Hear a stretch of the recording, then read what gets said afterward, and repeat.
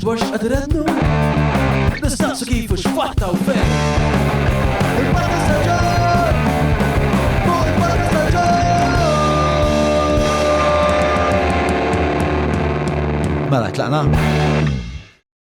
Merħba nilqakom għal 50 episodju ta' dan il-podcast.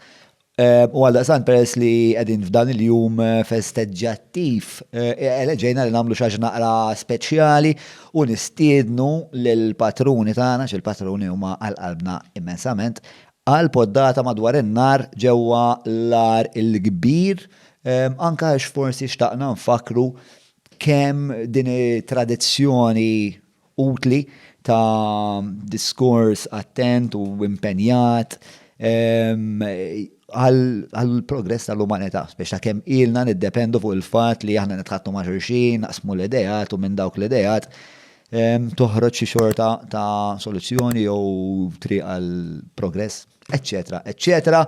Nixtieq però dan il-moment nieħu wkoll l-opportunità biex nirringrazzja t-tim tiegħi. Għandi tim kommess immens, nħossni privileġġjat, nħossni premjat ħafna.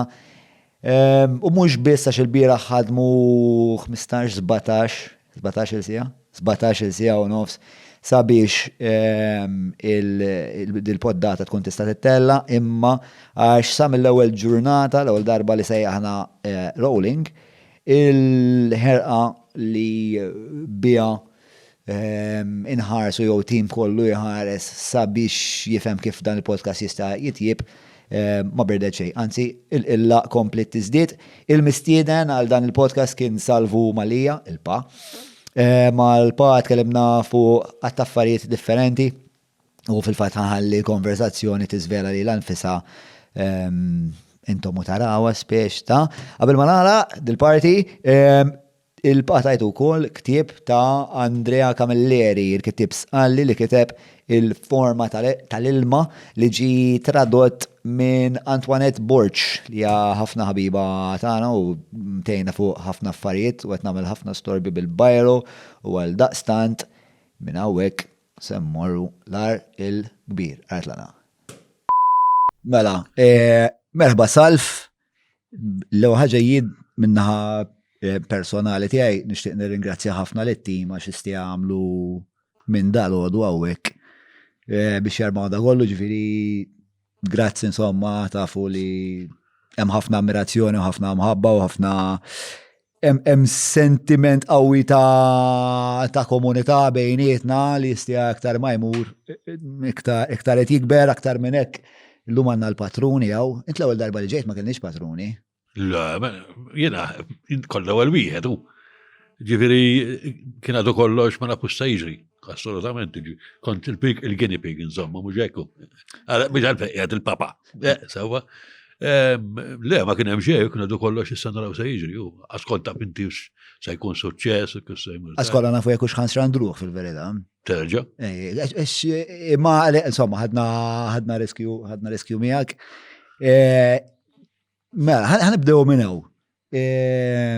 Ħanspjega speċa dan huwa l-50 episodju. Ġraw kien ħafna ġrajiet insomma li wasluna sawek, inħoss li minkejja li kienu volumużi ma tantx kien hemm intoppi ma tantx kien diffiċli. Imma insomma mbagħad wasalna isu hekk xi 10 episodji ilu u bdejna ngħidu isma' għal 50 episodju rridu nagħmlu xi ħaġa naqra differenti mis-soltu, rridu biex nużaw dan il-mument biex infakru l-50 episodju. U bdejna niddiskutu speċa tajt il-min ħanġibu. Insomma, u għana ħafna diskussjonijiet leġġejna li għal-erġaw nitqannaw bik. Ġekku, għajmi tal-ewel wieħed, wieħed. Sensu. Insertajt nafek. Dak korrajt, dak najdu, dak jiġi. Dak jiġi. Fejn il-kamera? Tobba l-kamera. Illallu t-ċajta. Vera, u kosta mison għall-lewza.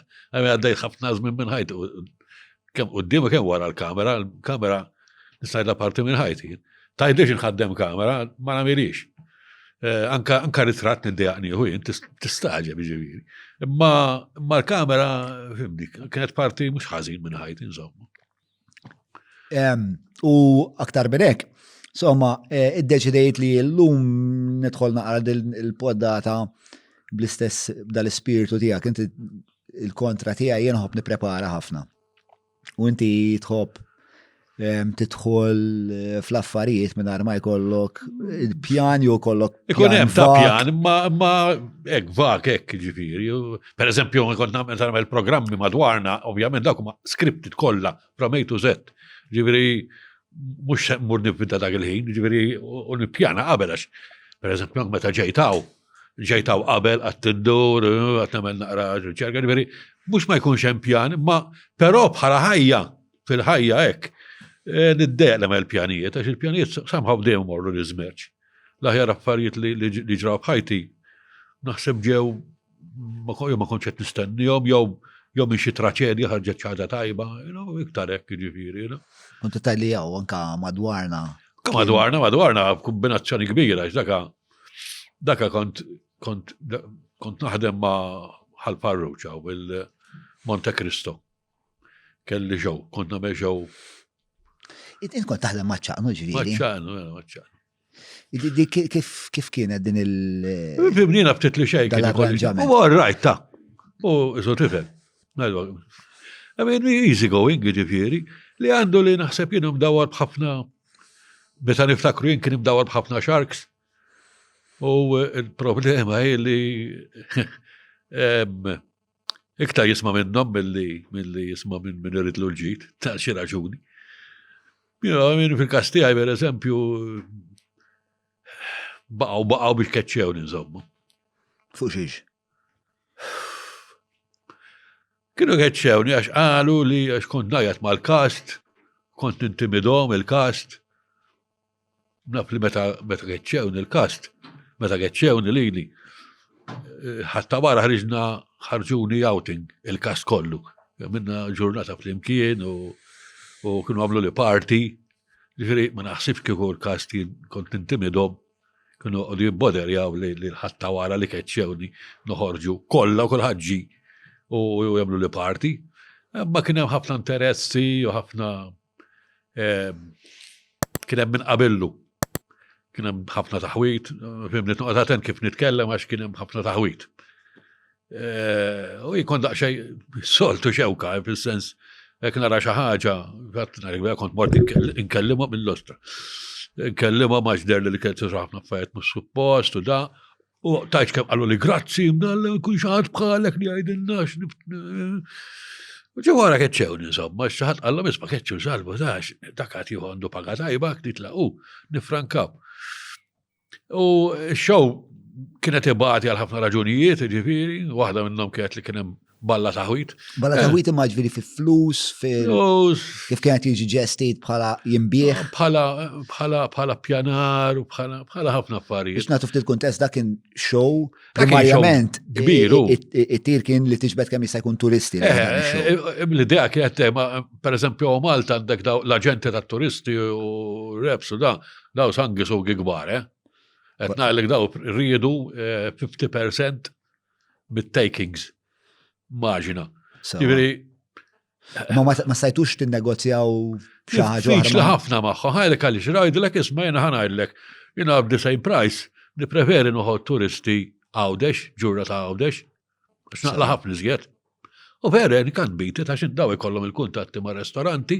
Allora aħna Malta għalhekk diffiċli ħafna li nikbru, dak kien xew tajjeb ħafna. Dak kien xew mhux għax kont għamiltu jien, ma dak kien kas ta' 50. Kenna żwiemel, kenna xi 6 żwiemel. 6, xi ħaġa hekk mhux isir. Kelli bale, meta lek bale, letteralment bale, veru bale, ġifieri kelli prima ballerina u hekk tisfel tajjeb, kelli folk dancers. U meta wieħed jiġi jara show kienet l-istorja fuq wieħed waħda mħabbu, ġrat waqt l-assedju insomma. L-istorja kienet l-assedju l-kbir. Ġifieri immaġina. Battalji u kien sabiħ, ġifieri kellek is-sfin, pereżempju l-attakk fuq Santirmu kienet zifna. Fimt, bat kellek attakki oħra bil-kanuni u kien xew dam sejjer 5 snin, ġifieri. Imma ma kienx hemm kooperazzjoni minn naħa ta' daw ta' turisti. Allora Malta aħna qatt ma jista' jkollna xejn, pereżempju tmur Franza mill-Pedefu hemm show enormi pereżempju. Mort il-Pudefu. Mort inti il-Pudefu? Mort rajt. Ma nafx għax mort il-Pudefu, ma Pudefu hija xi ħaġa. Enormi. Badika again. Ma titwemminx. Aħna u Malta qatt ma naslu biex nagħmluha. Imma taf kif jaħdem il-Pudefu? Kullu naf kif jaħdem, dak huwa village sħiħ. Daka kulħadd jagħti xogħlu b'xejn, però mbagħad meta tgħid kulħadd qed jgħid 5,000 ruħ ta' 5,000 ruħ. But però il-village għaw, xismu jipprovdi skola tal-ekwestria, ta' Zwiemel, skola tal-Dwell. Allora, speċi kollox inqasam bejnietom, għaw Malta dal-affarijiet qas noħolmuhom. Imma l-fatt li jirnexxi. Kien xi żmien, imma jiena għaġbitni li l-fatt li jirnexxielhom jikkonvinċu l-komunità sħiħa tikkontribwixxi biex dal-patt soċjali li hemm bejniethom. Ħanajdlek, Malta kien hemm żmien meta kienu hekk l-affarijiet hu. Meta kulħadd kien imur jaħdem il-parroċċa jew kulħadd imur jaħdem il-każin tal-banda, illum spiċċaw dal-affarijiet. B'xorta ħażin aħna flok morna l-qudiem, aħna morna lura bħal granġ tal-pajjiż, jien hekk ngħid ġifieri. Żgur li l-ispirtu tal-komunità naqbel miegħek. Ma jeżistix. Ma sibx li interament ma jeżistix, jien għadni niltaqa' mawħud li jarmaw għal-festa, per eżempju, niltaqa' mal-ftit. Ma ftit. Il-ftit. Però mhumiex assolutament xejn u għandhom l-istess dwejja forsi li qed tesprimi inti. Li huma jixtiequ li jkun hemm iktar dan is-sens ta' kolleġjalità, dan is-sens ta' li inti qed tagħmel xi ħaġa bħal il-gost li ħadna hawnhekk aħna llum għax bnejna xi ħaġa flimkien. Jiena ċert li tħallsu dan nies imma ma ġewx hawn se jitħallsu, ġew hawn għax qed jieħdu pjaċir. ċert, għax tidher, għax la smajt ħadd jgħid tiddej, jiena ġieli kont fuq set soħra, u tinduna speċjalment backstage. Tisma' ħallestu, ħammur, ta' tismaħħom, ma smajx darba, biex nimlek biex jema, ma fatt ġifieri għaliex. Għax jidher li hemm, ħanajdlek, din atmosfera niftakara jien fi żmieni it-teatru. Kiena 3/4 tax-xogħol li għamilt bit-teatru, u mhux xogħol ta' ċuċ, xogħol kbir kien. Ma ħadd solt. Ma ħaġ solt, la jienu laqqas l-attur laqqas ħadd ġibi, anke meta kien ikunu l-udjenza, għaliex konna meta kellna pereżempju minnawhom fil-Wobel Cuckoo's Nest. Di kienet suċċessun, kienet play. Kien brillanti, jiena niftakara u kien wieħed mill-mumenti fej mhux għax missieri, imma kien mument fej vera t-teatru. Kienet intensa ħafna u kienet imma mill-bidunet, kienet St. Christopher Street. L-MITP dak iż-żmien. L-MITP. Anka kif tidħol mal-ewwel. Inti tidħol u f'daqqa waħda jgħid ġod id-dar mentali, fejn jibdew ikellmuk l-imġienen u tiġi tkellem. Ovvjament jiena nixpek ħafna u ovvjament għandi daw it-tendenzi li nħobb. Libru, iktar ma jmur, iktar ma nebjat, iktar qed nersaq lejk, ġieli joħdu li ċertu ritratti għal-moment naħseb li intjien. Ġifieri. Vera good looking imma ma smashing. Però fis-sens li peress naħseb li jiena kbirt fera fej dik il-bidla li qed tgħid int fej isu l-importanza tal-flus beda jippreċedi l-importanza tal-komunità. Tal-komunità. Sewwa, jien daħħalta f'moħħi li b'xi mod jew ieħor ħan ninnegozja daw iż-żewġ realtajiet u nara kif inkun nista' insawwar sens ta' komunità fl-istess ħin nagħmel arti u nagħmel ħwejjeġ li joġbuni u li nixtieq jien letteralment kull ħaġa li nagħmel nieħu gost nagħmilha. U fl-istess ħin inkun nista' naqla l-għajxin tiegħi u ħadd ieħor minn qiegħed hawnhekk kun qed jaqla l-għajxin tiegħi. Naħseb dik hija l-ideali, jiena ma nippretendix li bħalma konna fi żmienna. Fi żmienna konna nagħmlu teatru għax nieħdu gost nagħmlu teatru ġifieri, pereżempju l-MADZ kienu jħallsu. Ara kienu jtuk, kienu minn żewġ liri, ġifieri wara tkun lek reħarż ma nafx kemm u da, imma bid-dikjarar isma' di biex għat-transport. Biex hekk għandek karozza forsi l-petrol, jekk forsi tal-linja, imma hekk kienet, ġifieri it wasn't payment Ma kienx ħlas, kien sempliċement, ġifieri anke l-main actors da, ġifieri l-main actors u l-ċuċ, l-istess konna nieħdu kollha ġifieri. Li jiena tnallek One Flew Over the Cuckoo's Nest, The Elephant Man, daw. Jien l-iktar darba li tħallas niftakar l-aħħar play li għamilt. Kont ħallast ħafna bqajt imbella, kont ħadd 120 lira. Kont meta għamilt il-King Lear, konna domna 3 xhur rehearsals. Ma kienet play, ġifieri, kienet play. 120 lira. Illum 2,000 euro, 2,500 euro, jina ma taqalu il-bitaħu krasi.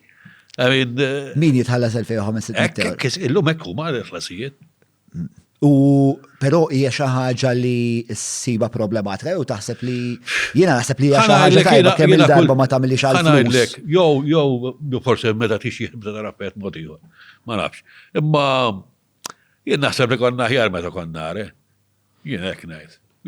Ħa ngħidlek jiena ngħid fid-dinja there is no such thing as a free meal. Right? Ġifieri u iktar ma għandek, bil-fors il-prezz jkun ikbar. Bil-fors, loġika di, ġifieri. Iktar ma għandek xi. Iktar ma għandek kumditajiet, per eżempju. Sewa. Għaxan mbagħad tidrabihom u tridhom bil-fors u ftakarni meta bdejt naħdem, mhux meta bdejt naħdem, meta l-armajt l-ewwel kumpanija ġifieri kon direttur ma kellix karozza għandi klijenti kon numru tal-linja. You know, and it was no big deal, kont imbu, isu mi xejn. You know?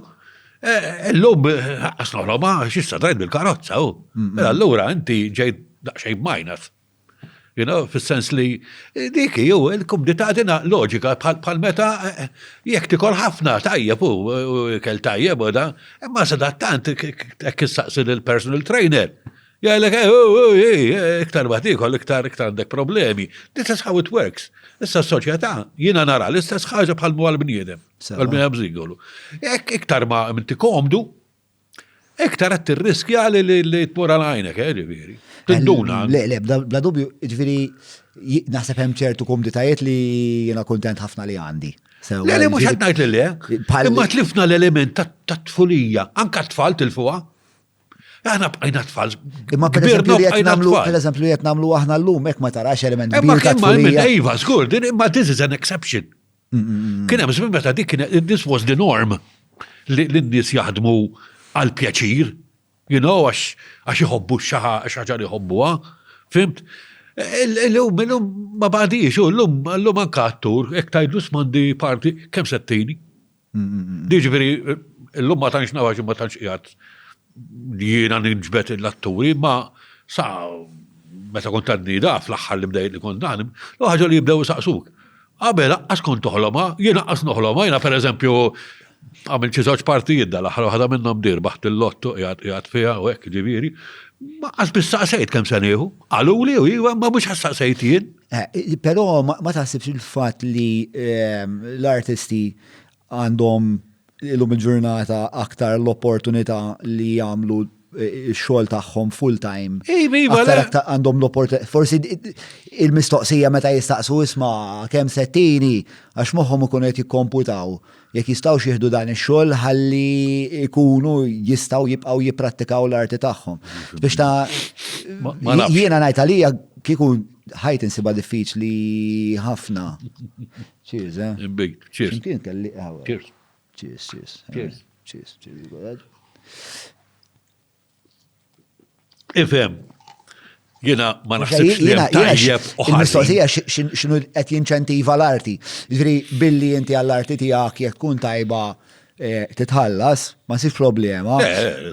Dejjem jekk mhux qed tagħmel arti biex tkun platejali ħalli tagħmel iktar flus, tkun populist verament. Ma kollox u dejjem hekk kienet u s-parti nies jaħdmu biex jibijaw, ngħidulhom aħna, ġifieri għal imorru għall-gosti tan-nies, imbagħad issib oħrajn li jagħmlullek xogħol aktar diffiċli, allora inqas jinbih u da ġifieri. Efhemni, daw permutazzjonijiet ta' minn dejjem. Ta' minn dejjem ta' dejjem ammen u kif għadna. You win some, you lose some. This is how it works. Ġifieri, minutu l-qotajt ġibra qabel kon naħjar, probabbilment, jiena personalment, meta niftakar sa' forsi nostalġija u jien naf. Ma jena nħoss li qabel l-affarijiet kienu isbaħ, kienu iktar. Ekku, Ma kellek xaw il-Warriors gbar, niftakarni per eżempju l-għol play l-Derry Jate, mara teatru. Kienet Arturo Wi. Niftakar Arturi. Jiena u Giusy Gatt, armajna s-setta ħna, flus ma kena xej. Kem kien ħasu t-teatru, l-Manuel. Allora bdejna nsibu l-imbarazz, ninsu taħt il-park, jieti tajba din, nsibna sopra porta u zaħnija. Kienem bil-platform użajtom, bli kienem ħloqna xaħġa, jena dik nħobna bila ħafna, jena naħdem biex xej, bl-insib. Naħseb li dik hija xaġa tħoġobni ħogusna bila. U hija dik l-element b'saħħtu ta' tfulija li għandek inti tkun qed tilab. Eżatt, ekku. Eżatt, bħal meta tkun fl-alqa, għalqa tal-ġisu, meta konna żgħar, nagħmlu l-baġebliet u għandna kampu. Biċċa ta' minna kampa minna u nimmaġina kastell da ġifieri. Dik oħra din l-immaġinazzjoni u hekk. Issa spiċċjat illum, kollox faċli wis, qabel. Jiena niftakar meta rajt The Lord of the Rings. Jiena rajtu kont kbir ħafna. I was already naħseb in my 40s. U niftakar l-għol maqrajt The Hobbit, u maqt il-ħat ostra, għavret naqra dal-fairy tales, ma konx naf xinu din. Bad skoprejt dajja l-moħ l-universitajiet, u bad skoprejt li Lord of the Rings, essenzila kolla. Ma najdlex, tant kħad għos naqra, li għarajtu x'darbtej, l-erba kodba, dak tibda zekk, ġiviri, rajtu darbtej. Attualment, meta rajt il-film, I didn't enjoy it. Għax il-sabiħ tijaw kien li timmaġina, tibda timmaġina affarijiet ostra. Naħseb il-lum, ħabba l-kum detal il-lum, għandek xaħat tiħol t-siblek, għetitik eżattament dak li tixtiq tara. Ma nafx, again, hemm l-element tal-età, għax naħseb jena kultant kien l-element ta' nostalġija ġifiri jista' jkun ukoll, għax jena nipretendija li ma rridix taxxieħ. Fis-sens nipretendija li għadni moħħi hekk, insomma. Ġulju li ġejna, 70 sena, ġiviri, edin, allora xiftit jawis. Jista' jkun hemm element nostalġiku. Nostalġiku, żgur li hemm, mhux jista' jkun, żgur li hemm, ġifieri. Jien ovvjament ma jistax nikkuntrasta ma' żmienek, però jien b'xi mod minkejja qatt ma kont fuq il-part tat-teatru Manuel, jew qatt ma kont parteċipi fit-teatru, xorta taqbadni ċertu nostalġija peress li kont inkun miegħek għad-dress rehearsals. Kien hemm ħafna dan is-sens li naħseb fil-verità b'xi mod daħal li fadmi u minn hemmhekk speċjalment miegħi. Ħanajdlek dawn l-affarijiet. Da bħal min jitwelet mekkanik, id-viju xadu, dak twilet artist, ma l-ħod twilet mekkanik, li m'hemmx ħaġa speċjali, jena tiftaħ li borni ta' karozza ma ħares le. M'għandix idea, x'malix, ma nħossix, xejn. Inti twilet, taf, tider ovvja li inti twilet tal-daw l-affarijiet. M'hemmx tagħmel, anke meta nara l-pass tiegħek ta' high-tech ġifieri, very similar tiegħi, per eżempju, mhux għax imxejt fuq il-passi tiegħi, imma għax kont pretestinat. Per eżempju, dak kien argument li kien ikolla ħafna ma' Franz, il-mara tiegħi. X'ma jgħidilix hekk, ġifieri. Li kont ngħid li l-predestinazzjoni u li ma tantx jista' jiċċaqlaq. Inti twilit biex tagħmel dik. U ma tista' tagħmel xejn iżjed. U kienet tajlax inti tajtek biex tiskuża. Biex tiskansa responsabilità. Eżatt, nisa taf kienu, Imma le, jena nemmina ġifiri, vera nemmina li inti, you're born fuq par binarji, li tamel xtamel fuq dawk il-binarji se tibqa, ġifiri, għaxaw minn jgħalik, Madonna fil-li kien disklu u issa sar qaddis, dak kien qaddis minn dejjem. Kien għadu ma sabx it-triq tiegħu, jiena kellha ħabib tiegħi pereżempju, jixrob kien għana biex jemeta l-brobi kisser tazza u jikolla.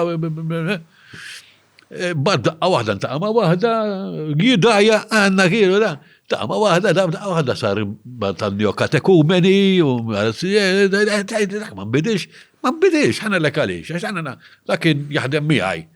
Dan iftakru qabel joħroġ mill-offiċċju, għax kien il-kap, jidur kullum kien, jara li kullum kien mitfi, li l-bibin kolla maluqin. Ġifiri danka meta kien jidaj, u meta kien jikoll it-tazzi, u meta kien jisker, jiġittej fil-ħodu, sakra mejjet, sawa, għax ikun għadda l-weekend, nefaq il-paga.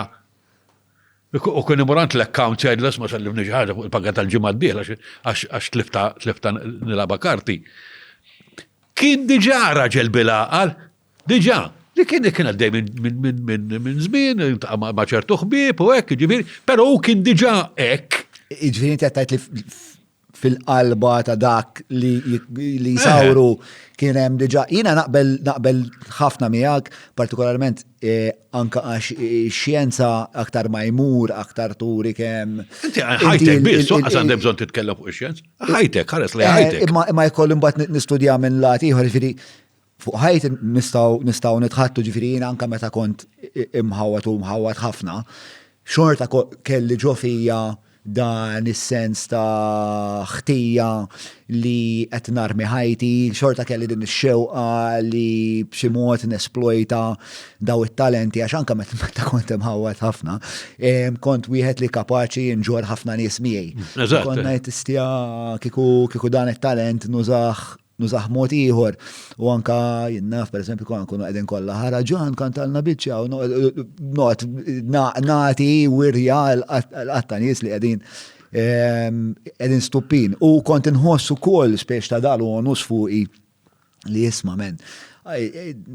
Ammont ta' intelligenza għandek, tiswir deċenti minn dar deċenti għandek ukoll. Għandek din ix-xewqa li titgħallem jagħmel xi ħaġa u ħadet is-snin ġifieri niftakarni qiegħed intossikat u ngħid istija llum l-aħħar u damet ma naħsibx 4-5 snin ngħid illum l-aħħar. Eventwalment, mbagħad li kelli nagħmel fatt kont qed ngħid il-tat-taxi qabel ġejt hawn, eventwalment li kelli nagħmel kelli nitlaq minn Malta, mort għamilt sena Londra biex għax anka ħafna minnu kien ħafna mill-aġir tiegħi kien infurmat mill-identità li kont bnejt ma' nies li kienu jafuni. Allura isu toħroġ minn dak l-ambjent? Biex f'daqqa waħda jiena l-sħabi nispjegalhom li dik it-tip ta' ħajja min issa nkompli nkun parteċipi fiha kont inħossni stramp ngħidha taf kif kont naħseb li ħaniġi ġudikat li mur spjegalhom għandna l-sħabi ta' dak iż-żmien. Għandek ukoll. Li veġetarjan pereżempju. Taf kif, ċun veġetarjan. Nimmaġina, jena. Pufto! Eżatt, ekku, U, Londra permettit li namel ħafnek, jen esperimenta b'dimensjonijiet differenti tal-identità tiegħi, kon noħroġ bid-dażob tal-dawl il-bisi, per eżempju, konna ħafna affarijiet tal-imġina Londra, kont immur fuq bastop. Ma Londra tagħmilhom. Għax ħadd ma jafek, men, ħadd ma jafuk ħadd ma jagħti kasek. Ħadd ma jagħti kas, eżatt. Jiena per eżempju, l-istess minn tiegħek li kont imħawwad, jiena wkoll, jiena bil-ħadd jafu, sena kont tal-patri. Dik biss kont naf. Morla l-iskola tal-Agostinjani, abbati ma nadantu istin, u tħalt patri. Għamil 6 xhur, novizz, tlaqt ġifieri. Jien ma kelli ħiliet ta' xejn. Ta' xejn, kien ħarix, ġifieri, meta kont barra l-iskola, ma konċ nimmaġinani fid-dinja ta' xogħol. Ma kellix idea sa nagħmel. Jien għamil xi 3 snin ġifieri. Indorona qatt ma nagħmel xejn. Bitter all right. U mull-School of Arts. U naqra, bdejt naqra dak iż-żmien, dak iż-żmien bdejt naqra ħafna. Kont nagħmel ġranet sħaħ ġifieri. Bikom mitluf. Imma xejn ġifieri bla nkraċċi. No aim, no nothing, xejn. U iktar li xtixtiq ta' ma nafx. Ma apparti ma nafx għax nħoss li ma kont nafna ma ġej, kelli inferiority complex kbira ġifieri. Bad tfaċċa dal-ġob ta' designer, b'xi mod. U wara li kien hemm mill-ħbieb qalu xi 6 darbiet u applika. Għad applika, għax għadda nħossi minn ixtajja għal xejn. Onestament, ġifieri vera, jien niftakar li tila l-bombi hekk nara l-karozza qas ma kolli waħda. Ma jistax ikun ikolli karozza jien. Taf li għaddejt minn ħoss żmien ukoll. U applikajt biex taxxaqa, insomma, kienet il-BPC, kienet tal-familja, xaħat tal-familja, kien għat mid-diretturi, kien it-zio tiegħi, true marriage, insomma, u daw maridoni bxiej, għax tal-familja. Pero kellhom ma kienx hemm ieħor jien kont tajjeb, dak ix-xogħol kont tajjeb, u daħlun insomma, għamlu l-ħajt infern, biex juru li m'għandhomx Mhux preferenzi miegħek? Mhux preferenzi miegħek, vera għandu inferni ġifieri, però sir designer mbagħad sibt li l-nifsi, vera sibt li l-nifsi hemm ġifieri, għax kont wieħed mill-ftit designers li kapaċi jpinġu, dak il-designer, twaħħal bil-kawgam u tagħmel borders u mbarazzijek, dażin kollox bl-idej. Ma jiena kont naf impinġi, kont naf nagħmel line drawings u hekk ġifieri. Ma spiċċajt ftaħt kumpanija rasi u da. Ma pjanajtix ħajti, ġiet veru tajt li kont nħobb l-arti. U ġifieri għamilt exhibitions u da. Imma mhux bħal ħadd ieħor jennaf jistudja. Mhux hekk. Ġiżiż xejn, xejn, kont ħares li ħadd ieħor, ngħid speċi ġejt nagħmel b'did-dinja. Minn vera ma nafs naqbad nagħmel biha nnifsi. Jiena ħafna drabi konna ngħidilha lil-Marija li jiena maċina drammatiku eżaġerat konna ngħidilha jiena inkongruenti mal-eżistenza. Ma l-istess ħaġa li kont ngħid jien ta. Forsi inkongruenti mal-kultura. Il-fattu li jekk inti anka il-fatt li inti tgħidhom dawk l-affarijiet, il-fatt li that you're very much in contact with your life. Għax kapaċi tagħmel analiżi. Inti konxu taf x'inhu jiġri, ma tafx kif issolvi l-problema maybe u tħoss li inti kapaċi tagħmel xejn. Imma ma teżawrik. Però at the back of your mind u ċert li anka inti at the back of taf li inti hemm xi ħaġa li inti kompetenti fiha. Mhux ġast kompetenti, li inti għandek xi ħaġa iktar ma' ħadd ieħor.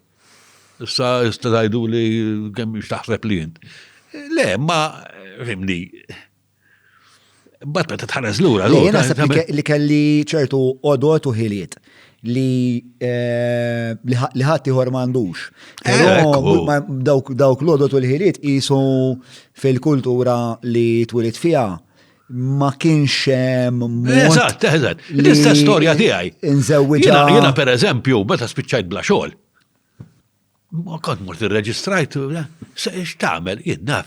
Jiena xogħol designing kien teatru, television, fejn ssib xogħol. Ġifieri, meta tfaċċa kelli ċertu kompetenzi għax kelli knowledge tajjeb ta' ħafna affarijiet u da. Li ma ħafna talenti li għal xejn qegħdin hemm għal xejn, ma tistax tagħmel bihom xejn, ma tistax tgħix bihom. Dik is-sentenza importanti ħafna stja. Ma tista' tagħmel bihom xejn. Ma tistax tgħix bihom. Ma tistax tiekol bihom. Ġifieri, ara naqra speċna inti qed tgħid li minħabba li dawn il-flus daw il-ħiliet mhumiex kummerċabbli, mela allura ndaħluha f'moħħna li dawn il-ħiliet m'għandhomx valur. Żgur, dika waħda mill-problemi kbar tal-pajjiż hu. Jiena niftakar darba batalija r-rettur l-iskola. Fejn skola inti sejn tal. Santu Istin. Batalija għaluli kien jitkellem miskin kellumni ma kellu daqqaw. Il-taqma l-rejza. Tħobb tpinġa għalli. Tħobb il-pittura u l-arti. Ħallik mill-arti għalli għax bl-arti ma taqlax flus. Da, il-rettur tal-iskola li għalli ħallik mill-arti għax bl-arti ma taqlax flus. U mbagħad nistaġbu aħna għax ngħidu għax il-Maltin beħħom biss bil-flus. Mhux bil-fors, jekk minn mindu tkun żgħir ommok u missierek, jgħidulek mur l-iskola biex tieħu job tajjeb, all right? Ħaġġet ħażin. Biex ikollok job tajjeb ħalli tagħmel ħafna flus. Għala mhux bil-fors aħna fissati bil-flus. Għax ma dik il-mentalità, mhux mur l-iskola biex issir aħjar, mhux mur l-iskola biex titgħallem ħalli issir ċittadin tajjeb, le, biex ikollok job ħalli tagħmel ħafna flus. Allura mhux misteru li qegħdin fis-sitwazzjoni li qegħdin illum, fis-sens li Le, żgur li mhux misteru. Ila narrativa li la tipprevali l-umenu minn żmienek. Minn qabel żmieni naħseb jien. Allura, u jisu bizmin dejjem tiġbor iktar momentum, u mbagħad tisa balla, valanga, u issa qegħdin f'sitwazzjoni il-flus huma l-għażili. Snowball effect. It's a snowball effect, tu. Mbagħad idduq il-flus faċli, għax kun fotti u ħaxxej. Apparti il-fatt li għana jdu kif init, biex Malta biss. Għara minni semmu għastra.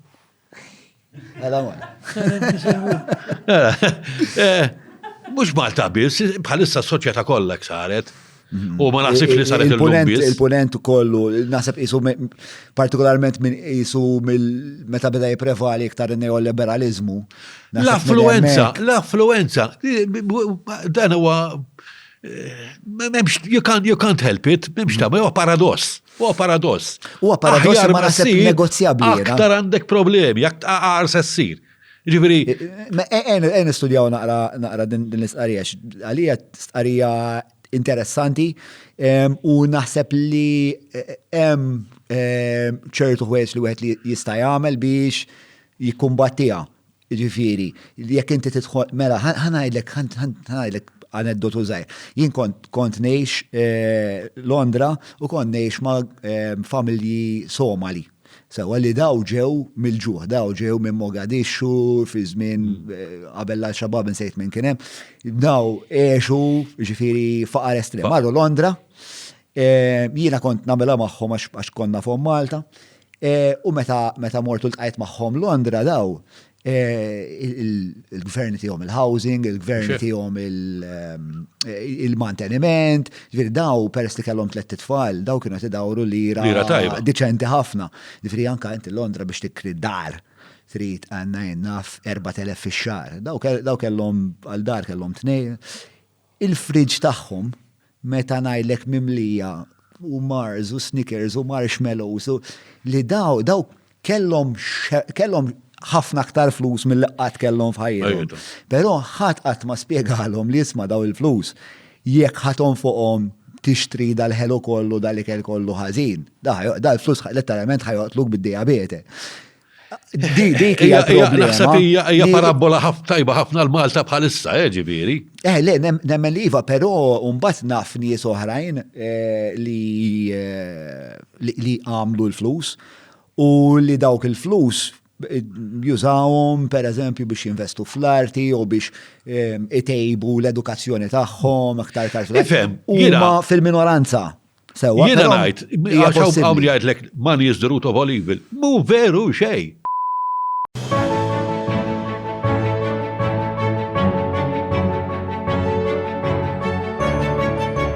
Il-ħobża tal-Malti, il-ħobża tal-Maltin, minant il-Maypole.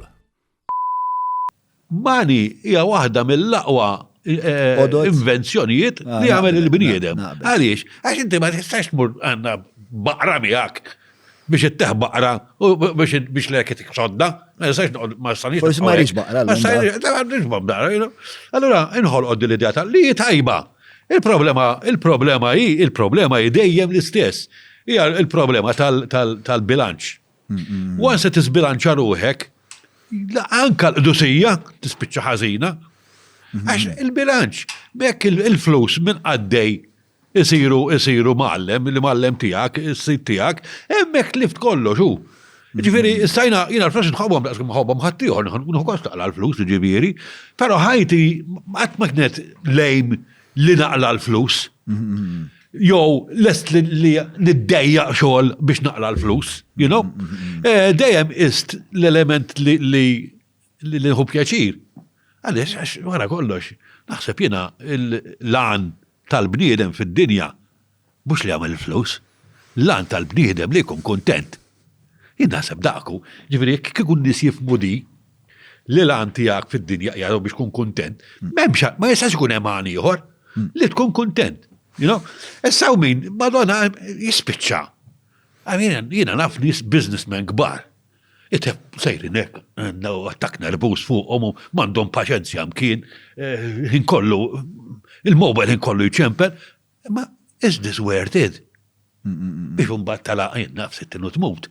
Għax hekk jiġri mbagħad tispiċċa tmut malajna kellha ħafna bibtiegħi pereżempju. Mhux se nsemmi ismijiet, ta' miljonarju kien, għal meta 56. Minnu l-iktar sinjur issa u jojin. Għadni għaw. Għarren istambut għada, ma għaddejt 20 sena oħra. Jina il-flus dejjem tajt kasom, dejjem kont bilaqal fihom, najt il-verità ġifiri, u nemmen li jek non fuq lira, tikolli lira oħra, at least. Illum dik ma diċ, Illum kulħadd jgħix bil-kredit. Dik tal-biża. U mbagħad jistaġbu għax hawn ħafna tensjoni, għax hawn ħafna depressions, mhux bil-forza għandek inti qed tgħix ħajja tightrope il-ħin kollu. You know? Għaliex, għax aħna qed ngħixu f'soċjetà. Dina ilha li bdiet ġifieri, li bdew għall-Amerikani, meta ċ-ċittadin ma baqgħx ċittadin, sar konsumatur. Naturalment, l-ekonomija esimha magħha, għax di oħra pereżempju, xi tfisser kelma ekonomija? Li tekonomizza, li inti ma tonfoqx aktar milli hemm bżonn. Dik tfisser l-ekonomija, hekk tfisser l-ekonomija. Aħna spiċċajna. Nħolqu prodotti mhux għax hemm bżonnhom, imma biex inkabbru l-GDP. Ara saret assurda l-affari. U di hija ħaġa li tibqa' tabbi waħda fuq l-oħra, ġena ħatma nis ħnieżer għax tan-negozju ħafna minnhom, speċjalment il-kbar, daw għalihom qatmu biżejjed, ara spiċċajna. Kif naqbad ngħid, vicious circle. Dejjem tila l fuq l-ekonomija, dejjem tila, dejjem tola, dejjem. Ma dak l-iskop tal-ħajja, nitkellmu ċaraw ton, l-iskop tal-ħajja, u di naħseb anke ta' fiċ-charters tal-human rights u basic, l-importanti, l-iktar dritt li tkun kuntent.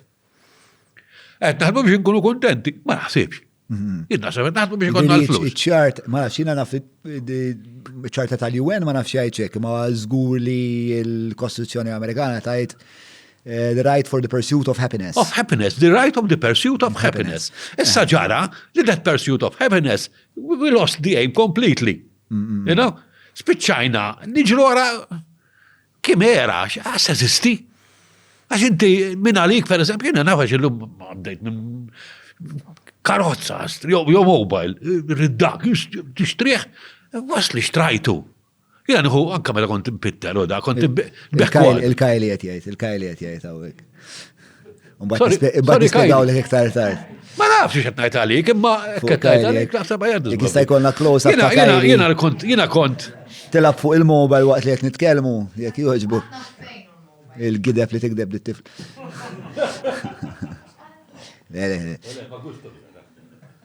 Bil-botija. Per eżempju, tbeħ kwadru, kont tbeħ kwadru, naf, il-beħħu 600 lira dak iż-żmien.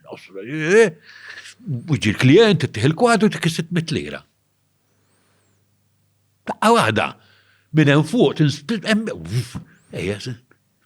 Għalfej. Għax il-gost, mux 600 lira, ma xej. 600 lira, se tixtrihom, għandna ikel, se tixtrihom. Il-kwadru, il-gost, il-kreazzjoni tiegħu. Taqqa waħda di. Il-kreazzjoni m'għandi spazju, taqqa waħda di ġiet magħluqa. Kaxxa ta' 600 lira. Speċjal valur, U naħseb l-analogija li għamilt l-ewwel hija vera preċiża spiex li minn għaddej dan sar il-kunċett tal-flus li mallem tagħna. Sar li mallem tagħna. Li kieku dik is-600 lira kien hemm mod li inti tiġborhom b'mod iktar konsistenti u dik is-600 lira inti kienet se tħallik fl-istudio kull-jum b'dik l-ostra. Iva, ismani. Jiena l-flus nħobbom, daqs kemm min nħobbom. Le, mux nikontradixxi. Minix nikontradixxi l-nibsi, assolutament. Inti, jiena l-flus, kif għatlek, huma waħda mill-aqwa invenzjonijiet. And it's good li kun imma l-problema sirna saret li there is a catch-22 bin-nobs. Dik illum jgħidula slavery with the golden chains. Għana spiċċana f'soċjetà fej it-tik paga u fl-istessin tivvintalek affarijiet biex toħodilek lura. Għax let's face it, għandu bżon, ma nafx, għandu bżon, per eżempju, ikollok 10 arloġġi. Jina per eżempju missieri, kellu arloġġ wieħed. Ma kienx fqir missieri, ma dak iż-żmien, arloġġ. Jiena bil-istess mentalità. Ora spiċċaj kelli xi tlieta tul ħajdi u da, insomma. Imma għaliex għandu jkollok tlet arloġġ? Għalfej. Għaliex mara per eżempju għandha jkollha 6 bikini. Għaliex għalfej, waħda mhux biżejjed? Le. Tajd li allura ngħixu ta' patrijiet, okej, tittgħixek tajjeb, mela allura tibqa' totrufjan, tittaħdem iktar, titbażwar iżjed biex ikollok sitt bikini. Jien naħseb hemm nistgħu mmorru lura għat-teorija tiegħek Veru. tal-bilanċ, ma nistgħu mmorru fis-sens li din il-paradigma ta' the slavery with the golden chain minna huwa evidenti xiġri spiex U tajba, kif inhi maħduma tajba, perfetta. Però fl-istess ħin jiena mbagħad ma neżonorax l-individwu minn dik is-somma, il-vantaġġ li għandu fuq ngħidu l-iskjavi suqet dak il-bniedem konsumatur huwa li hu jista' jiġi fir-realizzazzjoni bħalma ġejt inti u bħalma ġejt jien li isma' jiena għandi l-istess karozza li kelli 12 sena ilu. 11 sena ilu. M'għandix bżonn 6 arloġġi, m'għandix bżonn li il-flokkiet tiegħi jkunu ta' ditta, m'għandix bżonn daw mhumiex bżonnijiet. U naħseb l-bniedem, l-individwu irid jgħaddi minn proċess li jaraf li jerġa' idawwar il-mod kif jaħseb dwar il-flus. Bħala għodda minn flok. Għalfejn taħseb li daqshekk diffiċli. L-ewwel net ma taħsibx li madi inti bħala bnidem li tifhem in-narrattivi u hawnhekk ħanżewweġna wkoll issib għalfejn xtaqna li tkun hawn inti. Għax inti għajr l-istoriku, intu kol bniedem. Le, minn istoriku. U hija li bniedem li għandu apprezzament. Le, apparti li taħseb, kultant.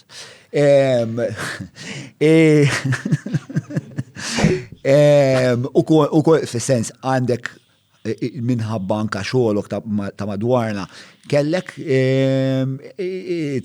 trawwem dal-apprezzament tal-istorja, però anka qabel madwarna jien niftakrek tkellimna fuq Napoleon. Dejjem interessaw l-affarijiet għax titgħallem hu. Issa, però apparti hekk inti wkoll bniedem li toġbok mhux l-istorja as in history ma l-istorja, in-narrativi, il-teatru, il-films, il-kodba. U jiena nħoss li anka l-approċ tiegħek ta' madwarna qatt ma kien ta' bniedem akademiku li roti għallek isma' di fid-data fit-talimejju ta' dak it-talidat. Le inti tibda tfittex dejjem biex ta' l-istorja umana x'inhi. U allura u għalhekk stidnika u insomma x'naħseb u għadna ma dejniex nitkellmu fuq l-arma sa probabbli naslu għalih jew fl-aħħar nkunu qegħdin nixorbu l aħba fuq l-arma imma ma taħsibx biex ta' li il-bniedem jgħaddi minn dan isu il-fil narrativ li isu dejjem jasal f'punti ta' kriżi u dawk il-punti ta' kriżi mbagħad jarfuh li għandu jbiddel ir-rotta. Għana li kiena waħda mill-teoriji ma hekk tinħobb ħafna. Jiena nemmen li l-biċċa l-kbira tal-umanità u għafat li kif naqbad ngħid, għandek il-massa, mbagħad għandek dawk il-ftit. Dan huwa fatt. Ġifieri dejjem għandek l-alfa mejl f'kollox. Fej għandek massa ta' nies jgħixu flimkien dejjem hekk. Issa mbagħad għandek il-ftit li jkunu jew eroju ħaxxejja li huma kif naqbad ngħid jiena huma l-mexxejja u mbagħad għandek il-massa. Issa għaliex daw isiru eroju ħaxxejja. Għax daw in-nies jibqgħu jikbru. Mentri naħseb li l-biċċa l-kbira tal-umanità li ngħidha ħafna malli għalqu l-10 snin jieqfu. Mhux fiżikament, mentalment, jieqfu jikbru. Jibqgħu dipendenti. Jibqgħu u naħseb jemma wara apposta dik, ġifri minn natura. Jiena naħseb li n-nies jieqfu jikbru ta' 10 snin. U tindu tomu għax jibqgħu dipendenti, u nibqgħu nilabu, nibqgħu tfal. Il-problema hi li ma jafux. Għax ara l-artist. L-artist jibqa' tifel u jaf li jibqa' tifel. Imma ħafna nies minn għalihom li qed jikbru, minn għalihom li huma in kontroll ta' ħajjithom. Mentri fil-fatt la jikbru, laqqas huma fil-kontroll ta' ħajjithom. Jiġu manipulati, waħda sew. Jiġi xi ħadd fuq it-televiżjoni, I like to buy the world a coke. Isma' jekk tixrob il-Coca-Cola kull mara li tara li tħares lejk tkun tidak taħxija. Nista' ngħidaw. Coke, le għax ma ħalsux għall-sponsor. Imma naħxija nista' ngħidha. Fim? U jdaħlu lek dawn għaliex għax dan ħolqot l-idea ta' li l-lum sirna ma nbijawx prodott. Dik kien ivvinta għandna kull darba ninsa. Il-kuġin ta' Freud. Il-neputi ta' Freud. Mannix il-lum vera ħanħorġu ta' Herbert li ma nafu xej, għax mannix fact checker. U nafa tali naf ismu ġifieri, imma ma nistax niftakru bħalissa. Li ħareġ bit-terminu PR, għaw xaħat jafu jew dal-bniedem. Le, mux tik minn Freud, le, neputi tijaw kien li ħareġ bl-idea tal-PR, u jek tara l-ewel reklam tijaw ta' karozza, rajtu da reklam, tidħol mara fil-karozza fil-50s, tara l-mara diħla fuq il-karozza kif tpoġġi fuq is-sit. Oh, yes! Taqbat l-steering isu. Da beda jbieħ sensazzjonijiet, damar għal-bazi tal-bniedem, ix-xewqat, affarijiet, bħal reliġjon. Reliġjon bħal politika, bħal film. Bħal politika, l-lum kollox eksar.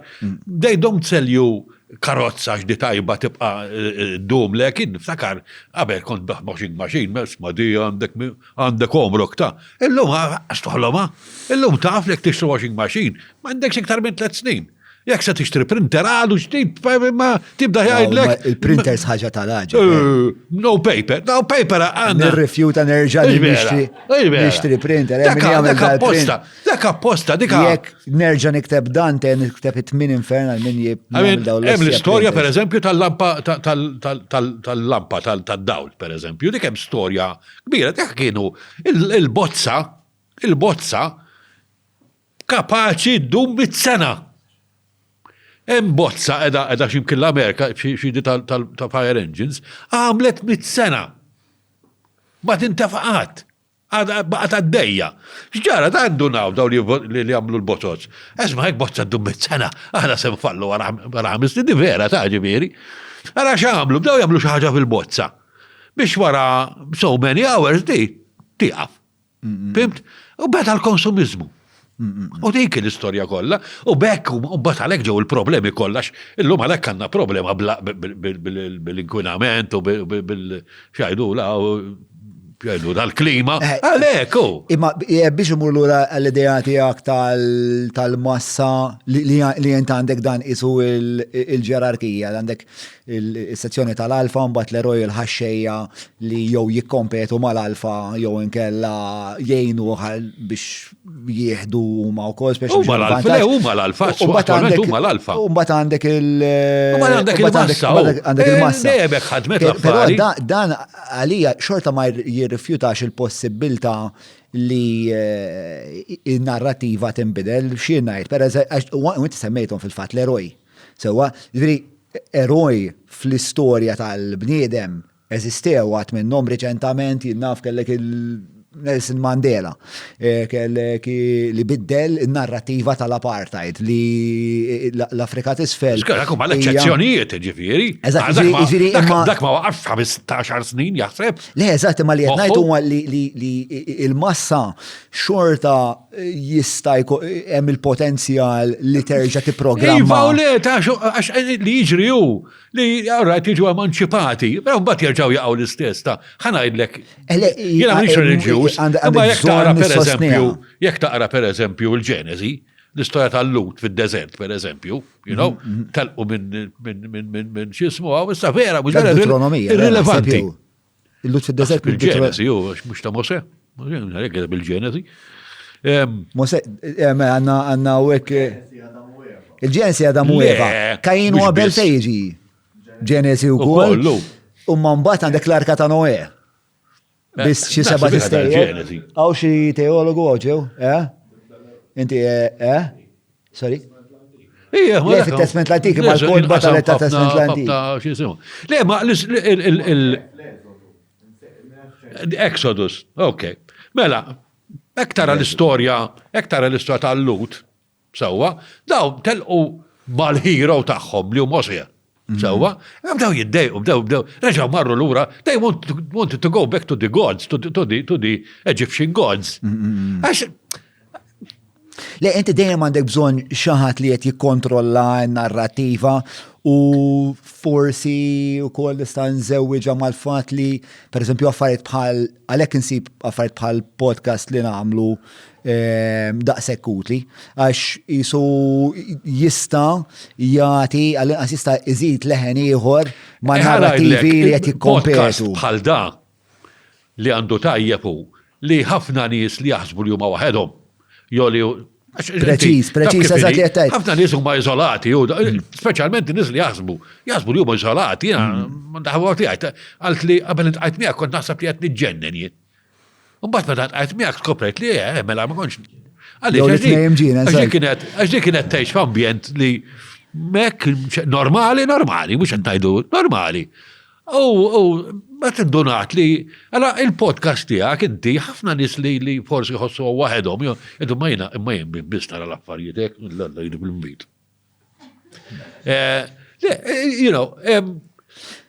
Naturalment, daw għans li uħorġu, daw ma jibqawx pespisa ta' sfur. Muxek. Fimt? Jisiru siġra mim li għasafari fespsu. Allora sar għandhom leħen. And for a while, għax demek jiġri, and for a while daw, ibidlu, iċaqalqu l-affarijiet, ibidlu l-affarijiet. Pero peress li il-massa jabassa, sawa, allora tispiċċa terġa, kulħadd jerġa' jaqa' Sakemm ma jispiċċawx l-eroj ġifier bħal Kristu bħal ħafna oħrajn li jispiċċaw il-bitmi joqtluhom. Tixtieq il-ġid Well, it happens many times.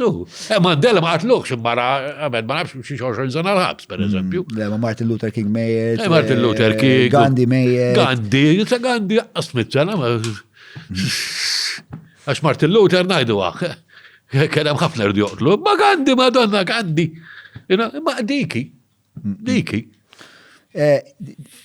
Mela, di ta' li l-podcast ġi ħafna nies ma jħossuhomx waħedhom, naħseb huwa wieħed ta' mhux l-unika, wieħed mill-ikbar vantaġġi li l-ħassieba u n-nies li huma iktar ħielsa ta' żmienna għandna fuq in-nies li kienu ħielsa fi żmien tagħkom. Għax intom kontu tiltaqgħu forsi f'bar u forsi kontu tkunu 3 artisti, 5 artisti u tistgħu toqgħodu tiddibattu l-filosofija u l-eżistenzjaliżmu tindunaw li hawnhekk ħadd ma jagħti speċa ħadd ma jista' jkompli magħkom. Imma l-fatt li aħna nistgħu niddibattu l-eżistenzjaliżmu u xorta jkun hemm l-eluf li jieħdu interess. Però titqis waħda, aħna l-dewwa tagħna x'ngħidu hekk kienu iżgħar. Billum li daw huma iktar b'saħħithom huma ikbar. Llum għandek il-mass media kif qed tuża int qed juża l-MTV pereżempju li għalija minn waħda minn dawk l-affarijiet li vera xi id-dinja pereżempju. Fej kollox sara għandna vera. Issa jiena m'għandi xejn kontra l-kanzunetti, m'għandi xejn kontra l-ġiżmu, ma kollox sar Sessualizzat mod eżagġerat, stajna ħobbu s-sess, taġi biru n-nisa. Efemmin minn MJ apparentament. Mela, xinu, waħda minnhom dik per eżempju, bil-provi li ħaxxej. Fimni, imma meta nispiċċaw li dak biss. Ma li nixtieq nżewġ ma li qed int, il-vera li hemm il-mass media, però sa 10 snin ilu nies bħali jekk inti tkun produttur tal-medja trid bil-fors jew tmur għand il-wan jew għand in-net. Eżatt, hija dik iva. Hemm ebda mod li daw ħajdaħluni nagħmel dan il-podcast. Jew tmur fuq il-PBS diffiċli ħafna. Diffiċli. I mean,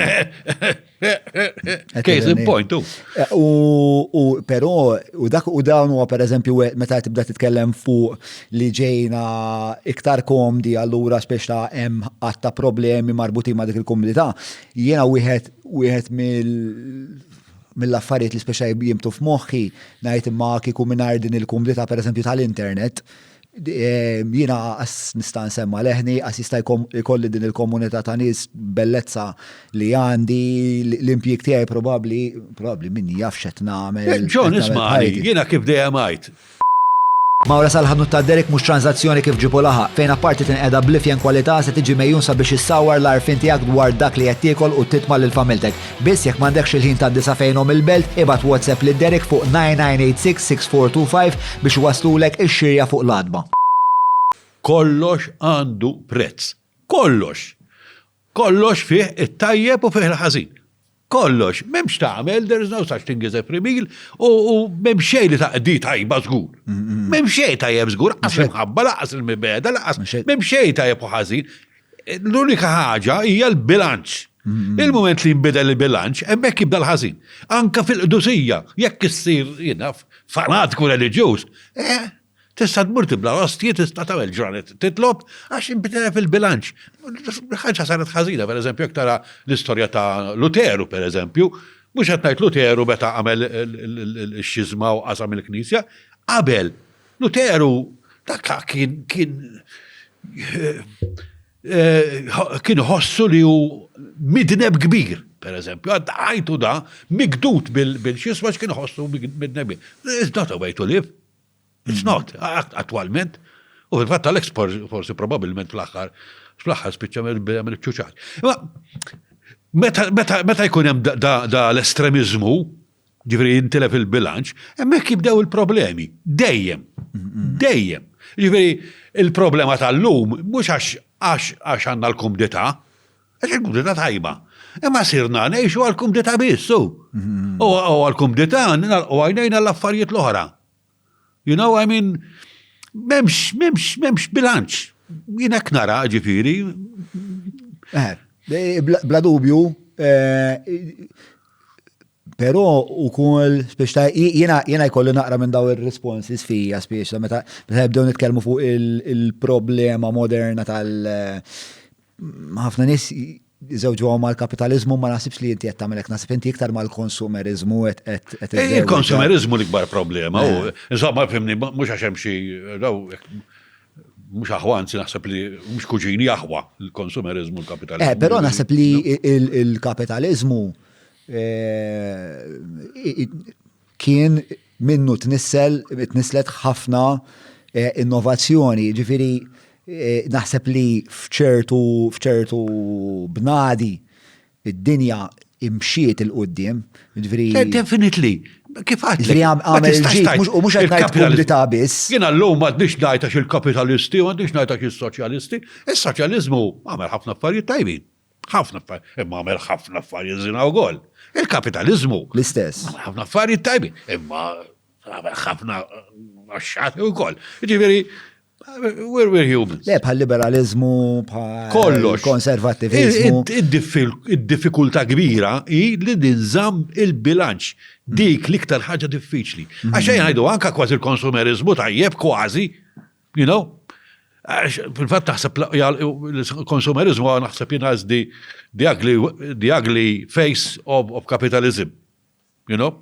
Iktar mill-li huwa xaġa għalih, kif naqbad ngħid. Ġifiri inti taħseb li meta il-kapitalizmu jiġi pratikat for capitalism sake, għax fil-fatt hekk huwa, nagħmlu l-affarijiet biex purament biex nagħmlu l-flus. Mhux noħolqu sistema li tin il-flus biex ikun nista' ngħix il-familja biex ikun nista' nagħmel affarijiet aktar innovattivi. Tispiċċa, jien naf kabbar ħafna it-tadam, ikollok ħafna tadam żejjed nofs id-dinja qiegħda tmut, u inti dak it-tadam taqbġu ta' irdu għaliex għax inkalli għall-prezz. I mean, come on. Mhux ovvja li di ġennata. Imma nkelli għal-prezz. Ġifiri, u dik naħseb jien intilef il-bilanċ hemmhekk. Ma naħseb xi ħaġa tajba. Ġifiri ndependu li literalment tal-bajt biex ninkilmara hu. Il-problema li tal-bajt ta' ħaddieħor għax min qed jafġu dak it-tadam u għet imur tajjeb kummerċjalment. Dik oħra, per eżempju. Inti qed tal-bajt ta' nies li m'għandhomx jieklu u biex tiżgura li żgur ma jkollhomx jieklu l-prezz iżommu. Iva, u fil-fatt għandek case in point, per eżempju, l-farmaceutika u. Farmaceutika, kemm tajba l-mediċina, għax let's face, immaġinu m'għandix il-mediċina, m'għandix l-anestezija, m'għandix panadol, m'għandix. Imma ekkaw industrialija maħmuġa hija l-farmaceutika. Hija l-farmaceutika ġifieri. you know?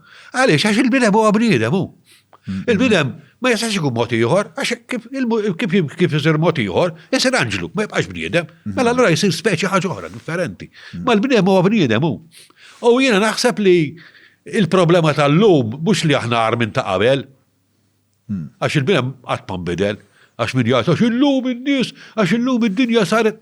Le, il-ħażen ta' bizzanilu għal-istess ħażen tal-lum. L-istess ma nbidel xejn. Jekk taqra Chronicles, per eżempju, ta' Sumer, qed nitkellmu 3000 sena qabel Kristu, tinduna daw l-istess ħaġa kienu jgħidu, it-tfal tal-lum ma tajbin għal xejn. Issiba miktuba li 3000 years qabel Kristu.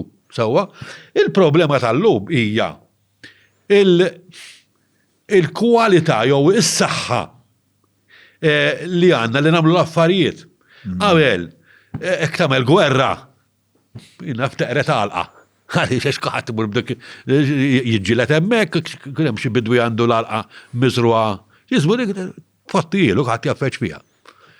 Bdejna nfottu illum jekk illum gwerra, naraw x'inhu jiġri bħalissa l-Ukrajina pereżempju, illum gwerra madonna għandek misal jiġifieri li ġara li għandna llum il-problema tal-lum li it's the size.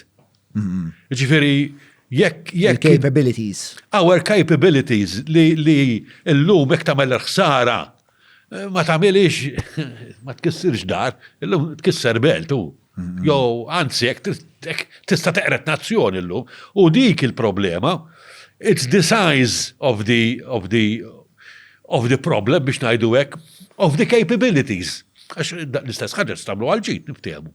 Imma jiena naħseb li llum u dik tinteressani ħafna dik li għadek kif għadt is-sest, dik l-istess ħaġa tagħmel għal ġid, di li fil-bniedem jien immaġna ħafna, tinteressani ħafna, nibda nimmaġna il-korpus uman bħala qisu dan id-dumbbell ta' ħġieġ imdewe bħalma jkollhom il-valletta glassek u fuq naħa tad-dumbbell inti għandek il-parti primordjali tal-bniedem dak li jħobb jaħxi joqtol jiekol jagħmel dak kollu li jaqdi l-diġijiet bestjali tiegħu. Bad fuq in-naħa l-oħra ġebbet li n-naħa l-oħra għandek din ix-xewqa li nkunu aktar nobli, li nkunu aktar ġusti, li nkunu inqas xenofobiċi.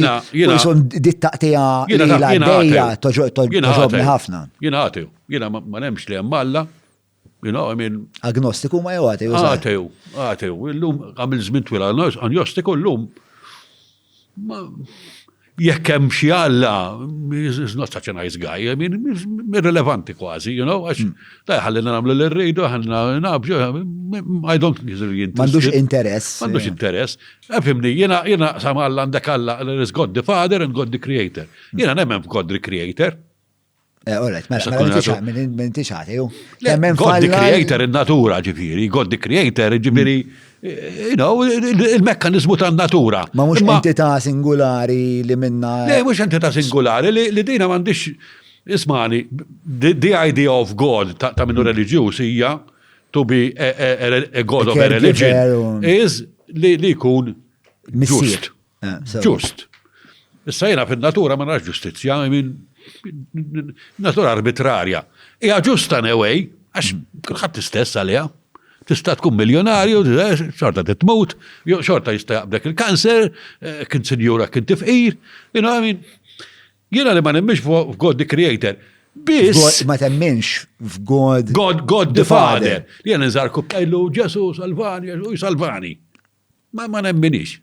Biss xorta nemmen fil-kunċett soċjali talla, għaliex. Jiena naħseb li konċett li kienu jemnu fih ir-Rumani. Allura jiena nemmen li veru li jeżistu Alla u xitan, imma Alla u xitan mhumiex dawk ngħidlhom ta' reliġjon, għamin ix-xitan x'inhu? Ix-xitan huwa aħna kif aħna. Il-parti primordjali tagħna. Il-parti primordjali. Irrid l-imbit, int għandek l-imbit, tara kif se nagħmellek, ngħidlek, ara xemmeħ u nħodulek. Dik hija dik kif twildet l-intelligenza. L-intelligenza jrid tkun ħaxxej. Dik il-bażi tal-intelligenza li inti kapaċi li lek nitnejk bik noqtlok u nieklok. Hekk bdiet l-intelligenza, sewwa. Issa Rumani mbagħad kellhom il-kuċċent li inti issir Alla meta inti tola iktar titraxxendi l-bestjalità dak l-annimal. Li di ħadnija, ġifieri, l-interessanti li fil-Kristjaneżmu aħna ma ħadniex mill-Kristjaneżmu di. Di ħadnija mill-Rumani, aħna ħafna mill-Kristjaneżmu li għandna llum huwa Ruman. Illum aħna għadna ngħixu fl-Imperu Ruman. Għadna ngħixu fih l-Imperu Ruman, anke tara l-arkitettura. Saftet ilu, jekk tittamel, orti tittamela forma ta' tempju Ruman, tempju Grik. Għadna ngħixu, għadna sissa ġifieri, il-Latin isuh bħala xi ħaġa, ġifieri.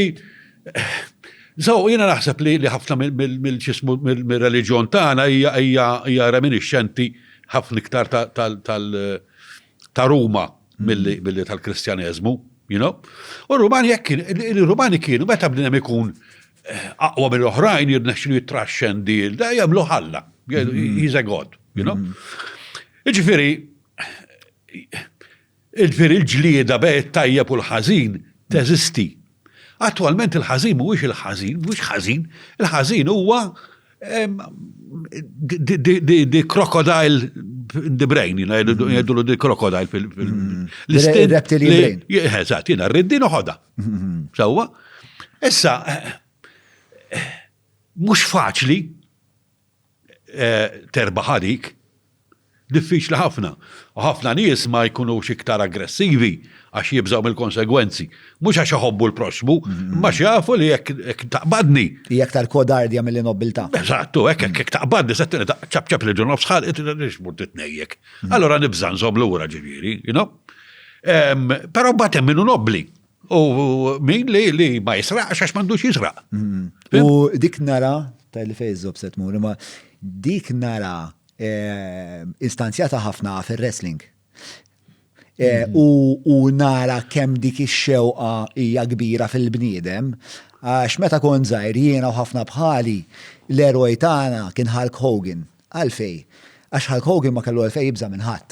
Sewa kien bniedem kbir ġgantesk b'saħħtu, kien l-unika bniedem li kien kapaċi lill-Andre the Giant jaqbdu jaqtaw mill-art u jsabtu mal-art, kien bniedem li jista' jagħmel ħafna u ħafna ħsara.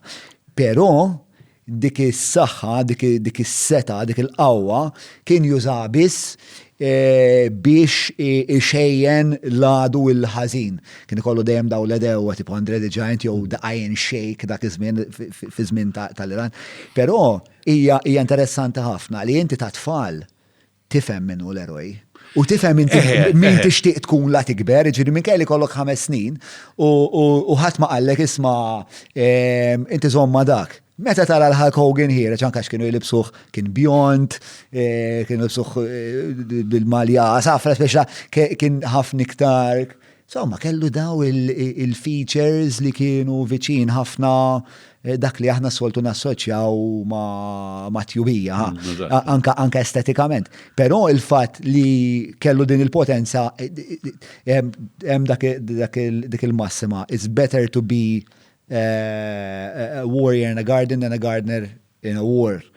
Li mux eżatt il-messuma tajba, jisna ma t-telek ġik. Imma t-interessani ħafna. Jaffiri li salt Madonna. Bla xismu, xis-soltu jikbu li wahda tajba, u ta' parsijat tajn, mux vera. Isma, mela l-eroizmu, il-midġja tal-umanità. Fibdi l-eroizmu, per eżempju, twilet. X'inhu eroj salf skontok?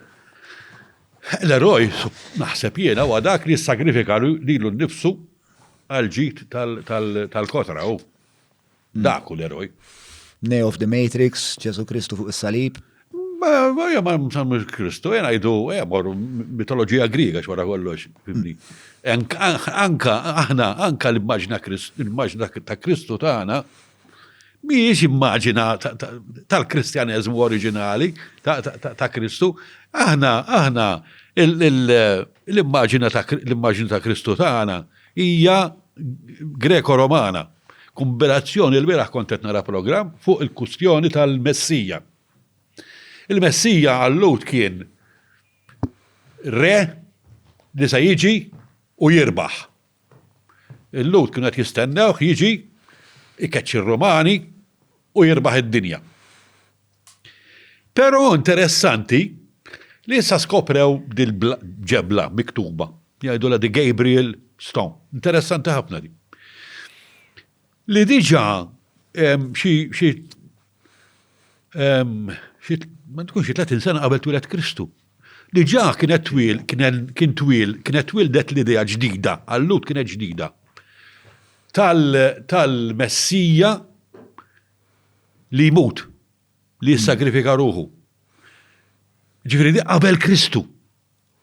Ġifiri kienem ċertu Ximon minn Perera xaħġek il-post jismu.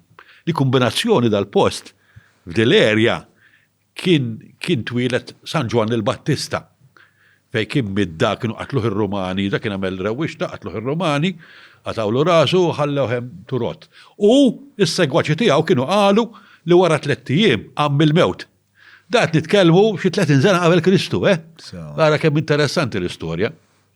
Issa, l-istorja ġrat in-naħa tal-Palestina, dak iż-żmien il-Ġudea, li kienet pjuttost romanizzata. Għaliex, u jina naħseb li l-idea tal-eroj li jissagrifika ruħu, tal-Messija li jmut għall-oħrajn, hija mhijiex idea ludija, qatt ma kienet hekk, jien naħseb kienet idea li sselfuha mill-mitoloġija Greko-Romana. Fil-mitoloġija Greko-Romana issiba ħafna di. Li jissagrifika ruħu għal ħaddieħor, l-eroj. U dik l-eroj li huwa l-Messija wara kollox, l-istess ħaġa m'hemm differenza. L-eroj huwa dak. U naħseb li huwa konċett pjuttost Ewropew, pjuttost Greko-Roman mill-ludija, Però naħseb hemm inflezzjonijiet jew varjanti tiegħu anka fil-kultura Ġappuniża, per eżempju. Fimni, issa, minni xa timmurem, għax hemmhekk. Nimmaġna li s-samuraj, per eżempju, ma nafx ma nafix sew ħafna l-istorja ta' Ronin, daw Ronin u numru. Xaħat jaf Ronin u numru, Ronin 49? Le? Daw kienu samurajs li kellhom xi jgħidu ma' 47 kienu. Li kellhom xi jgħidu mal-imperatur, insomma, l-imperatur skopra li se jagħmlu rewwixta qatilhom kollha u baqa' wieħed li beda jilagħba tal-alkoholiku għal żmien twil, insomma, sakemm ikun jista' jiġi viċin biżejjed l-imperatur u joqtu. U mbagħad imma wkoll għandek l-idea tal-kamikazi. Ifhimni ħanajdlek jiena naħseb l-idea tal-eroj, naħseb hekk, naħseb issiba fil-kulturi kollha rajt finalment. Jien naħseb li s-siba, jiena kellimtek fuq il-Greko-Romana iktar dik fil-kuntest tagħna. Interessanti forsi jekk teżistix ukoll fin-natura stjadi. Li jkollok pereżempju daw l-annimali parti minn naf mit-truppa tax-xadini li jkunu daw ikunu lesti. Ara ħanajdlek, jiena nara tagħmel sens, għall-bniedem nobżgur tagħmel sens ngħidlek għaliex. Għax aħna is-survival tal-bniedem. Aħna ma nħarsux lej survivor tagħna personali, għax kultant ngħidu ma dak kif dax fettillu ma jiddaħħal f'kamret taqbad biex isalva xi ħadd u x'jaqbidlu. U salva, Però aħna għandna mekkaniżmu ġobina li what we really are after is the survival of the species.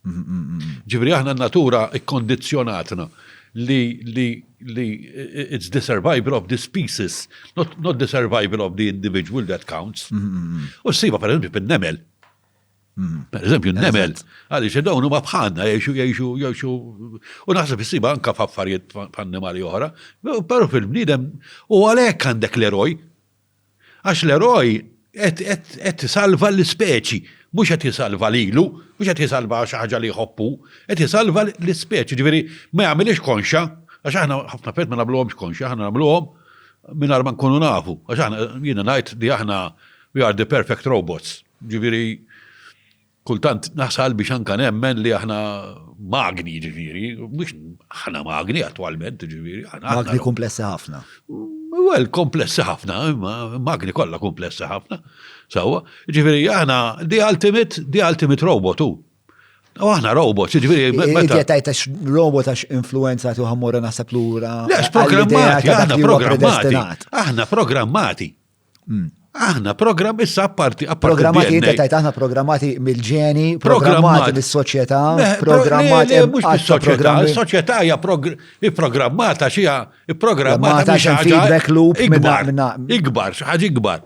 You know? Le, spiega ħedi di, Diffiċli nispjega, ma jina ngħid kultant naħseb għalhekk ngħidlek nemmen God the Creator jien, għax naħseb kultant naħseb li ma nafux li natura kollha hija esperiment hija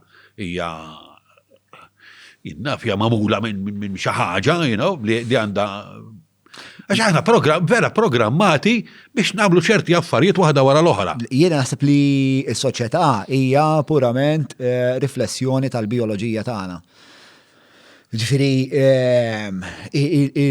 minkejja li mbagħad aħna nitlu bħala entitajiet bioloġiċi u ninteraġixxu ma' soċjetà, is-soċjetà hija interament informata minna bħala entitajiet bioloġiċi u ma' tendenzi bioloġiċi tagħna li jsawru. The survival of the species. Aħna lek dak hu l-altruiżmu. Mhux fuq l-altruiżmu ta' dak hu l-imħabba. Le, imma dawn ma fatti. Dik l-imħabba dak hu l-altruiżmu. Għaliex, għax aħna programmati biex nagħmlu minn kollox biex l-ispeċi tagħna mhux aħna l-ispeċi salva. Però mhux kulħadd. Kulħadd. Ma naħsibx li kulħadd. Kulħadd. Das kemm naraw nies li huma individwalisti u imma jaħdmu kontra l-ġid komuni. Veru. Dawn mbagħad ikunu nies li xorta pereżempju hekk jaraw tifel l-Afrika bżaqqu minn fuq ħajħossuhom ħażin u forsi jibgħatu xi ħaġa. Ismani, ovvjament bħal kollox hemm l-isfumaturi. L-isfumaturi, eżatt, ekku prożen. Ġifieri hemm minnu vera għal-bubu waħda sew. Jena l anka Hitler kien mux anka Hitler s-nżammu b'niem li għamel ġenoċidju kbir. Imma l-idea tiegħu kienet the survival of the best of the species. Mux hu. Ġifri meta toqgħod qis inti, ara kemm ngħidu għax Hitler għamel naħseb jiena mill-ġenoċidi kollha li huwa l-inqas wieħed. Ġifri jiena isli li Stalin huwa ħafna ħar minnu. Għaliex? Għax Stalin qatel il-miljuni għalih, għax beża li joħdu l postu, għax kellu. Hitler mhux hekk, issa mhux qed nagħmel apoloġija għal Hitler, imma Hitler kienet emmen li l-lut kienu parassita. U kien għaddar insib il-wurdin noqtlu. U kien jara hekk, biex ngħid li kien jara tajjeb, imma ġifieri. Nistgħu ngħidu li kien jara ħażin ħafna. Kif? Nistgħu ngħidu li kien jara ħażin ħafna. Għal dal-argument hija rilevanti. Għax aħna l-isfejs. Le ma l-internet daw l-argumenti mhumiex daqshekk irrelevanti. Le ismani, ħanajdlek. Inti titara kollox fil-kuntest tiegħu. Hija l-biża ta' meta l-ideoloġija tiġi perpetwata għal Hitler wara kollox issa qed nitkellmu fuq. Hitler huwa il-distillazzjoni fani li naf tal-erba' evanġelisti. Tal-erba' evanġeli. Naf li hawn sejħodha bi kbira di, imma veru, għax l-antisemitiżmu beda fil-Vanġeli. L-erba' evanġeli huma antisemita waħda nobis. Il-ħin kollu jgħidu r-Rumani najs tamsi, kena Pilatu jħasrit jeħilsu, imballut, mardi joqtluħ. Għalix, għax l-insara, tinsiex inti wara l-qatlu l-Kristu, kienet il-Romani kienu erdu l-Ġerusalem u ġid id-diaspora. L-insara, bdew jgħidu l-Rumani, esmana mux lewta. Għana dak m'għandix naqsu magħhom, m'għandix grazzja magħhom, għana differenti. Allora x'għamlu? Hekk taqra l-Vanġeli, jagħmlu minn kollox biex il-lut vera jidru koroħ. Minn kollox il-qassisin il-kbar, il-Romani, qatt smajnija li xismu Romana u xejdu, gvernatur Roman se qed isaqsi lin-nies il-da jolda, tajt mhux hekk ir-Romani. Kollha qatt maġraddi. Żgur. Jo nkella li l-lut perché staqatluh ir-Rumani. Qatluh ir-Rumani għaliex għax kien teddida, għax qal li huwa re. U r-Rumani ma stawx jaċċettaw li kun hemm awtorità oħra ħlief huma. U Kristu ma kienx l-ewwel wieħed qed ngħidlek qablu kien hemm daw dal semmejt l Ximon minn Perera, dak kien hemm 3 b'din l-istorja.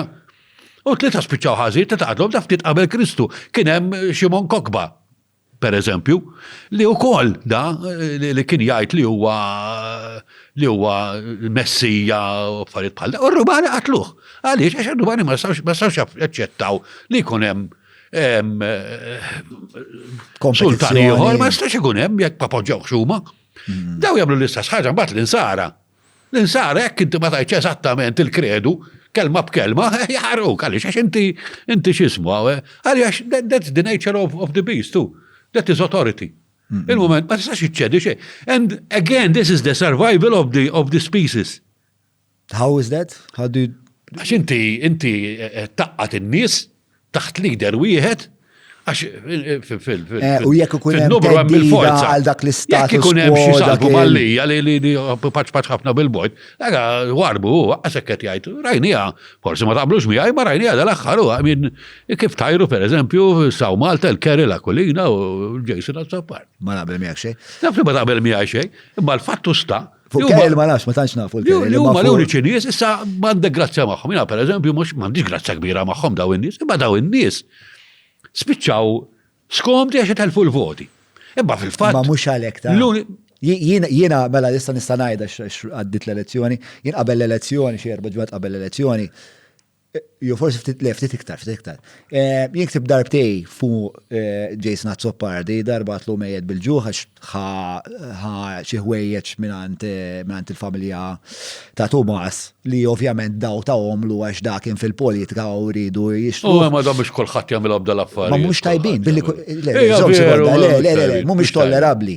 Biex ngħadi li kulħadd jagħmilha li hija skuża li ma naċċettaħiex biex ta' jien mhu ħanaċċetta li Sekondi, jgħaf waħda. Tistennix li sessib mara perfetta. Ma l-darba s-siba toħob, ma l-darba s-siba toħob, u ma t-xtieq xuttu l-faħħal barra. Jien muħan permetti qatt li per eżempju Julian jieħu jinnaf bribe minn għand kompetitur tiegħi biex li bella li jien jaqbil li mmur ma' kompetituri ieħor.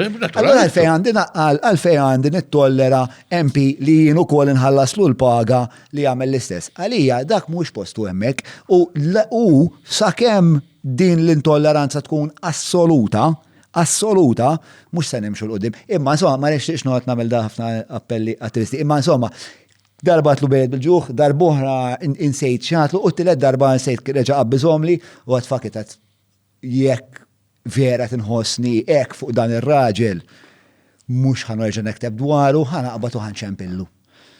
U Bart insomma u ċempiltlu għatlu għaw ġejs, għatlu John Mallija, kien ġviri werini ħafna rispett, u tħaddidna għatlu sma, għatlu men, għatlu jiena ovvjament għandi idea ta' dak li tagħmel inta xina nsegwi. Għatlu fil-qrati nista' ngħidlek li qed tagħmel biċċa xogħol tajba ħafna u li inti bniedem koraġġuż ħafna u li bniedem li f'dak l-ambitu għandek ħafna valur. Però ngħidlek ukoll li meta niġu għall-politika inti bniedem li qed tagħmel ħafna ħsara.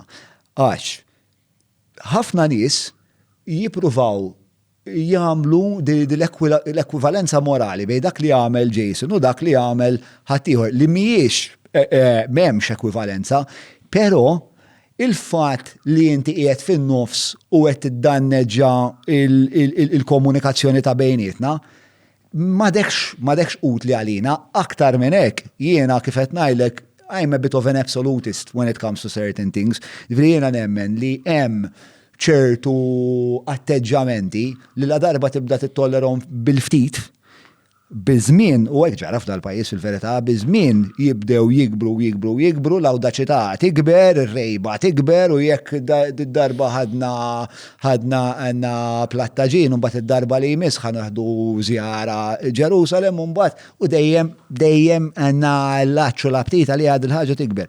Jiġifieri jiena għalija meta bniedem bħal dak jitkeċċa mill-politika, u dak kellu jitkeċċa mill-politika biex il-PN jagħmel statement u ma kellix aptit istjana qabad fuq ħwejjeġ partiġani, imma kellu jitkeċċa mill-politika, hemmhekk qed ngħaddu messaġġ ċar that there is zero tolerance, mhux 1 jew 2 jew skont minn għamilha jew skont il-kuntest jew dak żmien ieħor jew imma ħaftit. Barra. Like, let me go back to the hero. Okay. So, if you look at the heroes, kolla għandhom xi difett, kolla għandhom id-difetti Naqblu. tagħhom, kolla, anka Kristu.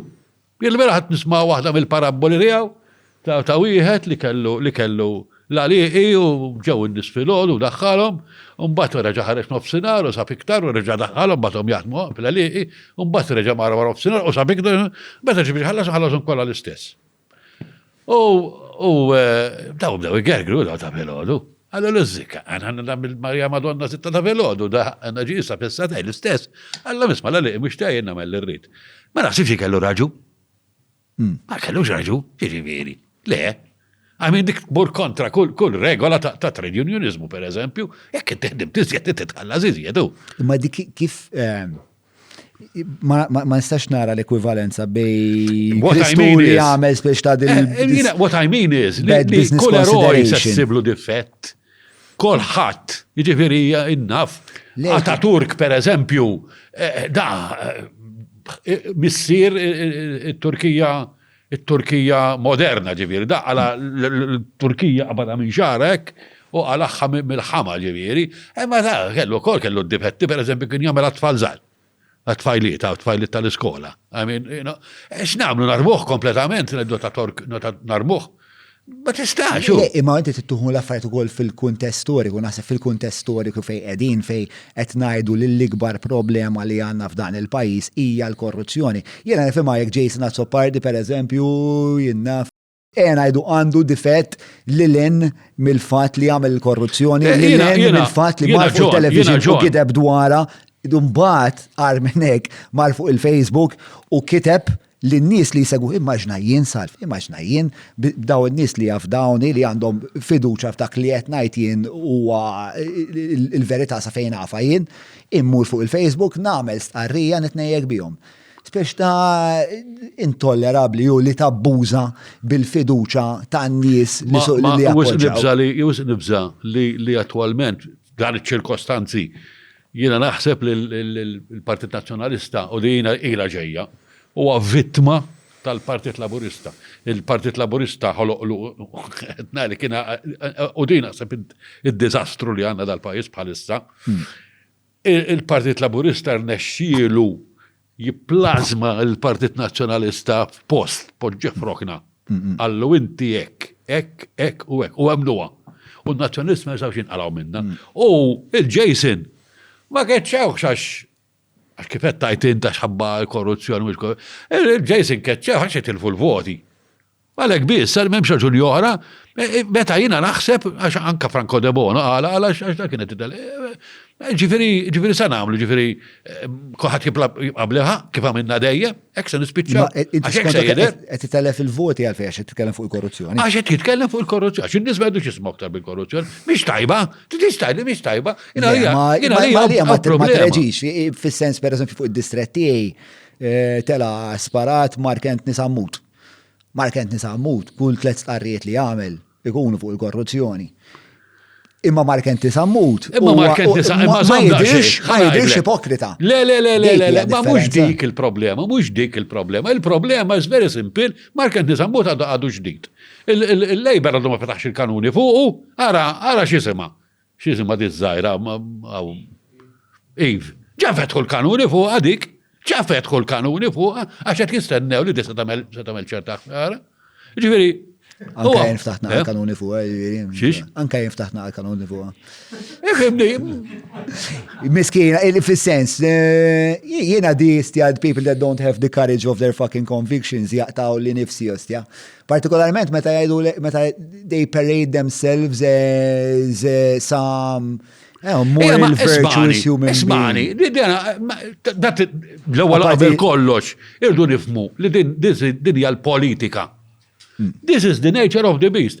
Tistennix nispuri, laqas minħat tistenna l-purezza, qed tistenna li xi darba se jkun hemm xi gvern jew xi. Le, di xi ħaġa minn hawn lid-dinja ħadd Alla jerġgħu ma mhux se jkunu għas il-ġenna, għax ukoll promessa ssib minnaf dak iktar miġġub minn da. Insija. Ma qatt mhux se tiġri, Tistennix isessib xi darba. Kif għatlek, tista' nisa tiżżewweġ mara u tkun perfetta f'kollox, tlab l-alla li ma tkunx aħba, u tlab l-alla li jinnaf li kell għalmenu ma tinvalenakx. Id-differenza li jkun hemm pereżempju, mela, jien minix ovvjament jiena l-ħażen nafu sew, minix daqshekk inġenwu li nimmaġna li qatt ħajkun hemm partit fej kulħadd ħajkun safi u qaddis, eċetera, eċetera. Il-mistoqsija tiegħi għalija qiegħda hawnhekk la darba il-kap jintebaħ li hemm l-inkorrettezzi. La darba il-kap huwa speċa il-missier ta' dan il-partit u fiħdan l-irwol tal-missier hemm ukoll il-miżin morali ta' dan il-partit. Meta jiżen ċertu aġir u ħajtfa subajh fuq il-miżin skont dan l-aġir sarx mill-partit tiegħu jew mill-partit ieħor. Imma l-problema imma l-problema il-problema spiċċa.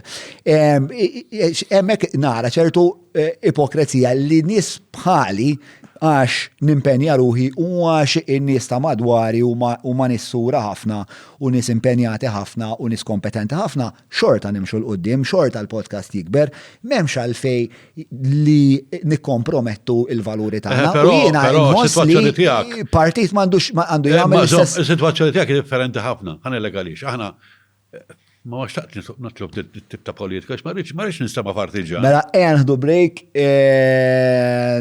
Grok whisky, jew flix kun stretta, bewla għawek taf ġibna loki portable.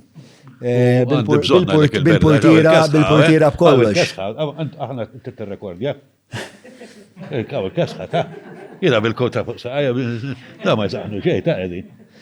Ma tuħu pjaċir, fimni, għadi ħolgħu xaħġa.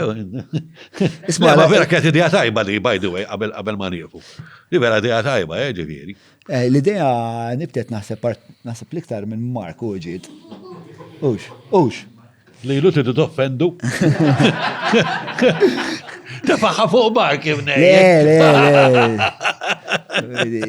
Mark huwa wieħed minn dawk in-nies l-est nafda nilab ħajti fuq il-biberija li għandi miegħu. Ma jiena mbagħad mal-ewwel appellat li għax jiena nħoss dak li nagħmlu ġo dik il-kamra tal-podcast huwa ritwal li ilu jidwi minn antikità li qas naf minn fej bdiet.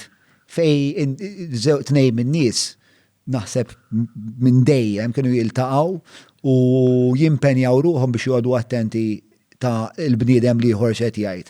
Ħalli minn hemmhekk jitkabbar dak li huwa l-erfuman. Naħseb hemmhekk huwa l-qafas. Ħanajlek kien naħseb waħda mill-iktar importanti ta' dal-podcasti li ħoloq xi ħaġa li Malta għandna nuqqas enormi.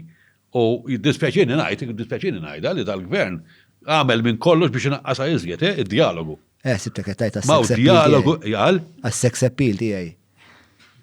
Sex appeal tiegħek ngħid kendu x'aqsam il-gvern. Le, x'aqsam. Le, ma jaħxik, ma nafx fejn ġejja.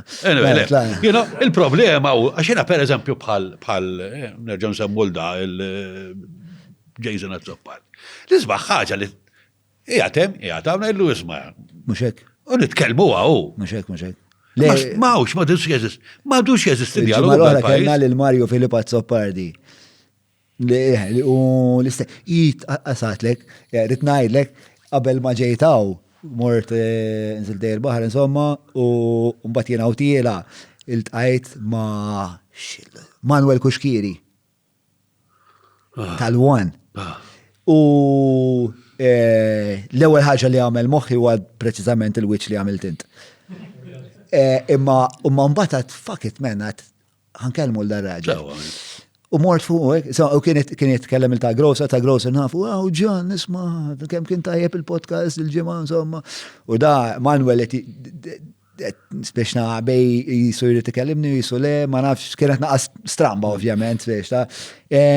U dort fuq għetlu, rajt Manuel, rajt, u ta' Grocer għallu tafu l-da.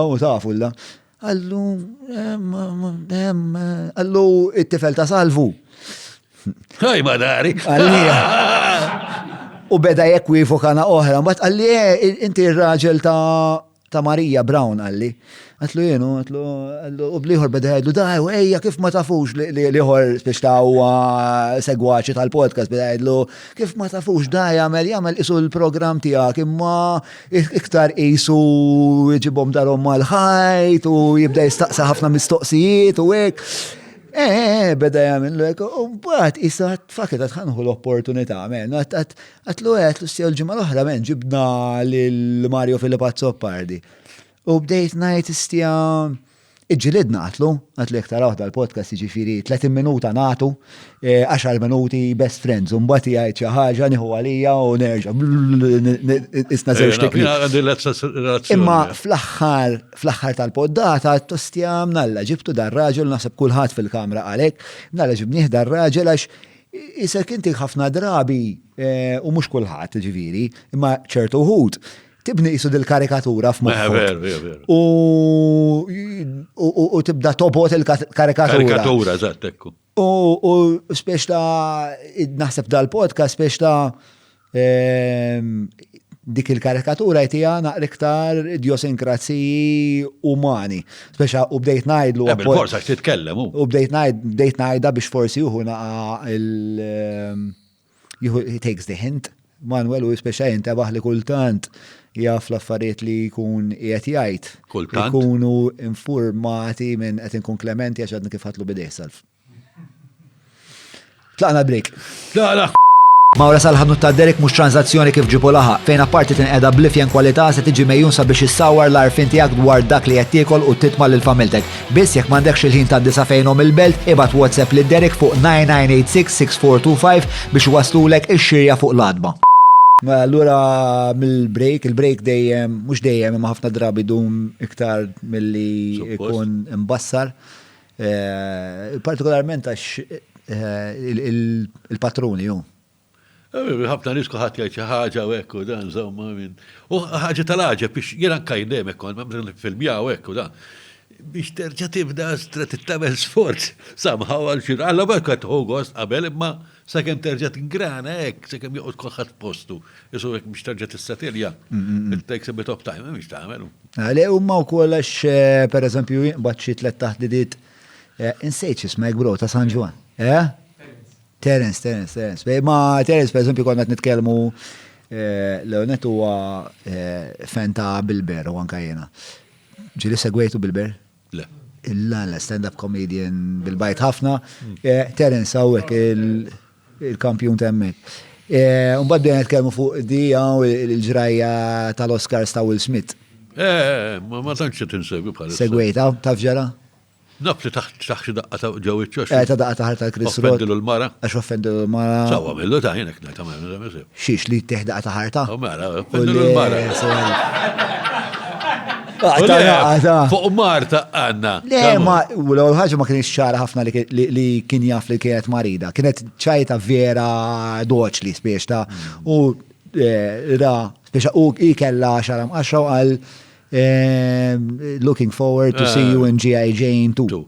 Issa jekk kienx jaf li kienet marida, jew le, ma nafx, opaka ħafna. Ma tantx nista' ngħid għax kibatlek, ma segwejtix. Apparti li Will Smith daħa, Ġiri l-ewwel reazzjoni tiegħu kienet u bad ħares lej il-mara. U biex immur nreġgħu il-konverzazzjoni lura għal 3 minuti ilu fil-break. Rid imur id-darba. Inħassat. Sewwa Will Smith. Ġi demel kif ħarset lej. Għax nagħmel daqti daqqa taħar tal-da, jien naqla daqqa taħar tal-dar. Għal aħjar naqla daqqa taħar tal-da. Black on black crime, insomma. U iwa, insomma. Ma nasibx li għamil sew, nasib kien nasib bħala bniedem li huwa role model ta' ħafna nies, nasib għandu żomm pass lura u ma jasalx għal violenza, speċta da seta' faċilment isibu wara backstage, isibu l-after party u jgħidlu isma' speċta daw mhux wex li għandu bensir, speċta kienem ħafna, għalija kienem ħafna stadji li preċedu l-violenza. U jew insomma, intilu għal-Madonna. Ma fi żmien dik kienet titqies bħala li tkun Nobilta. Nobilta, u li tiddefendi mara. Ma No, spiċċad. fi żmien kienu jinnaf sejbu mara bqattu siswet daħlu la stikka f'sorba u jaħarquha fil-misraħ. Billi ġejja mill-antik ma jfissirx li. Ma qabel kienet xismu li tiddefendi l-unur ta' mara jew il-xismu. Illum dik ma da. U hemm ħafna modijiet li tiddefendi il-pudur ta' mara. Insomma, naħseb li naħseb ukoll l-argument l-lum il-ġurnata mara tal-Madonna Will Smith minnu wara kollox. Will Smith minnu? Xin Madonna. Will Smith huwa attur kbir. U attur kbir, u da għandu popolarità ma naħsibx li daqshekk rilevanti. U kamon, storja oħra ball-oħrajn. Mhux vera. Vera xjellek.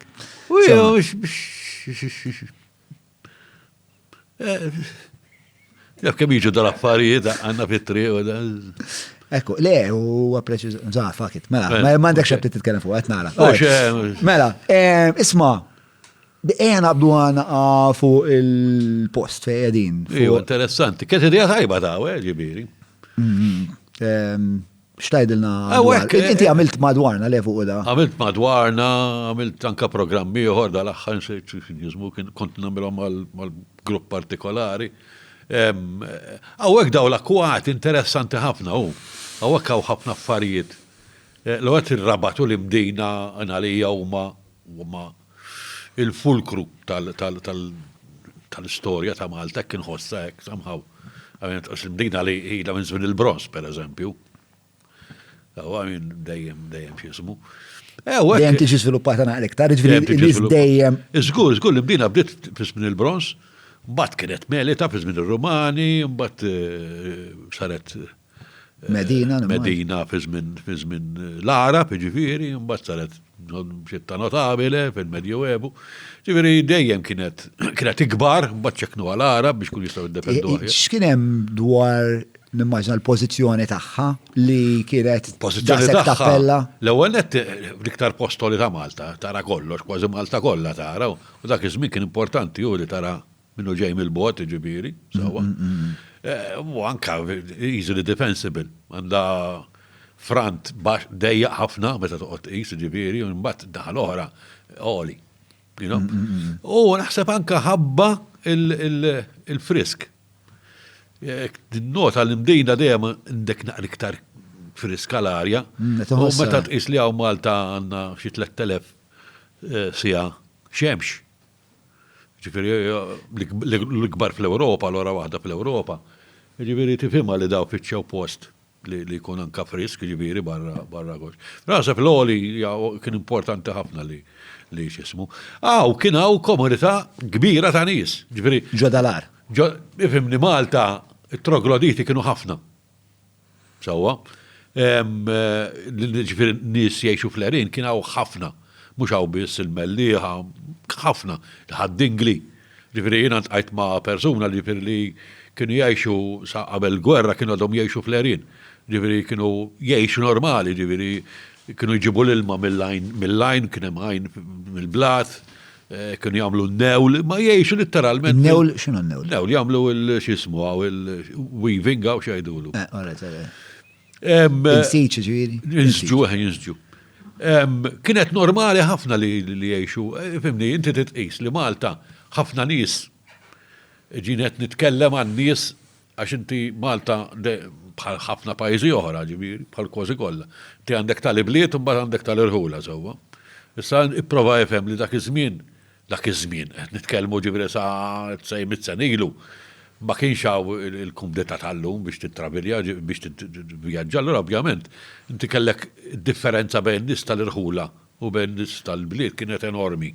Sewwa. U ħafna tal-irħula speċjalment ħajjithom prattikament kienu jgħixuha barra. Ġifieri anke aktar l-irtsizet tagħna kollha jduru ma' bitħa u kċina pereżempju dara razzetta antik kienet tkun toqba, literalment toqba żgħira kemm tagħmel naqra fuklar u naqra x'ismu u tintuża biss meta jkun il-maltemp. Għax il-pija sajjar barra. Fimti ġifieri u għaw kienet l-istess ħaġa ġifieri pratikament hawnhekk kien hawn komunità sħiħa, kien village sħiħ, kien hawn xi average bħala l-iktar qatt kien hawn xi 37 familja. Kollha jgħixu bl-annimali tagħhom, kulħadd jgħix hawnhekk. Sa hekk kien ikbar, tifhem li hawnhekk kien ikbar, ġifieri dik it-toqba minn fejn tħanna vojta, dik kienet imsaqfa. Dak kien imsaqqaf kollu, ġifieri hawn kien ikbar ġifieri. U minn dejjem ġifieri ilu jintuża għall-abitazzjoni hawn. Minn żmien ilu ġifieri nitkellmu minn qabel kavallieri sewwa. Ġifieri da kien hawn tradizzjoni tmur lura eluf ta' snin. Ta' nies jgħixu hawn b'dal-ħar ġifieri. Fil-fatt anke pereżempju fi żmien l-assedju hawn baqgħu u spiċċaw jinnegozjaw mat-torok. Fi żmien l-assedju il-bqija tal-popolazzjoni Maltija kif ġiet affettwata? Ifimni ħanajdlek, ifimni, ħafna nies beżgħu, ovvjament, għax kien hawn il-furbani jiġu jisirqu jagħmlu ħafna nies marru lebtu lejn l-bliet ġifieri, ma mhux kulħadd. Kien hemm min baqa', kien min baqa' barra ġifieri, baqa' bħal daw baqgħu hawn. U bdew jinnegozjaw ġifieri anke kien jipprovdu anke nisa lit-torok ġifieri, prostitution, u jbartu ikel u da ġifieri, mbagħad indona x'ismu hawn il-gvernatur tal-Imdina u ġabarhom ħallihomx. Għax ovvjament kienu x'ismu d-enemy speċi ta'. Imma daw kienu jgħixu, ifhimni, tipprova tifhem iż-żmien ta' dak iż-żmien u aħna naraw l-nafusa bħala Maltin. Daw ma kienux jaraw l-nafusa bħala Maltin. Daw kienu jaraw l-nafusa bħala it-tributa u biss. Per eżempju, jgħidlek kien wieħed kien jismu dak. Ktibta ta' x'imkien. Kien Athanasius Kirchner, kien ġi Malta. U l-Grammastru, dak kien skolar kbir, insomma, Ġermaniż magħruf ħafna ġifieri. U l-Grammastru kien ġabuha biex jarahom ġifieri. L-Askaris. U ħalla l-kidba qal speċi daw in-nies kienu anke meta jmorru l-belt ikollhom ġen biex jerġgħu jiżulaw. Għax huma kienu jitilgħu l-imdina biex ibijaw il-wares tagħhom, xejjex u da, u jixtru li kollhom bżonn ġifieri, probablement kienu jpartu aktar mill-ġismu. Għalkemm naħseb jiena kienu jużaw il-flus ukoll għax issa ngħidlek għaliex. Però kienu maqtuwajn ħafna ġifieri, jgħidlaw l-bdejna, isu bħal meta l-awċin jiġu Malta, kollhom ġem biex jidrqu lej għawdex, għadha sal-lum dik. U kienu jgħixu kollha hawnhekk, kollha x'ismu, però again ma kienux jgħixu xi ħajja ġifieri primordjali ta' ġifieri daw kienu jagħmlu pereżempju l-kitba ta' żwieġ. Ġifieri anke meta jixtru xi affarijiet bin-notar ġifieri għax hemm ġifieri ma kienux jgħixu xi ħajja kompletament iddivorzjata. Le, ġifieri jixtru jbijaw, ġifieri anke l-flus kienu jużaw, mhux xi barter jew xi ħaġa, però they used to keep to themselves ġifieri. U daw baqgħu sal-1830s. Ġo dalar. Jibqgħu baqgħu jgħixu hawn, u mbagħad l-Ingliżi derilhom li mhux ħajjaw, mhux iġenika l-affari, għallulhom ismaraw se tagħmlu ħorġu u sfurzawhom biex joħorġu. U bdew qasmuhom fl-irħula s-siġġiewi viċin qrib hawnhekk. U dawn però ma rridux ġifieri. Biex neħħewhom hawn l-Ingliżi kienu splodew is-saqaf. Bekk waqa' s-saqaf hemmhekk ġifieri. Kienu splodew bid-dynamite ġifieri biex ma jibqax abitabbli. U fl-aħħar neħħewhom insomma, fl-aħħar kellhom jitilqu. Li kien naqram pożizzjoni, ma min-naħa l-oħra vera, mhux iġeniku. Qed tfakkarni fi storja li ġrat li meta mort Barcellona, mort norganizza konċert Barcellona, insomma, storja twila, kont qatt ma mort Spanja u organizzajt konċert bl-internet. Viva l-internet. U nistemmek li kont qabbat bħala promoters li kienu rappers ukoll, għallu speċjal il-pjan kien li huma jirrapjaw u ma għax kien kont ħanġib daw l-artisti kbar Amerikani u fl-istess ħin speċ ta' huma joqogħdu li promoters bħala il-ħlas biex ikunu parteċipi fix-xogħol għax għalihom kienet ċaġa prestiġjuża. U għalu meta konċempiltilhom għalu li isma' għandna fejn toqgħod imma inti għalik kullum kien tajjeb, mela kullum kien fejn jiġi tajjeb jien mela noqgħod jien. Insomma, naslu hemmhekk f'nofs tal-lejl Barcellona, fil-bagalja għandi 20,000 euro għax kont qed norganizza l-kunċert, tħallas il-venue, tħallas il-posters, tħallas in-nies, tħallas id-dawl, il-sound. U da l-ostja taxi, insomma, qegħdin magħhom, insomma, żewġ taxis qudiem xulxin, qed imur dejjem iktar post li jixbaħ dejjem naqli iktar l-ar partijiet tal-Bronx, speċ. Da jgħidu jwaqqaf il-taxi, insomma, u qegħdin letteralment issa fil-hood. U naslu ħdejt xintoli solar, jgħid li għawek aħna. Għetlu għaw mawx bi bro. Għalli tini suitcase, għalli s-sanejnek jena, għalli nitelaw naqbżu l-ħajt. Għetlu għawek tijak. Spiex ta' hija xaħġek għalli. Insomma, biex taxxaq kellna l-Nadin, ta' fan Nadin il-kantanta. Kienet xi 7 xhur pregnant di. Jiena għadni qed nikkomputa xi żopp se nagħmel.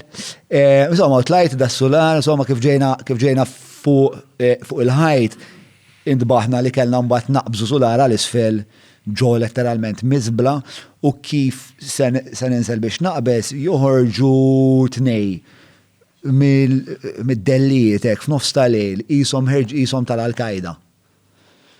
U joħorġu hekk u da sieħbi l-Ispanjol għalli tihom il-bagalja ħalli jgħinuk. Għalla tihom il-bagalja, l-bagalja fiha 20,000 euro. Ma nasibx tagħtihom il-bagalja tagħmel. U l-punt huwa li eventwalment tajthom il-bagalja u kienu vera nies tħulin, eccetera. Imma li qed niftakar huwa li Barcellona li jagħmel il-kunsill biex hu jiddiswadik milli tiskotja dawn il-kondominji l-kbar jibat l-armata u ifarku it-turġin. Sewa, ħalli inti ma tkunx skontom u inti ma tkunx tista' tasal għas-solar li jmiss u ma tkunx tista' tiskotja. Huma x'kienu jagħmlu, huma kienu jitlu fil-binja, jaqilgħu il-bibien kollha u bil-bibien joħolqu struttura ta' rampi mas-solari. Perikoluża l-Kristu ġifieri kull pass li tieħu tirringrazzja l-Alla li ma nżilx għall-isfel kollox. U biex terġgħu taxxa huma biex għalli jista' jkun jiġu l-pulizija huma jkunu jgħixu fis-solar ta' fuq net. Ħalli jkunu ġejjin il-pulizija u jaqbżu l-bjut, eċetera, eċetera. Ġifieri din it-tradizzjoni tal-gvern jiġu jkissirlek fejn tgħix għalkemm mhux tagħhom, ġifieri. Insomma, ngħidu 1830 għaw, ġifieri mhux qed titkellmu l-bieraħ, ġifieri. Ġifieri l-lum ma nafx kif jagħmluha kif. Insomma, hawnhekk barra l-ar li huwa interessanti u sabiħ, jiena fil-mjajċi marx tlet darbiet hawn. Imbagħad hawn ovvjament hawn il-Kartraz. Hawnhekk naħseb dil-erja hawn l-ikbar misteru ta' Malta. Mhux ta' Malta biss għax fil-Patt Kartraz hawn Sqallija, Sardenja, anke postijiet oħra li minkejja ngħidulhom Kartraz ħadd ma jafx x'inhuma sal-lum għadu ħadd ma jafx x'inhuma. Ġifieri. It-teoriji x'inhuma ma? Kemm trid, imma kollha għandhom xi plom, kemm trid. Laqqas meta saru ma jafu, għax hemm min jgħid li huma żmien ir-Rumani, hemm min jgħid li huma preistoriċi. Kien studjom ħafna David Trump, sawwet ngħidu David Trump. Għax dak li ieħor Trump, x'ismu? Donald dak li ħasab. Jiena I was lucky li għamilt programm miegħu darba fuq il-Kartraz, ġifieri ta' madwarna konna ġibna drone hekk. U minnu da David Trump ġifieri? Dak kien għamel omru żmien jistudjom. Snin twali, dak kien Ingliż, professor Ingliż. U still ma setax. Ma wasalx għal-konklużjoni. Imma l-iktar ipotezi probabbli x'qal. Fimni l-iktar waħda li jgħidu li huma jagħmluhom ir-roti li ma nifhimix, ma nistax nifhimha. Ma nistax ikun pereżempju jiena bdieħer kien hemm tnejn fondi hekk. Għax hekk nifhimha, ma hekk. Għandek żewġ metri għaw metru fond. Nara daqsxejn u min jgħid li saru mill-aljeni U hemm min jgħid, hemm miljun teorija li kienu kalanila l-ilma, kien hemm smajt oħra li kienu jużaw biex jagħmlu xjata hekk. Ma nafux, assolutament ma nafux. U hawnhekk hawn Malta waħda mill-iktar li hawn. Ġifieri meta toqgħod is-sajt tagħna ġifieri. Hawn kwantità enormi hawnhekk fil-fatt. Ma tafx, hawnhekk propja misraħ għar il-kbir, imma l-Ingliż kienu qalawilu Clapham Junction. Għalaw Clapham Junction għax fakkarhom fil-istazzjon tal-ferrovija tal-Ingilterra, kollox għadde. U vera, għax meta tara xott mill-loli, belħuk il-kwantità kbira li hawn. Tal-ħaġeb ġifieri. And yet, misteru. Jina tiġini frasi niprofa najt minnek, għax per eżempju anka l-engel kif iduru, ma jistax ikun karettuni durek, kif għeden huma, I mean, the angle is so ekku, ma jistax ikun. I mean, moħrajn jibqaw sejn għal-ġol bahar per eżempju, bil-zebbuġa, I mean, ma nafx.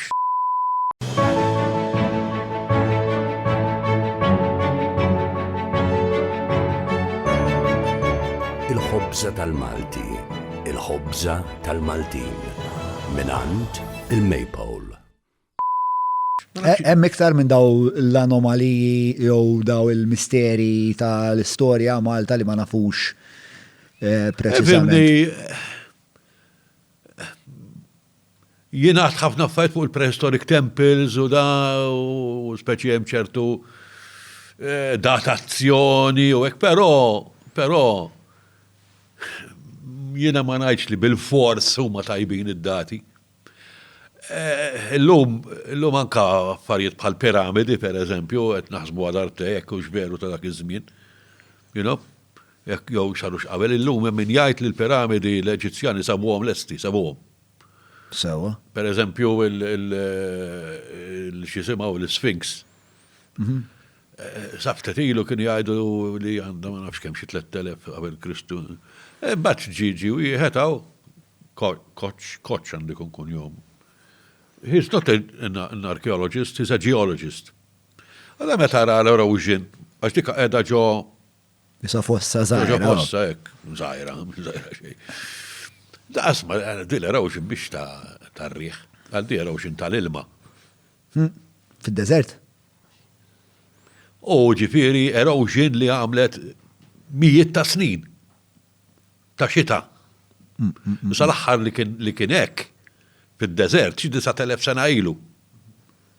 And this throws l-Sphinx eluf ta' snin ħafna iktar lura milli konna naħsbu ġifieri, da ovvjament daru għalih, u fil-fatta da kontroversa l-affari. Ir-ras pereżempju tal-Sphinx hija żgħira. Meta tqabbilha mal-ġisem, żgħira, li has been recarved. Bil-fors. Ma jistax ikun da jagħmlu kollox perfett. Għax dana jekk tibni dik il-piramida b'dik il-perfezzjoni, mhux se tħossbal biex tagħmel ras ta' Sphinx, tagħmilha isħażin, meta l-istatwi kollha li hemm huma kollha perfetti. Dak l-Eġittu huwa misteru kbiru, pereżempju, għax jiena ma nafx kif jgħidu li ħadmu. Dak suppost kellhom l-għodda tar-ram. Ta' daqtejji taqweġ. U daw għandhom sarkofaġi, mhux sarkofaġi, hemm kaxxi enormi. Qegħdin hemm tempju taħt l-art. Enormi daw, ma perfetti, maqtuwajn perfetti, iżhom bil-laser. U terġa' ma jafux kif daħlu hemm ġew. Kif nżluhom hemm ġew. Għax biex iċċaqlaqhom daw ġifieri ola minni hekk u l-kaxxa u enormi hekk fiha minn nafsa l-ħajt. Ġifieri per eżempju, ħafna mhux poteri, ġarar u platti. Ma l-iktar il-ġarar, u daw tal-ġebel maħdumin. Imma minn ġewwa, they follow the kontur, u daw ġifieri ġejjinek, u ġewwa, they follow the kontur ta' barra. Kif saru daw? Ma sax tagħmilhom bit-tor. Hemm ħafna misteri l-lum. Bat issa wara l-instab gobek li tepe, iktar u iktar u ngħidu isma' oj. Spiega x'inhu gobek li tepe. Gobek li tepe sabu dawn it-tempji. That they go back xi 13,000 years. Sewwa, issa aħna meta konna ngħidu li Da l-ewwel fit-Turkija, fit-Turkija. Aħna konna ngħidu li l-ewwel ċiviltà tmur lura xi 10,000 years. Sewwa. Mentre daw they predated. Issa daw qed jingħad li daw ġew dan mhux wieħed, ħafna. U dan iż-żmien nitkellmu xi 12,000 sena ilu daw difnuhom. Mistja. Ġifier daw kienu miksufin. F'eżistenza ħafna qabel, eżatt. Daw kienu jeżistu qabel. Ġifieri llum il-timeline imbidlet kompletament, ġifieri misteri hemm hu.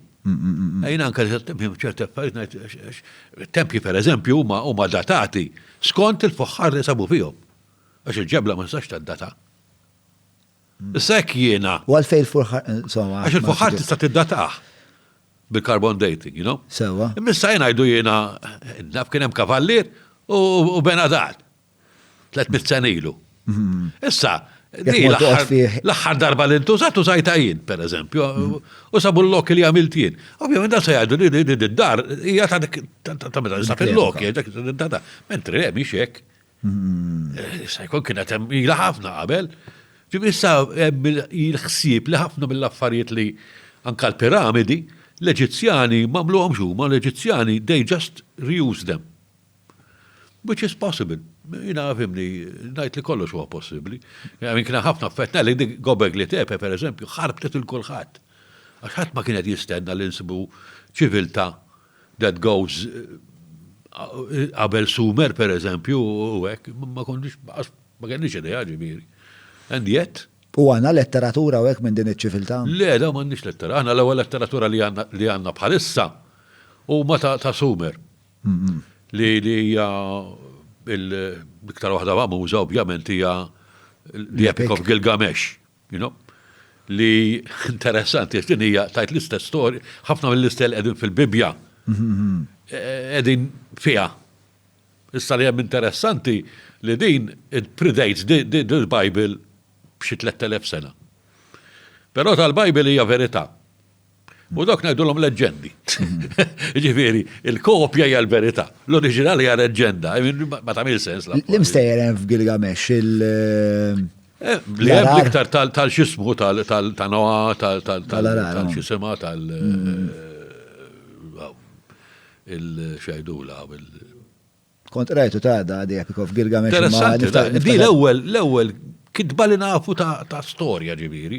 Għax huma ħafna mill-kidbiet accounts. Għax il-kidba bekk bdiet biex jagħmlu l-accounts biex iżomm ir-re jkun jaf x'daħħal u x'ħareġ u dal-affarijiet. Bad kien hemm żviluppat insomma u kien hemm din il-xisema ta' Gilgamesh. Ġifieri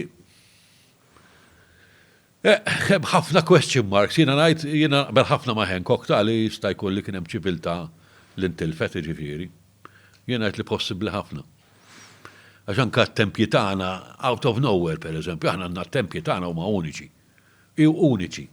Meta tqis il-xismu għaw l-ipoġew, per eżempju, dak ma kienx biss. Per eżempju, kien hemm ieħor żgur fejn illum hemm Santa Luċija li kienu waqqaw, kienu dibnuh.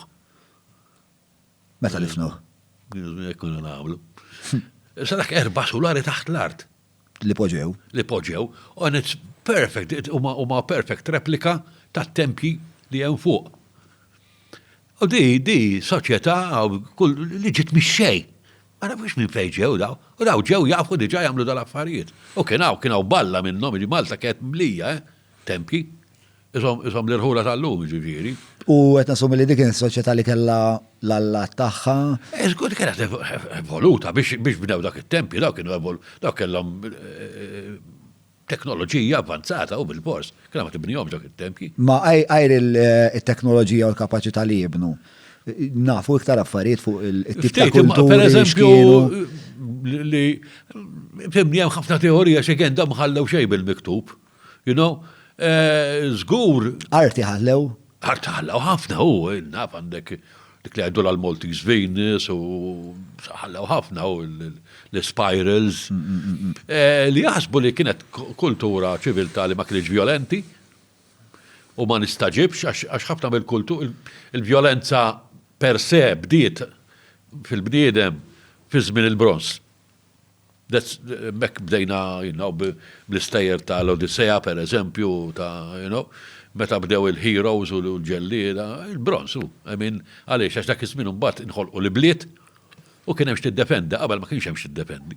Però qabel terġa' l-allat kienu kważi kollha nisa, għax l-allat kienu l-fertilità u kienet ġifieri l-irġiel wara ġew. Meta mbagħad ir-raġel took over għax bil-masil, Alla misma jiena niddependikom. U biex jiddependi l-oħra jispiċċa sar re u l-mara tepaħħa fil-qiegħ.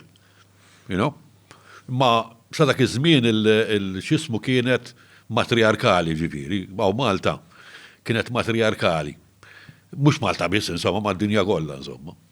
U da meta għamlem xi 2000 sena mhux iżjed. Xiex il-kultura da meta 2000 sena fil- Mbagħad sparixxiet. Just disappeared. Bstja. Hekk, bum, ma nafux minn xiex. U tasab li ma nafux minn xiex imma ma ninvestux bizzejiet biex. Insomma, sar studju, ma peress li m'hemmx kidba. Diffiċli. Diffiċli. Aħna uniċi, ġifieri aħna t-tempji tagħna ma hu imkien bħalhom. Imkien. Ġifieri uniċi, ma hu xejn. X'jagħmilhom uniċi, pereżempju l-ġimgħa d-dieħla sejjer Stonehenge. X'jagħmilhom. Ma Stonehenge mod ieħor terġa' u l-ewwel nett Stonehenge wara tagħna. Dik oħra. Aħna we predate Stonehenge xi 1000 sena u we predate l-Eġizzjani. Xi 1000 sena wara. Ġifieri aħna qabel u tagħna they were roofed. Sewa. Dak iż-żmien kienet ċaġa tara rikonstrak, issa qed tara knisra l-mostra kif kienu jagħmlu ġifieri kif kienet il-ġismu. Ġifieri l-epoka u l-fatt li kif kienet l-istruttura li għamluha unika. Żgur, l-istruttura anke l-kult, fimni, ħafna statwi kbar, ma nafux x'nisa jew irġiel għax bid-dublett, però mbagħad tidhirhom ċat li mhux normali ikollhom sidhirhom kbir. Ġifieri jista' jkun li dawn ma nisa xejn. Jista' jkunu assassin il-kbar irġiel, pereżempju, li kienu jilbsu bid-dublett. Il-dublett fil-fatt għandna assassini li jilbsu d-dublett, ġifieri. Sewwa. Hemm statwi li huma nisa, li huma nisax, bis-sider kbir u dan żomma ġifieri. Imma ħafna mill-istatwi l-kbar tagħna ma tafx mhux nisa jew irġiel. Ħoxnin iwa. U mbagħad hemm ħafna teoriji għaliex ħoxnin, pereżempju l-aħħar programm tal-BBC li speċi daw mhux għax kienu jħobbu l-ħxuna, imma tant kemm kienu jixtiequ li jkunu ħoxnin, tant kemm kien niqes li kelli, ma naħsibx tajjin. Ġien naħseb Malta dak iż-żmien kienet pjuttost kienu ħafna iktar siġar, ħafna iktar greenery, ġifieri. U jekk kienu ftit, ma kellhomx ħafna Ma kienu kompetizzjoni. ftit, ma stax kienu ftit, dik oħra. Le kienu ftit fis-sens ta' ma kienx hawn ħafna tribujiet oħrajn. Le Ma ma kienux daw jiġu biex kien ħafna hawn konflitti over għal-riżorsi. 100, ma nafx kemm tempi, kwantità kbira ta' sa kienu ħafna nies bil-fors. Mit-tempju u dawn il-mit-tempju kollha mbnew fl-istess. Insomma, snin. fimni mhux eżattament, però daw evolvew ħafna minnhom. Per eżempju, within 1,000 years iżidu di, bat iżidu kappella hemm, bat iżidu, fimt? Ġifieri, però kienu ħafna attività. Issa biex kienu ħafna attività biex saru daw it-tempji kollha, daw kellhom il-ħin. Għax inti tiżra, daw rridu jgħixu. Ġifieri daw kellhom il-ħin biex joqogħdu jilagħbu, jagħmlu l-spirals, jagħmlu d-disinji, jagħmlu l-istatwi u jibnu tempju, daw kellhom they had time on their hands. Ġifieri, issa jew Malta kienet xi ċentru partikolari ta' xi kult li hemm min jgħid ukoll li kienu ċentru tal-kult tas-Serb. Hemm min jgħid li stajna esportajna il-kultura l-Eġittu.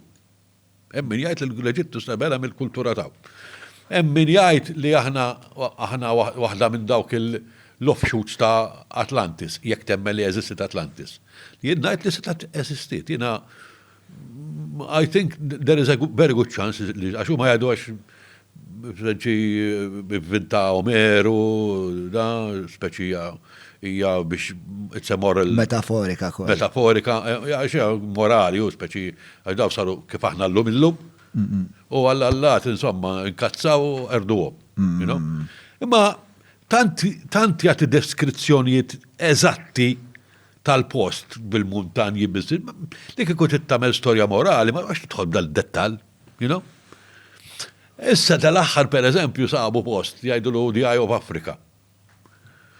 Induraw bih mill-ispazju ġifieri, li hu eżatt ma daqjat fid-deżert. Li da eżatt magħmul miċriki eżatt kif kienet Atlantis. U jidher ġifieri fil-ħofor tiegħu hemm deposits kbar ta' solt. Ġifieri da kien hemm il-baħar hemm. U jidher li kien hemm flow għall-baħar. Ġifieri da xi darba kien ħdej il-baħar bil-Malti. U jiġi eżatt taħt the Pillars of Hercules. Ġifieri biex tmur għalih da, rid toħroġ mill-Pillars of Hercules u mbagħad tmur għalih. Terġa' interessanti li fuq hemm l-Atlas Mountains. Issa Atlantis. L-ewwel re tal-Atlantis kien Atlas, għalhekk Atlantis, u hemm l-Atlas Mountains. I mean, ma rridx ngħid li veru jadi, jew ma nafx ovvjament. Imma issa l-idea hi li dina meta din il-ċiviltà sfaxxata b'truxiżmu, ħafna emigraw. U ħadu magħhom biċċiet mill-kulturi u fil-fatt veru għax issib ħafna affarijiet li jaqblu, pereżempju anke l-mod kif jinbnu, pereżempju dal-ġebel se jgħidulu, li inti mhux ġebla square, ġebla tiffittja f'oħra. Dika konna naħsbu biss li South America, mitri l-Eġittu the earliest buildings huma hekk ukoll.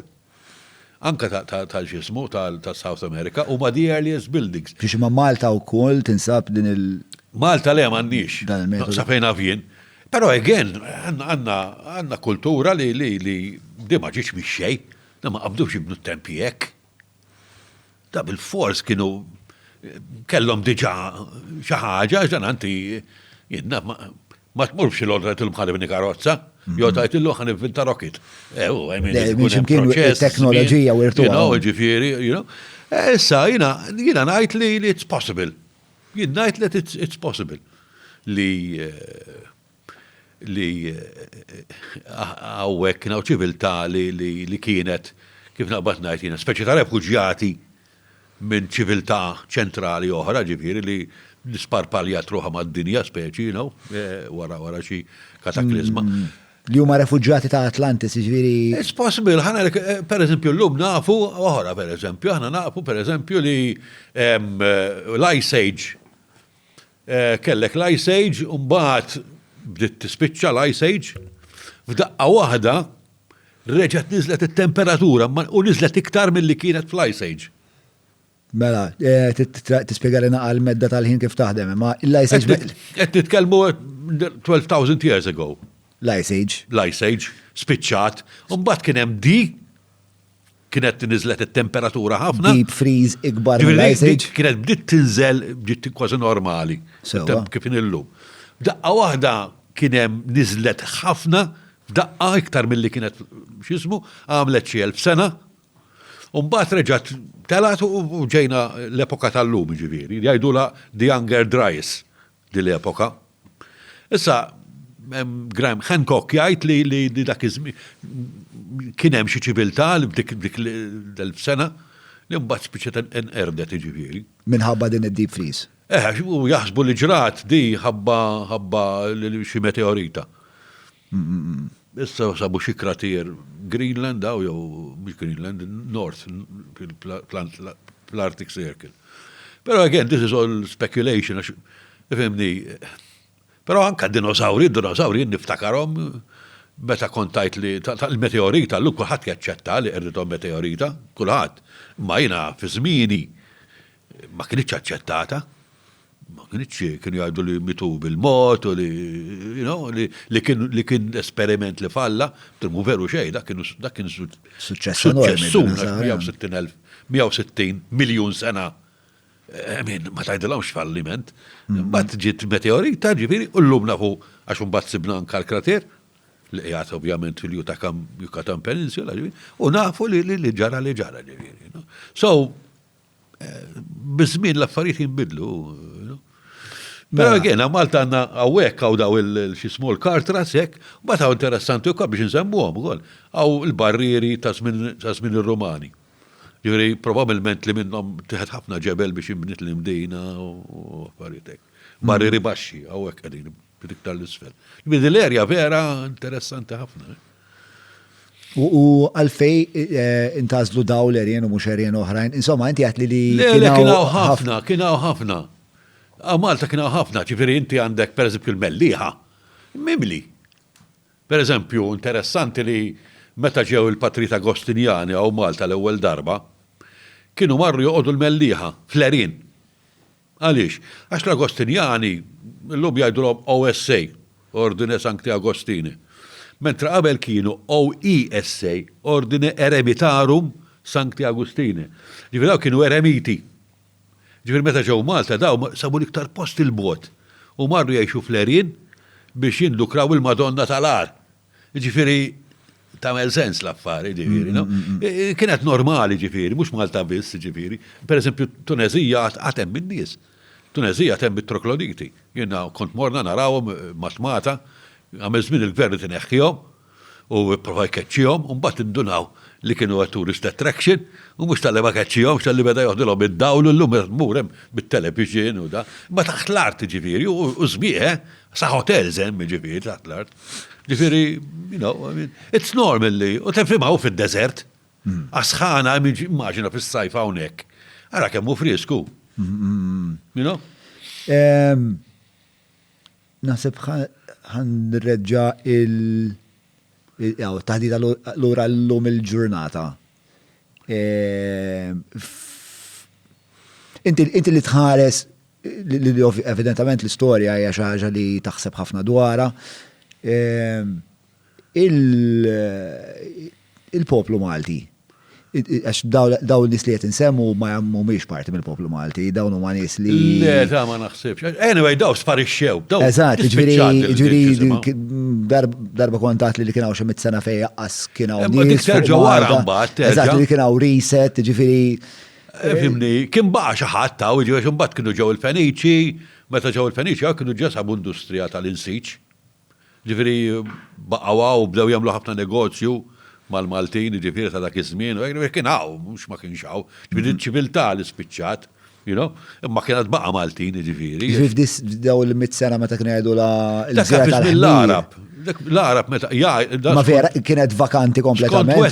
Skont Wettinger, sa Wettinger naħseb kien awtorità. Però għamlu l ħajtun fern, ġifieri, l-akkademja, għax hu beda jgħid affarijiet differenti. U skontu li meta ġew l-Arab hawnhekk żvujtaw il-Malta, li ħaġa li kienu jagħmlu għal-Arab ħafna, u għamlet xi 100 sena vojta. U mbagħad kien baqa' ftit, imma baqa' ftit għawdex Maltin, mhux Maltin, issa tinsix again. Aħna konna Puniċi. Aħna ngħidu l-gwerer Puniċi u hekk, Puniċi tfisser Kartaġiniżi, ġifieri l-Arab għaw ir-Rumani lill-Kartaġiniżi tan-Nord Afrika kienu jgħidulhom Puniċi. Mela aħna konna North African stock. Niftehmu? Konna taħt il-Bizantini, però North African stock, ġifieri ma konniex Ewropej aħna żewwa. Bat l-Arab kienu żvujtaw il-Malta, kien baqa' ftit nies għawdex u ftit nies wit ir-Rumi, u wit ir-Rumi għalhekk tfisser x'huma lill-insar kienu jgħidulhom ir-Rumani. Għax aħna ngħidu Kostantinopli, però dawk qatt ma referew għalihom infushom bħala Ortodossi jew Griegi jew. Meta tajt għal dawk għal-meta ta' Kostantinopli, sewwa. Huma dejjem irreferew għalihom infushom bħala Rumani. Huma kienu Rumani, kienu bħala Rumani. Li bl-arbi tiġi Rumi. Allora il-ftit li kien baqgħu Malta minn daw in-nies Bizantini, l-Arab kienu jgħidlhom Rumi u kienu jgħixu f'dal-post li jismu wit ir-Rumi sal-lumi ġifieri, ġifieri. Però mbagħad l-Arab kien baqa' daw il-ftit. Però mbagħad it was repopulated Malta, dejjem skont Wettinger. Minn Arab li ġew minn Sqallija, ġifieri Arab Sqalli. Li ġew propja biex jagħmlu xogħol ta' piraterija. U l-lingwa tagħna minn hemmhekk ovvja dan is-sikolo. Ovvja, fil-fatt aħna m'għandniex fil-lingwa tagħna m'għandniex kliem li jmur lura pereżempju lej il-puniku jew hekk, aħna l-lingwa tagħna tasal sal-arbi. Imma arbi ittaljanizzat, speċjali fih. Ma ittaljanizzat b'żmien mbagħad u għax ifhimni, inti titfemni Malta kienet posta frontiera. Il-Malti huwa lingwa franka, imma jew minħabba li jettaj li l-Arab ġew minn Sqallija u kol importaw magħhom. Daw ġabu ovvjament il-sin tagħhom magħhom. Li huwa arbi ittaljanizzat. Jo, arbi naqra bl-Sqalli miegħu hekk, kien imħallad bl-Sqalli, però aħna sar iktar Sqalli. Minħabba rubija tagħna. Minħabba rubija konna ħafna kummerċjali. Għax aħna pereżempju, aħna l-istorja ta' Konti Ruġġieru kulħadd jafa, però kulħadd jafa ħażin. Għax Konti Ruġġieru meta ġi l-ewwel wieħed, il-Konti Ruġġieru. Da ġi, saraq kull ma sab u telaq lem. Ġibri daħal l-Arab għaw meċċu huma baqa kollox kif kien, mhux veru li sirna nsara u li mu veru xejn. Mbagħad xi 30 sena wara, it-tifel tiegħu li kien ir-re Ruġġieru qal isma' l-Arab x'qed jagħmlu hemm. Hemmhekk irridu għalija u ġi ġab il-qassisin, ġab isqof, l-Arab keċċihom, għallhom jon kellha tidu tħallsu il-ġizja x'inhi insomma, u għamilha tiegħu. Sewwa. Però aħna domna miet ta' snin, ħafna ta' fil-maġġoranza tagħna Musulmani il-Maltin. Aħna mbagħad bdejna nsiru nsara għax bdejna niddiljaw ma' Sqallin, mal-Isqallin, u għaġbuna l-flus tal-insara. U għandna aħjar nkunu nsara, hekk nagħmlu l-biżniss ma' daw. Tinsix li Malta eqreb għal Sqallija mill-qrib Tunezija u hekk ġifieri biex taxxaq terġa' hawnhekk kien hawn reliġjon nisranija sewwa. Fejn kien hawn reliġjon? Il-leader sana kienu nsara. Il-Normanni. Il-mexxejja kienu nsara ma aħna konna Musulmani. Aħna domna ħafna Musulmani. Allora kien ħafna inċentiv biex inbidlu. San Paolo ġinansija, daw kollha stejjer. Mawra sal-ħadnu ta' Derek mhux transazzjoni kif ġibu laħaq, fejn apparti tinqeda blifjen kwalità se tiġi mejjunsa biex issawwar l-arfin tiegħek dwar dak li qed tiekol u titma' lil familtek. Biss jekk m'għandekx il-ħin tad-disa fejnhom il-belt, ibad WhatsApp lil Derek fuq 9986-6425 biex waslulek ix-xirja fuq l-adba. Ġifieri aħna ma kollha stejjer li ma kienx hawn jew li ġiew konvertiti. Ġi u ma ġiex irrelevanti, aħna l-ewwel evidenza li għandna ta' Nsara u Malta hija ta' raba seklu. Sewwa 400 sena wara Kristu qed nitkellmu ġifieri. Li hija Bizantina.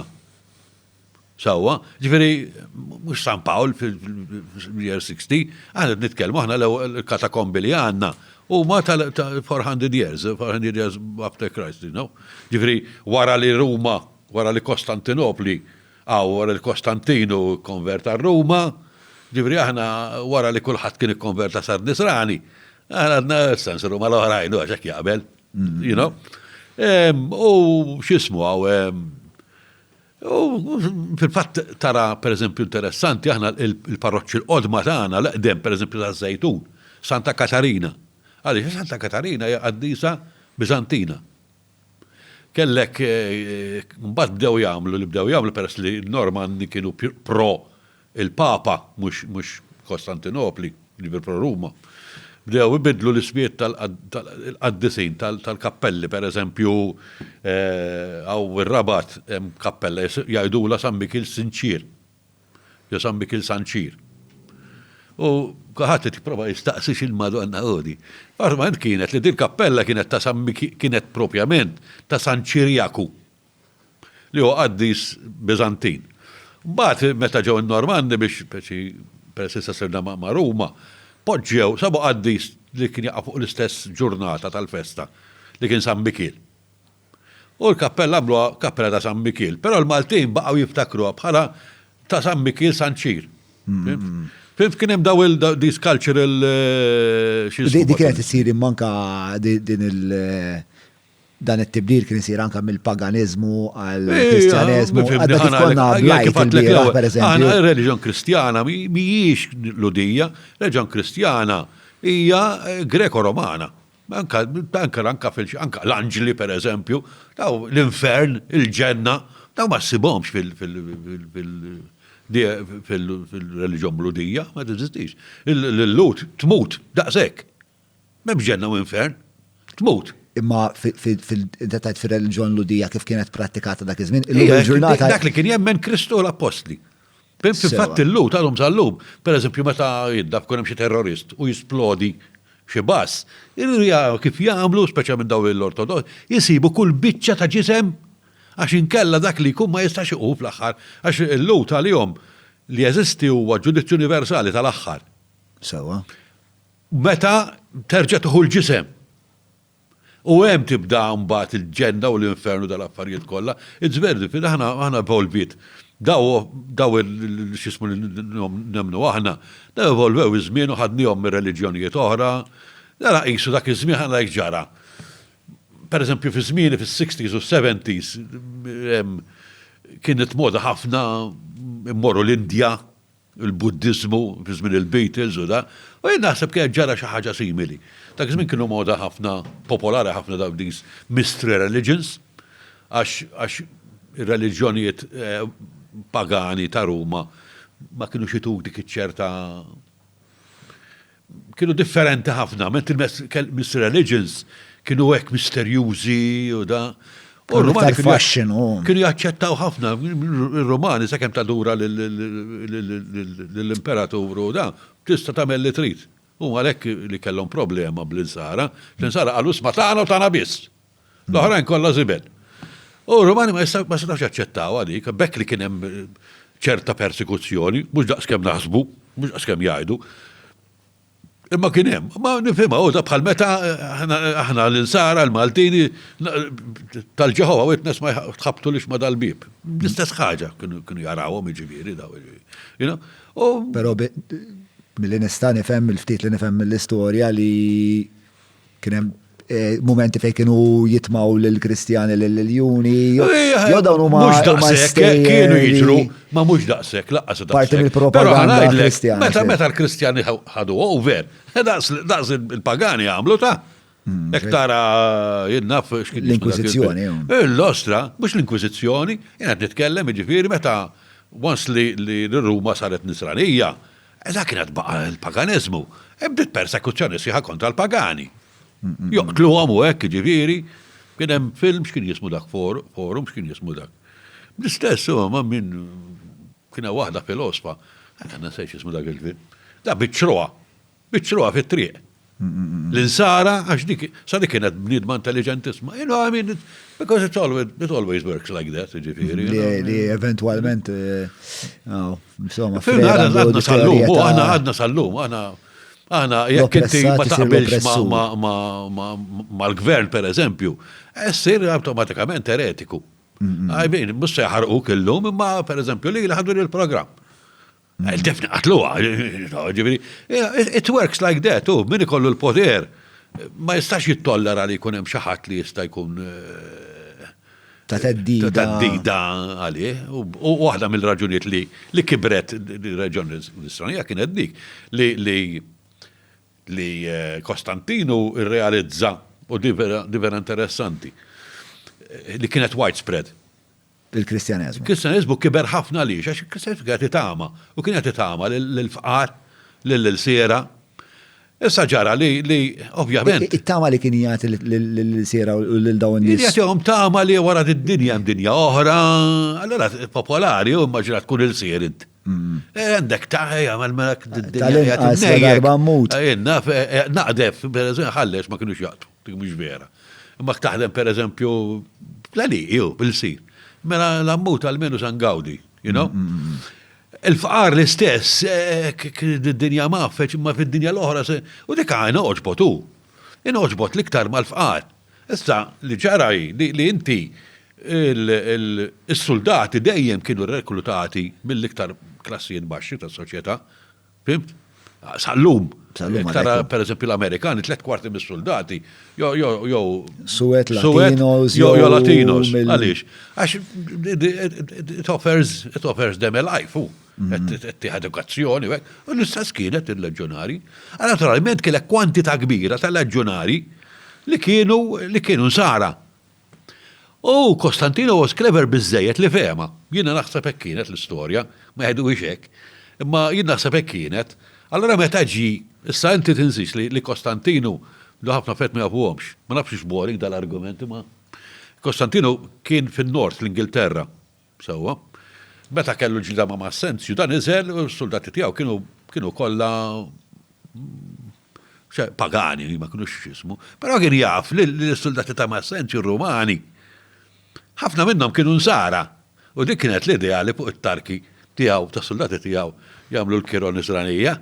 Biex il-dak jagħtuhom l-impressjoni, isma' aħna bħalkom insara ta' naturalment rebaħ. Għax dak is-soldati kienu miegħu, ġew miegħu awtomatikament. It was clever. Tantu hekk li meta l-Arc de Triomphe m'ebda ħiel ta' xi ħaġa Nisranija fih. It's very pagan. Veri mhux veru għax kien jox qallu alla. It was a political expedient. Interessani ħafna ma nafx rajt ktib ta' Yuval Harari u Sapiens. Għandu għatta kapitli meta jibda jitkellem fuq il-fizzjonijiet u kif il-fizzjonijiet bħal per eżempju reliġjon jaqduna f'komunitajiet ma' nies li qasbis nafuhom. Iva, reliġjon, però reliġjon għal-biċċa l-kbira tan-nies hija importanti. Għaliex, għax inti waħdek you're a nobody, imma meta jkollok, meta tkun fi grupp, tatik is-saħħa hu. Tara anka fil-partiti politiċi, għalhekk il-partiti politiċi, jinax il-partiti politiċi bniedem li fil-ħajja waħdu muħadd. You know, I mean, mur jgħadam fabrika jieġi id-dar, mara tgerger, da. Mbagħad ikun hemm il-meeting, waħad bil-bandiera kulħadd jgħajjat, għada tħossu xi ħaġa da. Hemm dak il-Ministru li għalih. You know, it's the same anka, you know. Kwistjoni ta' identità. Identità, u għandek l-allat, u għandek il-qaddisin. Anka di, per eżempju, l-qaddisin tagħna tal-insara, aħna għajdu aħna monoteista r-reliġjon tagħna Alla biss, mu veru ġej. Aħna flok ngħidulhom Alla ngħidulhom qaddisin. Imma aħna għandna panteon sħiħ ta' qaddisin. U mbagħad hemm ġove jew bħalma kien il-Roma li kienu l-Alla fuq l-allat. Imma aħna biddinilhom l-isem. Ma bażikament aħna we're still living the Roman Empire. Jien hekk inħoss almenu illum, you know. Mela, Salf, ħaniftaħ naqra il-taħdida għal-patruni. Inti familjari ma kif taħdem il-sistema tal-Patreon? Ma tanċ għad nizajr, le, bazzgħament sempliċi ħafna ta' Patrun, speċi ta' subscribers, sewet najt. Ma ma naqra iktar minnek, fil-sens, apparti li jem il-bicċa xol ta' subscription u li jiġu l-studio, jiġu reġistrazzjoni bħal daw. Bħal sabitu be klab, bezwelna, sepi, nux. Ta' u dali interessanx fil-sens li aħna u koll għanna naqra din il-koezjoni li taqqadna. Zgur fil-fat, dawn huwa komuni ħafna tari bit-trob, per eżempju il-Fabian Society, kien hemm ħafna daw, anka fizmin l-istorja ġifieri, li jingħaqdu nies, li jistgħu jiddiskutu, and that is the good thing about, fil-fatt jiena naħseb li l-podcast kiber minn daqshekk, ġifieri, ma baqax inti tintaqa' ma' xi ħadd, issa tintaqa' ma' xi ħadd plus li hemm nies oħra li qed isegwu li qed jaqsmu l-istess idea, ġifieri naħseb ħaġa li bżonna ħafna qiegħda l-pajjiż. U x'ismu, ġifieri u jiena nimpenja ruħi li anke meta niltaqa' ma' nies kemm hawnhekk u kemm barra triq li nimpenja ruħi biex vera nisma' dawn li x'ikunu qed jgħidu. ħafna minnhom ikollu ħafna affarijiet ta' valur x'għiduli, ħafna pariri, ħafna insights, ħafna ġrajiet storiċi li stgħu jikkoreġuli l-perċezzjoni fuq ċertu idejat soċjali jew politiċi li għandi.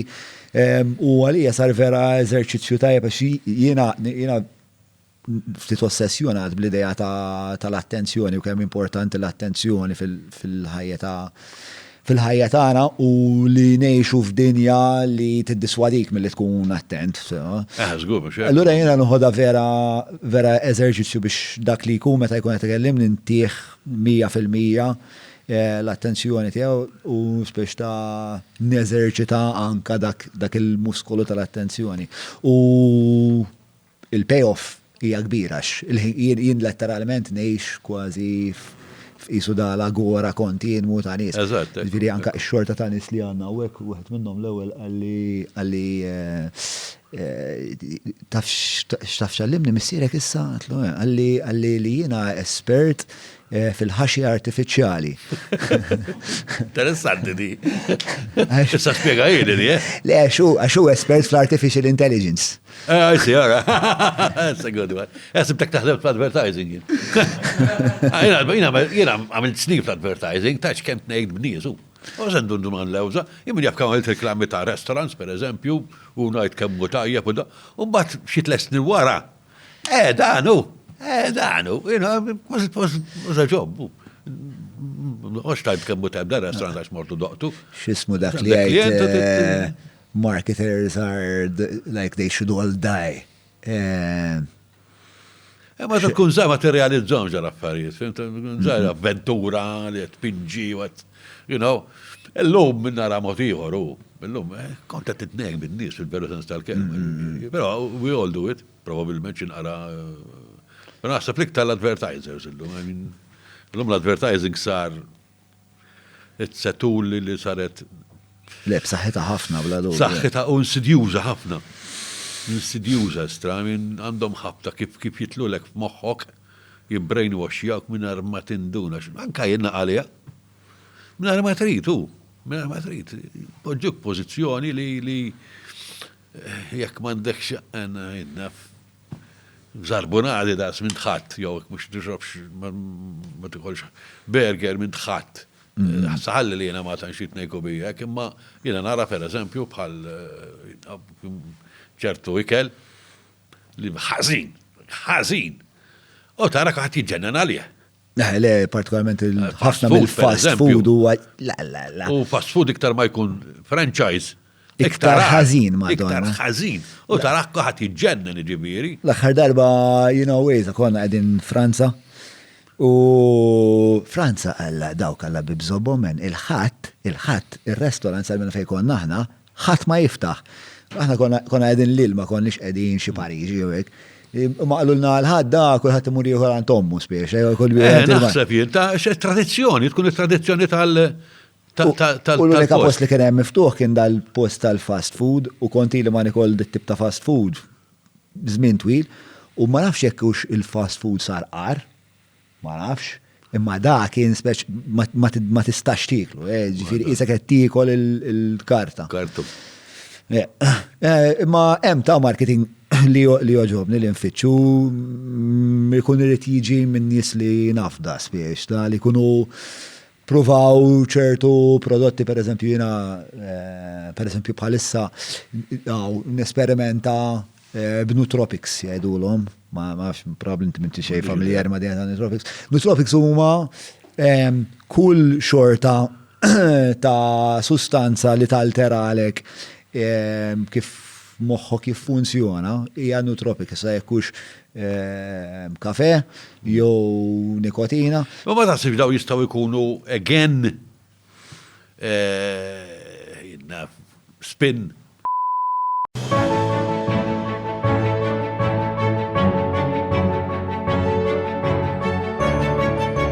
Il-ħobża tal-Malti, il-ħobża tal-Maltin, minant il-Maypole. Għaxin ħanħu minn, jien għandi sana 70 sena bġu. Imma mbagħad hemm fi żmienek tafx ma kienx hemm ir-Reddit.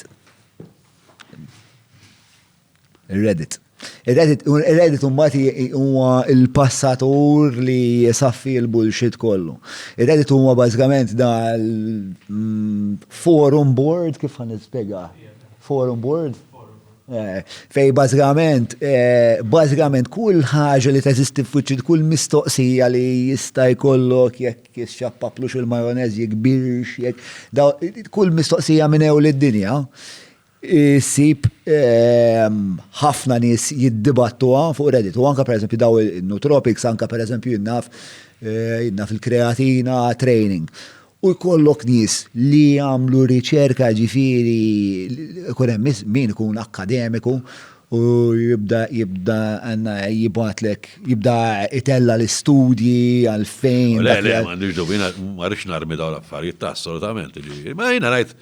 U le, ma il-potenzjal biex. All-right, għajja ma tanċodhom li kienu. Kif tħossok saf ta' 70? Onestament, naħseb kuħat jgħajda din. Ma naraxej differenti minn meta kelli 40 jew 30, ma naraxej. Le, mux kullħat jgħajda ta' self. Le, kuħat tħossu jgħajt, ma nħossnix ġismu. Kunem, ħana, I feel I'm wiser, per eżempju. Għax ovvjament, inti you can look back and compare. So, ovvjament, minnu kapaċi għamela, mux kapaċi għamela. Imma, fimni, Meta tikkuntrasta per eżempju missierek ta' 70? Ma dik żgur, jiena ara kont ngħid, iktar minn 50 ma rridx ngħix. Immaġina. X'aħna meta kont tara raġel ta' 50 dak iż-żmien. Xie. Dal-aħħar rajt intervista mal-Markis Xikluna, dak li kellu l-mistiku hekk dak imġenn. U qed jitkellmu dak qed jintervista Bandi Poliadu tifel. Allora, raġel ta' 60 sena xieħux. Ġifiri, daħt nitkellmu fil-70s. Dak iż-żmien ta' 60 sena jure bloody old man. Illum, jekk għandu 70 sena. All right, pront, f'dik tara nixieħ, imma nara nixieħ. Dik astara. Għalek. Le, fimt, mi ma ħossnix. U għalfej taħseb li ma tħossok xanzjan, spiex ta' hemm element minnu li huwa farmaceutika, tux medicina li. Le, somehow naħseb jien minn ma naf. I was always balanced. Ġifir għat tattenx nikol, imma għat ma kilt iż-żejjed minn koll, minn xi ħaġa, għat ma kontek, li fis-sigaretti dak biss, dak għaxxata. Kellek vizzju ta' sigaretti inti? Vizzju kbir, kont impejab 60 kuljum. 60, għax konna għadem ħinijiet twal, era pakket fil-ħodu, pakket fil-nofsinhar, pakket fit-8. Għan nibqa' sejt 11 ta' billej, nofs il-lej, pejpu wkoll. Fil-ħodu sidrim farrak, poġġi beqda fuq iskrivanija, bat sigarett. Tħottini nifs. Ma tistri. Ma tajtom la kelli ġifiri, ma domt biex tajtom ġifiri, ma kont impejab 60 kuljum ġifiri. Però l-bqija, għat ma kont jek nifanga jew hekk ġifiri. So, by survive. Ma li kont bilanċat. Naħseb. Il-fatt, inti għamilt ħabta timxi ħafna niftakar. Ma l-iktar taħan għajdlek naħseb jina t-semeter of mindset. Mindset, jien hekk ngħid. Attitude. Jien hekk ngħid. Jekk inti, if you keep questioning. Eżatt, li kont se ngħid. U mhux qed ngħid biex mod akademiku ta'. Le questioning għax kurjuż. Jiena tħobb kun taf. Inti bil-fors se żżomm ruħek iktar fresh, għax inti tiskopri affarijiet ġodda. Għamina tinduna u għek, issa jennaħu mistiri. Da beda, knisja dejjem l-istess affarijiet, dejjem l-istess affarijiet, għatma never questioned anything, għana biex bil-fors da kem zaddu bl-istess affarijiet. Għamin, anka ktu tħobb laġin, fl-axħar t-dejja issa għobba t-timpana, imma kittini timpana għul-jum. Fl-axħar titlef l-interess. Jiena sissa għal-menu, ma per eżempju t-lesson ilu, bdejt nitgħallem l-editing. So, it's a new experience. Daqqa waħda issa tjerġa' nħoss għandi għab titnerġa' b'dan pitter naħseb. Kemm nixtieqek terġa' tibda. Ejwa, naf, ma issa rrid niddeċiedi. Inti tagħmilek ħafna ansjetà. Pitter irrid l-editing, you know? Għaliex x'inhu l-pjana ma ħadd lesti dak id-dokumentarju. Dak id-dokumentarju il-lesti fl-aħħar, issa wasalt fl-aħħar. Għax għandu nagħtom ftit kuntest, inti ma nafx kemm il-senilu ġbittu. Edha xi sinu konu bdew ma Abigail dokumentarju fuq il-belt u suppost kellu jasal sakemm titpoġġa l-ewwel ġebla hekk. So dal qatt ma sar. Il-ħaqna ġbidnihom dawn l-affarijiet ħafna reenactments. U għattilla bieħat latiju dak il-footage speċi, u bat naħdem fuq, u issa spandejtu, kellu jiġi 3 kwarti. Issa sar 3 episodi, 3 sijat, u tibqa sejjer sal-lum ġifiri. Għalla fej ma kellix, ovvijament kelli naqib se nivvinta, għalla bdejt namel animation, l-ewel darba li għet neditja, jettini darba su. Ma naħseb irnexxilna mela affarijiet ħareġ differenti minn dokumentari naraw is-soltu, però għandi ħinu. Ili sentej għaddejn il-abbieħ, nieqaf u nagħmel di u bat nagħmel oħra, ma kuljum, Issa għat nħossek, isni għandi bżon nibdan pitter, nerġa' tinħossni, ma nafx. Ma fimt, allora meta tgħix Kif tiddiskriviħi ma dik is-sensazzjoni li terġa' tibda tpitter? Ma nafx, Kif tidentifika? Ma ħabbatlek, isu xħattet jgħallek, mux bil-forsa namela ta' ġivi, għax jistajku ma tiġrix. Ma isu tħoss, ifimni, X'impedi? ħajtek tibqa' avventura, you know what I mean? Ġifiri, what's next? Sajna b'nemnik prokrastina ħafna, relativament ta' żied, ġifiri, biex naqbad nibda xi ħaġa ġdida, u da. U hija dik li twaqfek mit-pinġija?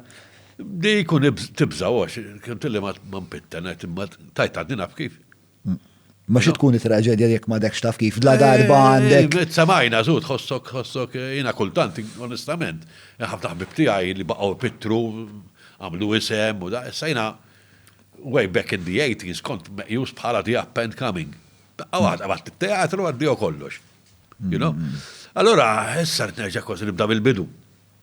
Biex najdu hekk, ġifieri. Allora, tibża li tfalli, tittamel naqra sforzu biex tajt ħaniproba. Pero again, I think.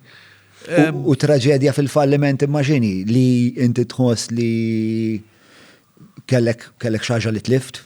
Kellek Nħossni jisni tradutur tal-arti, kultant ġifieri. Tħossok traditur tal-arti tal-pittura, per eżempju. Ma attualment, li qed nagħmel palissa fl-editing, qed nagħmel pittura ma tiċċaqlaq, pratikament, ġifieri, għax l-effetti li qed nużaw hekk, ġifieri. Fil-fatt, il-vantaġġ li għandi fuq editors oħra, jiena l-background tiegħi huwa ta' artista pittur. Allora, apparti li jiena diriġejt u mbagħad għandi ara even ma jemiġrija differenti milli tara li għamel ħadd ieħor. Fil-fatt anke kif tidderġi Abigail inħoss li tkun qed pittirhom naqra x-xeni. Naħseb għax għandha l-istess hekk tendenzi tiegħi. L-istess vena tiegħek. Naħseb jiena kif għadna ċerta ġenetika ma tantx tista' taħrab minnha wisq. Isma' kont li fuq il-Patreons, mela. Daw l-irġiel u nisa, granted illum m'għandniex ħafna nisa, forsi tfaw. Dik ċirċati l-għalek ġej, għax għalli kuna ħafna nisa. Ta' naqqa forsi, mela. Per eżempju, għadni nittin, sissa. Ma xie definition it-tin? Tħobb il-sess? Tħobb il-nisa, tħobb il-sess. U le, mux nitkellem fuq il-sess ma' missiri, jensa. Mela. Istja, tajt il-bajt minn xaħġa, istja. Jiddej, u tanka, kabi għajn iż-żawra. Di vera, jien għandi ħafna tendenzi konservativi, ta' minn kell ħafna nis jaħsbu li jena liberali xeħrat. Anka jien tajna ħosni kultant. Għadek kifat il-kulħat li għalla nittin intu, rajt ju. Ma insomma, fimni. Jek l-affarijiet ħares li jom mod naturali, ġifiri, memxej ħazin, assolutament, tu. Minn daw kolla ta' bus tal-antik, ta' Li mumma. U daw ta' sess u ek, ġifiri. Pero ssja hemm studju vera interessanti, salv.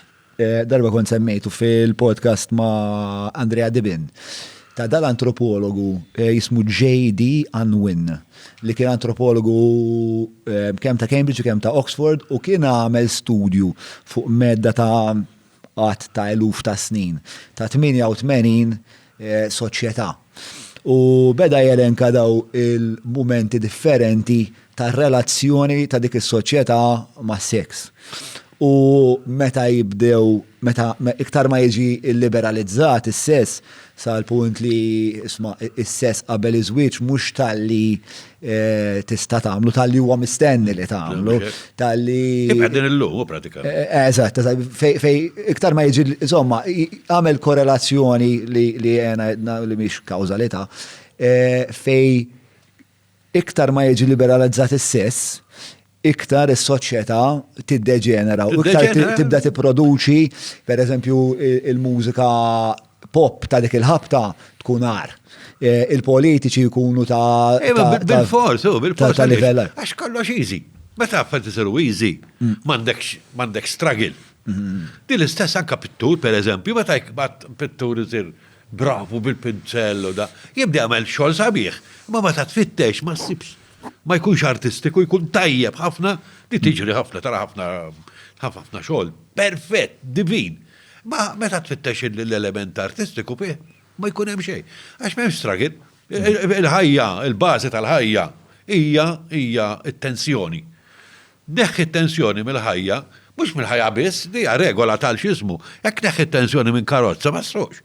Ġifieri, hija huwa fatt li l-bażi ta' kollox hija t-tensjoni. Issa meta kif kont qed ngħidu l-ewwel, meta għandek kollox, it-tensjoni tiġi negattiva mbagħad, tibda flok mexxik, tibda twaqfek pjuttost. You know, għalix imbagħad issir għażin, ma jkollha kemm tagħmel xejn, jagħmellek kollox ħaddieħor, you know.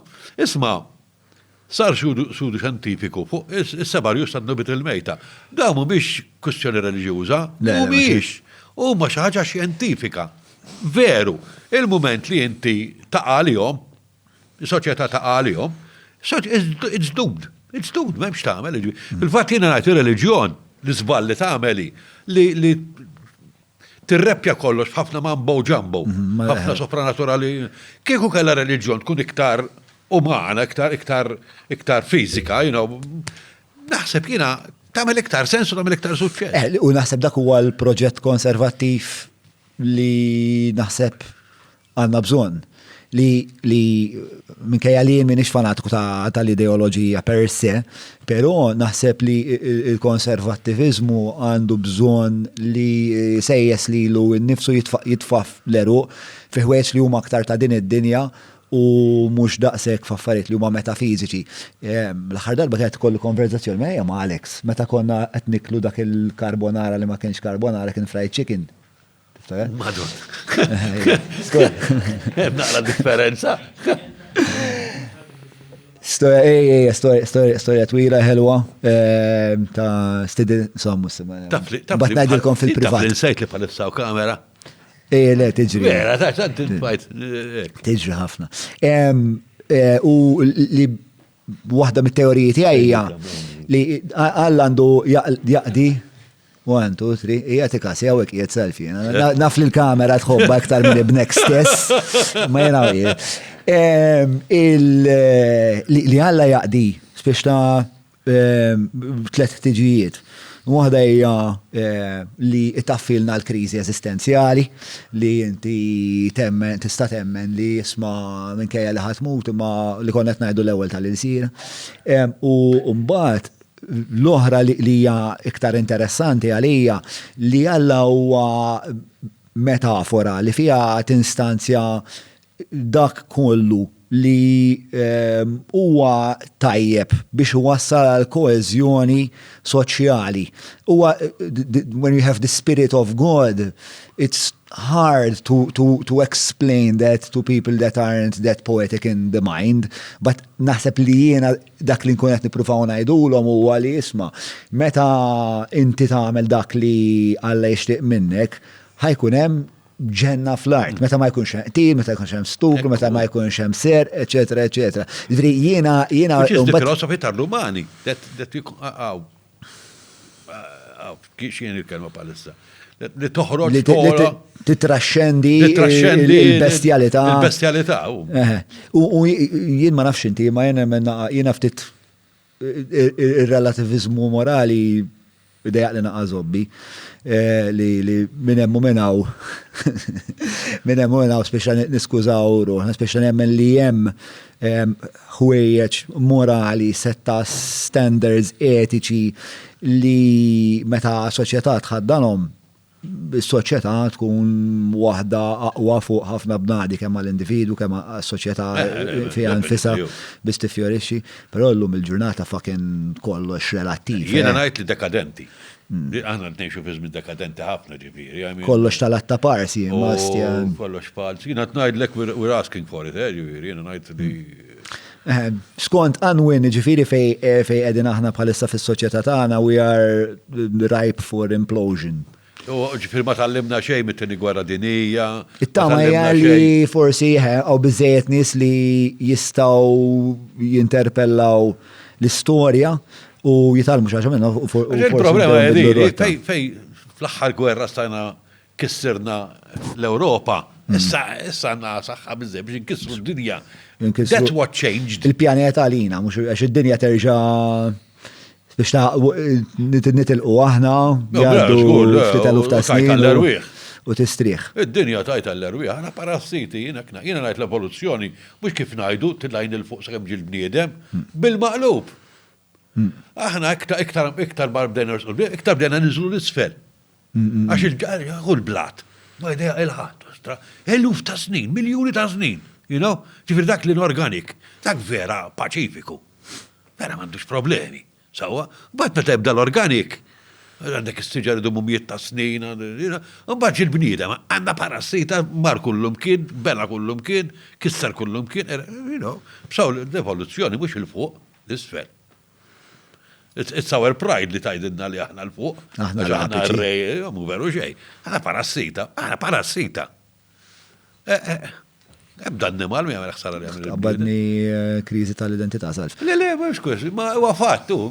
Issa jien busta nimbidel joda, il-fattu dak. Ma biex tagħmelu, Ma issa għaddu għal il-patruni jistaqsu mġuba mill-Maple bħal ħafna minn daw is-sandwiches li Carol intafa l-Carol. Eżgur Marta Roman.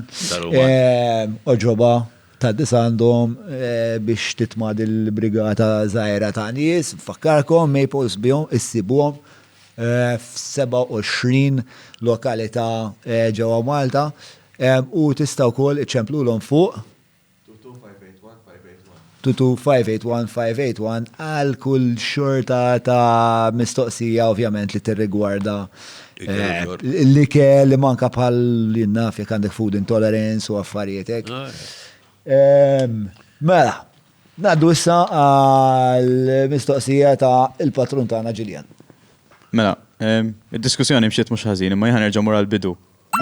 Fil-bidu tkellimt b'mod nostalġiku dwar il-mod kif kontu taħdmu b'xejn qabel u tipo kif dik spiċċat. Ma mbagħad ftit wara isu kritikajt il-mod kif il-teatru ma kienx karriera, ma stax ikun karriera dak iż-żmien. Fejn hu l-bilanċ hemmhekk? Fejn taħseb li hu l-bilanċ? Għandhom jimportaw mill-flus jew le? Nies li jaħdmu fit-teatru. Ħanajdlek, aħna meta konna żgħar aħna ma konniex naraw daw l-affett bħala karriera, anka l-arti, aħna kellna idea naqra romantika tal-ħajja, li l-artist miskin irtu mur jaħdem, mbagħad billej joqgħod ipitter jew wara x-xogħol imur rehearsals, u konna nħossuna eroj, speċi ta' Martri. Kif? Martri, hekk, speċi jiena nara li jekk tista' tgħix minn hekk, li tajba u tantu hekk li sar ħafna teatru tajjeb, fis minn Shakespeare daw kienet karriera kienu jgħixu bekk, jiġifieri mhux illum biss sewwa. Il-biċċa xogħol irid insirab il-bilanċ bħas-soltu ġifieri għax hekk issir negozju biss. U tagħmel biss dak li ovvjament li trid il-poplu, nispiċċaw nagħmlu pantomimi biss pereżempju jew kummedji biss. Ma ħsib tajba ġifieri. Per eżempju, Malta għandna problema, u kif tagħmel play naqra serja, għajt li biex udjenza hekk. Ġifieri, attualment iktar mill problema ta' flus, hekk jitħallas l-attur jew le, jien naħseb iktar hija kwestjoni ta' udjenza u edukazzjoni, naħseb jiena. Fatti qed tfakkarni f'dak il-kumment ma nafx min kien qala xi ministru dan l-aħħar li l-artisti għandhom bżonn ikunu businessmen jew xi ħaġa ma nafx. Le di kelli naqra ta' disgwit ma jira dwarha. Jien naħseb li għandu biċċa raġun dwarha u li qal li fil-komunità tal-artisti il-business IQ mhuwiex popolari ħafna u jien li waqgħet li żokorti fil-komunità tal-arti nista' ngħidlek li dak il-kumment huwa pjuttost veru. Aħna ħafna drabi għalla borderline suicidali meta niġu għal-sostenibilità tkun inti xaw tal-bands li għalla ħalsu l-kirja huma biex morru jdoqqu jġibu soundman huma ma jagħmlux flus, xaw tat-teatru li jsir mingħajr ħsieb ta' finanzi u sostenibilità. U il-ħaġa li inti tant tkun toġbok l-arti, tant tkun tuħu gost l-arti li kważi meta tibda mbagħad tinvolvi l-flus, tibda isek tniġġisa, tibda isek tagħmilha pastaża isa ħamalla hekk xi ħaġa kruda. Issa forsi kunċett romantiku, imma veru, ovvjament hekk tgħidlu l-flus. Il-flus tinoġob. Allora ovvjament tibda tagħmel kompromessi. Però hemm ħafna biċċiet art li huma popolari, il-Beatles pereżempju. Le, ifhem, min kollox hemm. Pereżempju, jiena nfhem fil-pittura pereżempju, inti kellek il-Peter Paul Rubens. Dak kien miljunarju, kien ambaxxatur, ġifieri dak kien jgħix the high life. Bad kellek kważi żmienu kellek il-Rembrandt li da beda kien the toast of the city, of the town. Mbagħad spiċċa meta beda jagħmel ix-xogħol li jħobb jagħmel, da spiċċa fqir, pereżempju, għax he was true to his art. You know, illum nadorawhu.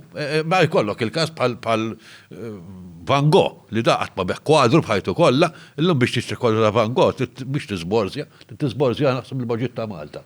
You know? Ġifieri, dak kien hemm minn kollox patul. Again, il-biċċa xogħol naħseb li hija irid ikun hemm il-bilanċ.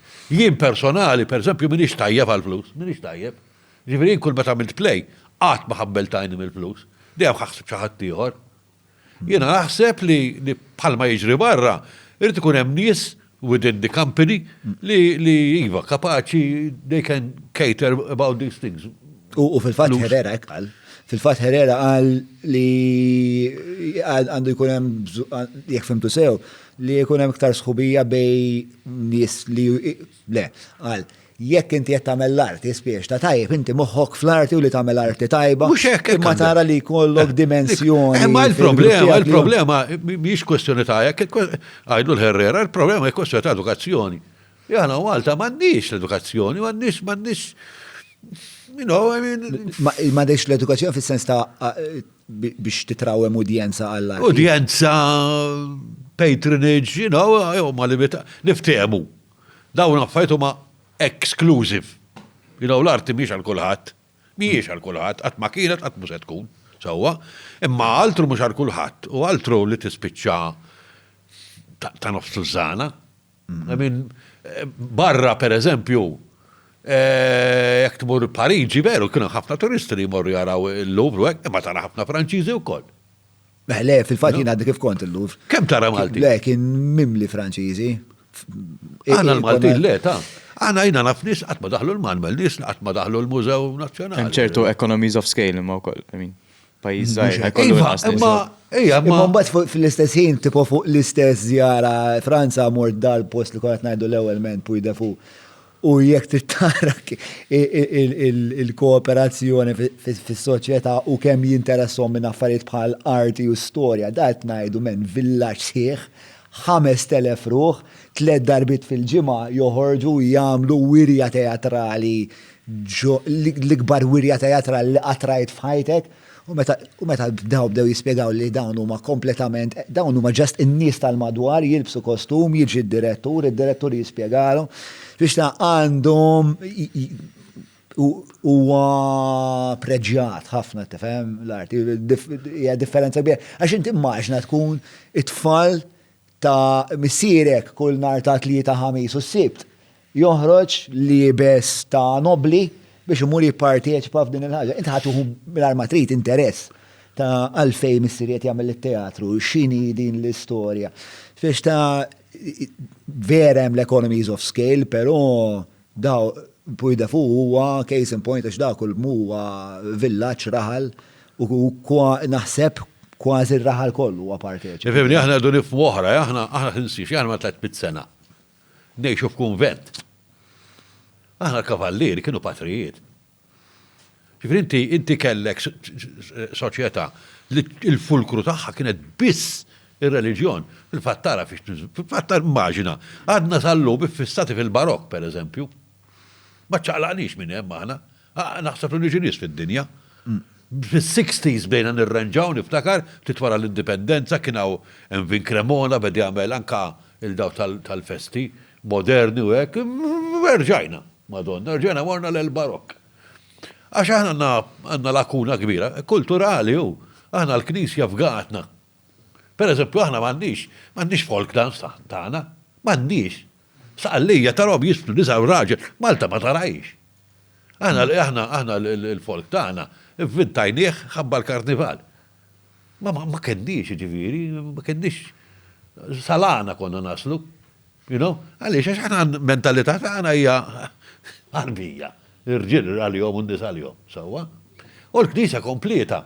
Ġiviri, aħna ma kenniex, ma tantx kellna exposure għal il-ftit kellhom dok ta' madwar li bliet.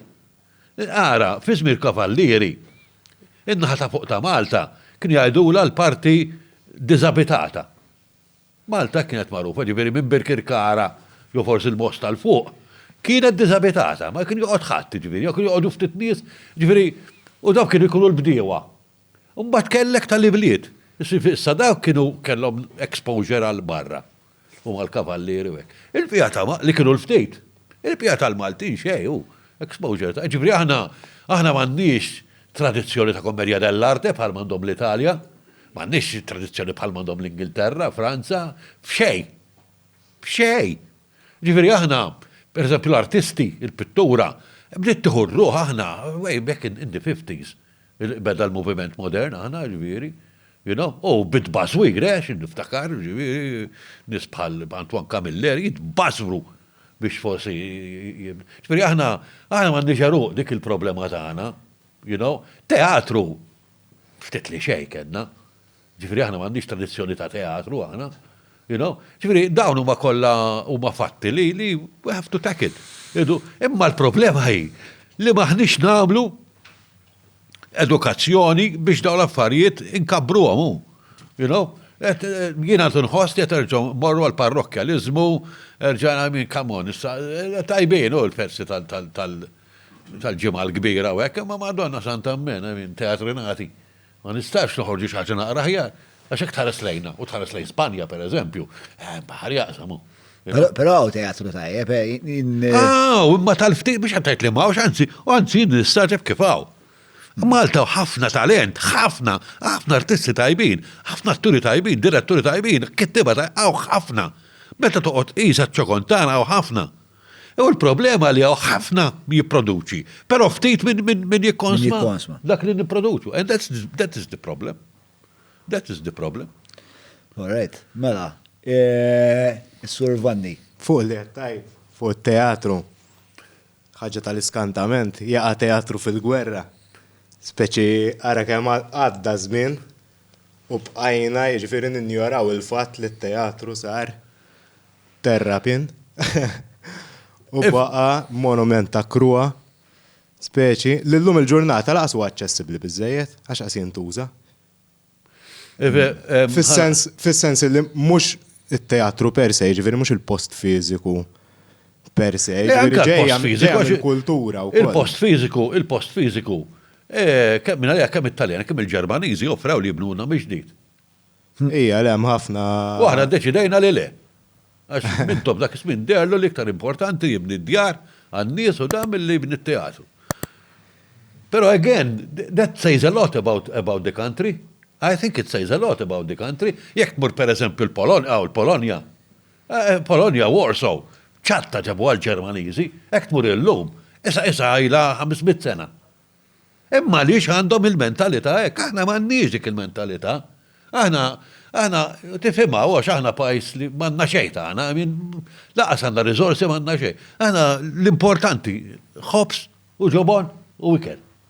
Ma dak kien żmien ieħor naħseb speċjali. Li kont se ngħid kien żmien fejn kien hemm bżonn forsi element ta' rikostruzzjoni soċjali u fejn forsi kien hemm element ta' faqar fejn kien importanti li tipprioritizza dik il-ħaġa, però fl-istess ħin jindika wkoll dak li qed tgħid inti ta' jiġifieri. Ma għax dik li għax aħna ddeċidejna li bil-ħobs biss jgħix il-bniedem. Il-problema li bqajna weħelna hemm. Eżatt, Għax eżatt. weħelna hemm. Jiena nifhem li jkun hemm epoka fej dik tiġi l-priorità, li tagħmel il-housing ikun priorità u li titma' nies. Ma offrawlek biex jagħmlu hekk b'xejn. Offrawlek biex jagħmlu hekk b'xejn. Imma ma kienx priorità. Għax il-kultura b'nek, you know. Għamin, aħna l-lum nitkellmu il-Teatru Manuel kieku tafu minn xi xadda. Il-Teatru Manuel għamel żmien kien jinkera. Kien jinkera lil daw in-nies li ma kellhomx fejn joqogħdu, tħalla xada żgħira, ittik parkett u tmur torqod fih. Kien jinkera lek, għaliex? Kien dormitorju. Kien dormitorju tal-fqar. Għaliex? Għax dos house. Għax ma kien hemm Teatru Real, Teatru Manuel ħadd ma baqa' jmur, ma baqax intu, kien tokis. Kien spiċċa tokis, ġifieri, l-Ingliżi mbagħad għamlu Teatru Reali, ġifieri, għax aħna Alla jberikna, dejjem ngħidu għax l-Ingliżi għax naħseb għamlu aktar ġiet l-Ingliżi milli għamilna aħna kemm inna indipendenti lil dal-pajjiż. Da għalmenu għamlu teatru. Issa waqab il-gwerra, imma għamluh. Aħna x'għamilna? Ngħidu nkunu onesti. Aħna kemm inna indipendenti x'għamilna? Għax l-unika ħaġa li hemm naħseb li hija diċenti dan iż-żmien kollu li għadda naħseb hija huwa il-Parlament. Li huwa xogħol ta' arti ta' bniedem isem internazzjonali. Imma l-bqija tagħna m'hemm xejn. Jekk tfittex aħna. Anka issa niddejna għadhom dal-affarijiet, aħna bil-Malti nbossu b'son ħaddieħor. Aqas history ma għandna aħna. History tagħna qasna fuqha, qas aħna interessati nkunu nafuha. Aħna l-istorja tagħna. Meta jissemmew daw il-periti Ġilor Mukassar biex daw mhux Maltin kienu. Ġilor Mukassar. Le, kien hemm oħrajn, kien hemm anke artisti kien hemm imma l-ftit. U daw ma kienux again, kienu għal-kavallieri li kienu patrijiet u l-Knisja. Allora aħna l-Maltin zvugajna kollox fil-knejjes, fimt? Aħna m'għandniex x'isima kultura lajka, m'għandna kważi xejn. Meta tfittex bis-sibma u tifhem għaliex għax l-irħula L-irħula ma kien ikollhom xeħli fil-Knisja, għalhekk il-Knisja tiddomina, you know, għax kull min da jitfa' kollox fiha, għax dik biss kellna. You know? Allora kollox jinħallu l-flus, immorru naħdmu u nagħmlu l-lavur u mill-laqwa u nikkompetu ma tar-raħal ieħor. You know, isu bħal żmien it-temp jingħidu jien tal-pressorja ġifieri. Imma dik hu aħna ħaddieħor anka li kell għandhom tradizzjonijiet. Aħna għajduli x'għandna tradizzjonijiet. Għax il-ftit li kellna ridnihom għasanna. You know, ħansemmi pereżempju l-Borsa ta' San Martin. Illum bdednija ma x'ismu St. Andrew x'il-Madonna jisimgħu St. Patrick's. St. Patrick's. Għaliex? Għax aħna m'għandniex għaruq. Dispeċini ngħidhom dal-affarijiet. M'għandniex għaruq ta' xejn. Mhux tortana forsi. Għamina xaħna qatt ma konna nazzjon. U naħseb li qatt ma kien misna sirna nazzjon. Aħna konna laki li kien hawn il-kavallieri, u l-kavallieri meta kienu Malta kienu jgħidlhom Chevalier de Malt. Sewwa, ovvjament kellhom l-ambaxxati bħala x'ismu, allura Malta ġiet qisha pajjiż għax kien hawn il-kavallieri. Imma l-kavallieri mhux aħna. Meta telqu l-kavallieri, kien hawn il-ftit, in-nobbiltà, l-avukati, in-notara, fimt? Li dawk huma tara ċerti ismijiet, per eżempju, li tafhom fil-politika tal-lum, ta' ftitilu, per eżempju, Borġ Olivier, issibu fi żmien il-Franċiżi kien diġà qiegħed. Kien diġà dak il-kunjom issibu, per eżempju, you know? Li dawk kienu n-nies tal-ibliet. Li dawk kellhom kultura, kellhom. Ovvjament, biż-żmien, illum daw qed ngħidulhom tal-Pepe, ngħidulhom is-snobs, ngħidulhom li dawn huma, kien hemm dik il-kriżi. Issa x'ġara. Kissirna dik. Biex għamilna floka. Ixxej. Id-dispeċini ngħidha ma. Hemm ħafna talent, dik li nistaġa, għax l-pajjiż għandna talent kbir, tistaġa meta toqgħod qisha talent enormi. La tara xogħol dal-aħħar biċċa xogħol ta' waħed artist mal, bqajt imbella, vera sabiħ. Minu? Butiġiġ tajjeb ħafna. Ma tantx u hemm ieħor vera tajjeb ukoll. Ma Ovvjament, s-suq zaħir, u koll ġifiri, pero l-iktar wahda jadiju li aħna għatma konna pajis, għatma meċċejna aħna, dem tħattiħor, u warbu l-ġrajja tagħna. Aħna dejjem niċċelebraw l-istorja ta' ħaddieħor, tal-kavallieri, tal-Franċiżi, tal-Ingliżi, tagħna laqqasna fuqha. Mela, fuq dik għaw iktar mistoqsijiet? Ma mhux m'għandna xejn. Għandna l-pastizz u speaking of, peress li ħassu skomdu l-ewwel. X'in il-pożizzjoni favorita tiegħek? All right, ciao, good night. Importa l-ek wara l-programm. Le, tajt li xej, ma rridx nkun naf. Irrid dak il-lejla. Le, li kont se ngħid fuq tal-arti għax l-ewwel ġeltuni naħseb daqsxejn, max bdejtu tejja għandkom reġun. Mhux imdori. Għalkemm tixraqlek, ġifieri ta' opinjonist. Le, għax bdejtu titkellmu fuq il-kompromess speċi tal-artist. Illi joħat tagħmel arti tajba, joħat tagħmel arti kummerċjali. Le, biex daqsek. Le, nista' nipprova noħroġ somma minna di għax jiena kol nisomhom ta' anka da. Elaboranti. Daqs jagħmel arti tajba, pereżempju.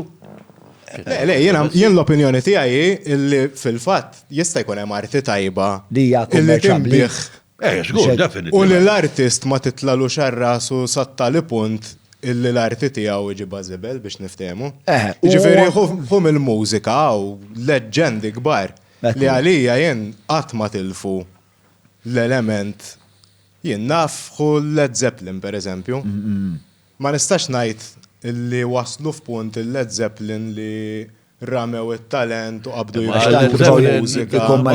Dak imbagħad meta taħaq ċertu x'ismu mbagħad tagħmel li tritu. Le, granted, imma hawn minn laħaq ċertu livell u mbagħad qabad it-triq tan-nies. Le, għara jiena naħseb li l-aħjar somma li jista' jagħmel artist jekk iddeċida li ħajtu se tkun l-arti huwa li fil-ġerarkija ta' dak li importaħ minnu jagħmel is-sostenibilità it-tieni post fil-klassifika. L-ewwel post tibqa' l-kwalità tal-arti. Sewa, u dik mhux negozjabbli. U mbagħad taħta marti tkun is-sostenibilità. U inti dejjem tipprova toħloq dan il-bilanċ, din iż-żifna bejn it-tnej. Però dejjem qed tmexxi l-pass, ir-ritmu noħduh mingħand l-arti. Il-kwalità. Eżatt, le, l-kwalità tal-arti u li l-arti għadha tajt xi ħaġa. We go for quantity iktar mill for quality, b'xorta ħażina huwa fattu. Sa per eżempju, dal-aħħar intnefaq ħafna flus, per eżempju, film Blood on the Crown. Paprata. Mhux tal-li hekk tal-li għamilna mbagħad il-xisimhom l-awards u ma nafx kemm ħa awards, għandu skript ikraħ ħażin. Jitkellem fuq is-6 Ġunju. Ma jissemmix wieħed li kellu xaqsam ma' 6 Ġunju, ma jissemmix wieħed li hu wieħed ta' ġifieri.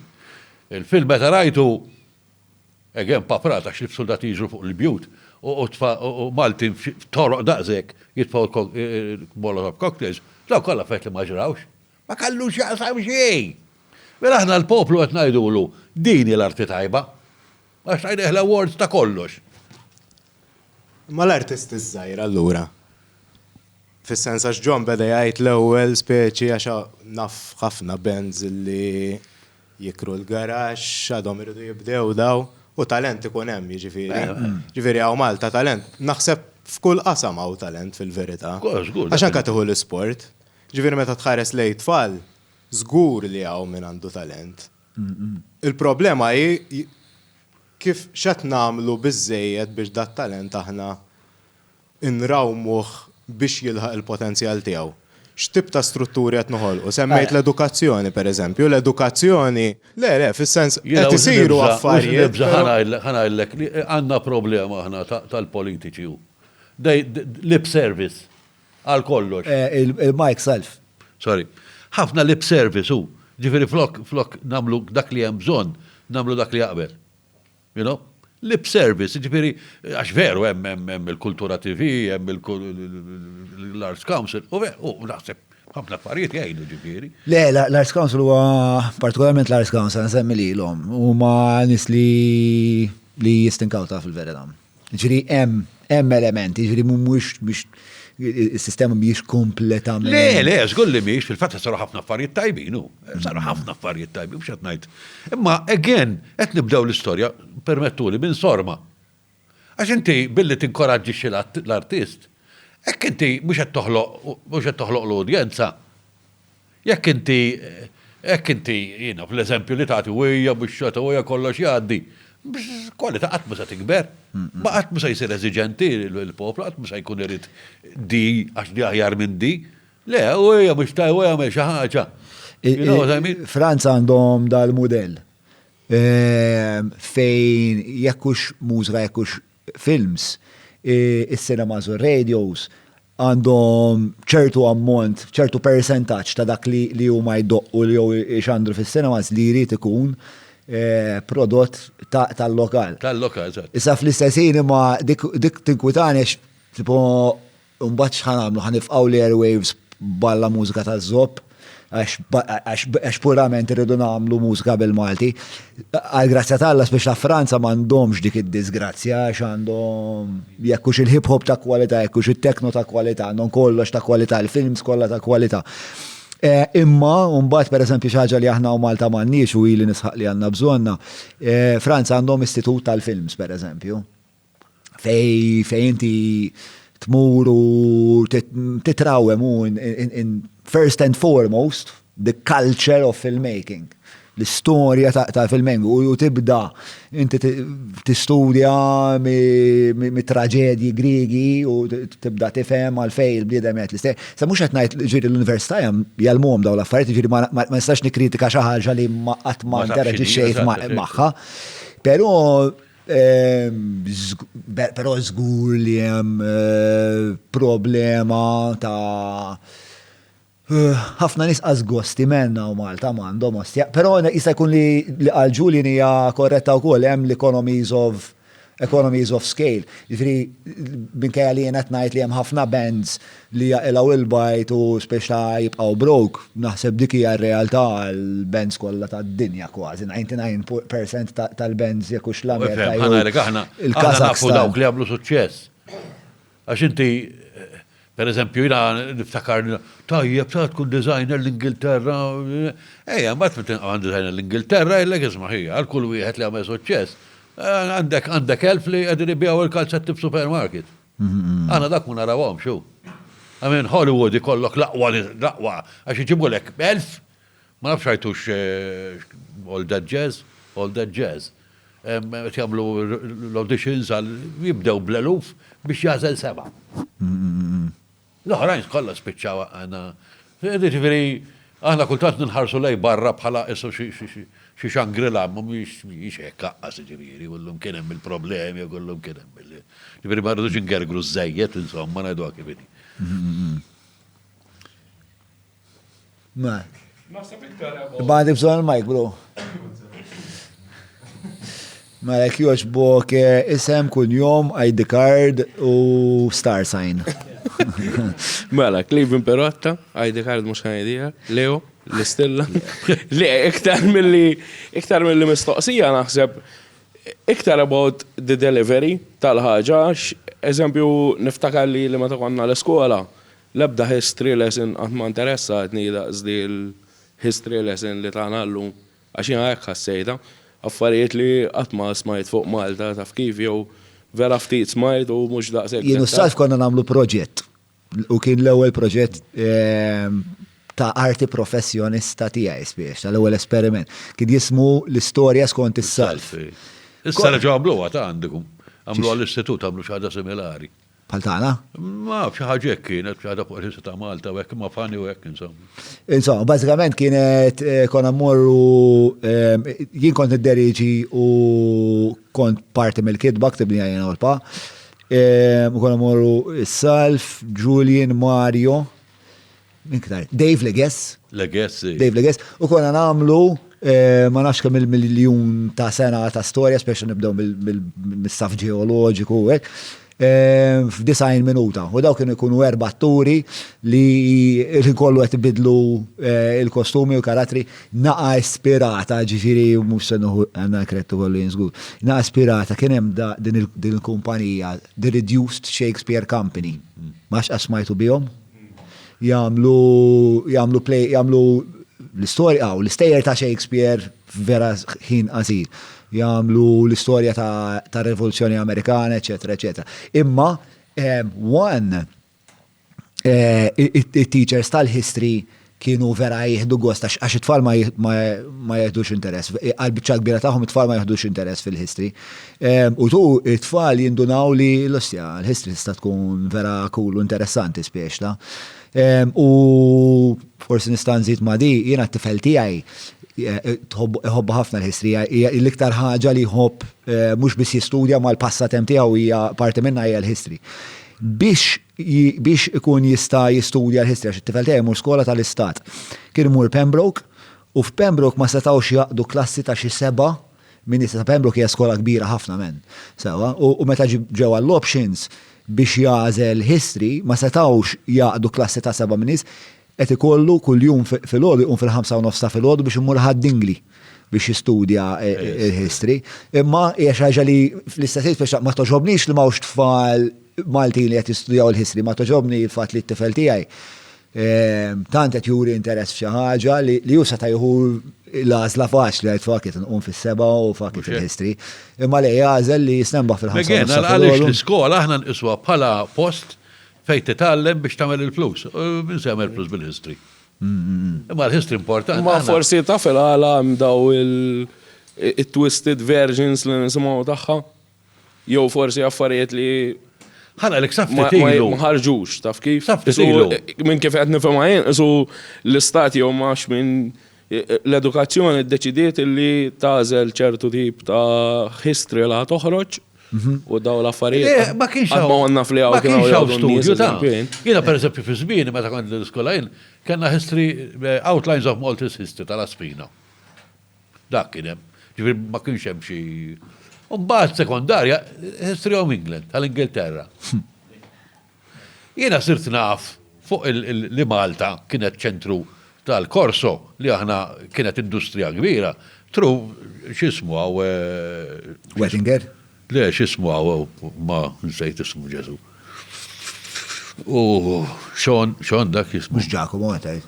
Le. Sorry, nsejt ismek, ma nistax niftakar bħalissa, għaxinu kultant. Ma xinu storiku. U hija storiku daqjat, huwa x'ismu għaw. X'ismu tal-mużew għaw. Issa nitfawa caption għaw taħtu b'ftakaru għaj. Iju, ma nistax niftakar ismu bħalissa. Ma da, kiteb In the Name of the Prince. You know, minnu sirt naf, ma konċ naf. Ma aħna dik konna naħbuha, għas naċċettawa ġifieri, you know. Allora konna nitkellmu naraw l-istorja tal-kavallieri. X'għal dak li nafu l-kavallieri. Maltin ma nafu xejn. Fuq il-Maltin ma nafu kważi xejn. Xejn. Kważi xejn. You know? Ovvjament in-narrattiva tal-barrani kienet għax ovvjament aħna konna kolonja u hekk. Ma kal-Ingliżi u ma kellhomx interess joħolqu national pride, ovvjament. Ktib interessanti. The Religion, inti tajtu li kon The Religion. Tajjeb, The Religion, tajjeb. X'ismu? Willik. Kullu fajt inkellmu xifti drabi biex forsi nagħmluh film. Imma hu vera stramp, Iktar komplikat Disorder in the Scimitar. Dak nkiteb l-idea li jsir film ta'. U xuf il-maker propja, Willik screenwriter. Imma u għandu dis-serja ta' Tannhauser. Tannhauser huwa l-eroj li huwa dejjem naħseb anka f'Diximitar ta' Tannhauser ukoll. Disorder in the Scimitar. Le, tuħ il-majk għada. Le, jiena jidher li The Religion mhux ta' Tom Willik. Le, żgur jiftaħ. Eżatt, jaslu l-ġannizzeri fil-village fil-muntanji x'imkien il-Ġermanja, joħduh, joqtlulu jirrejpjawlu l-ommu qoddiemu, vera opening scene brutali għall-aħħar u jagħmluh ġannizzeru.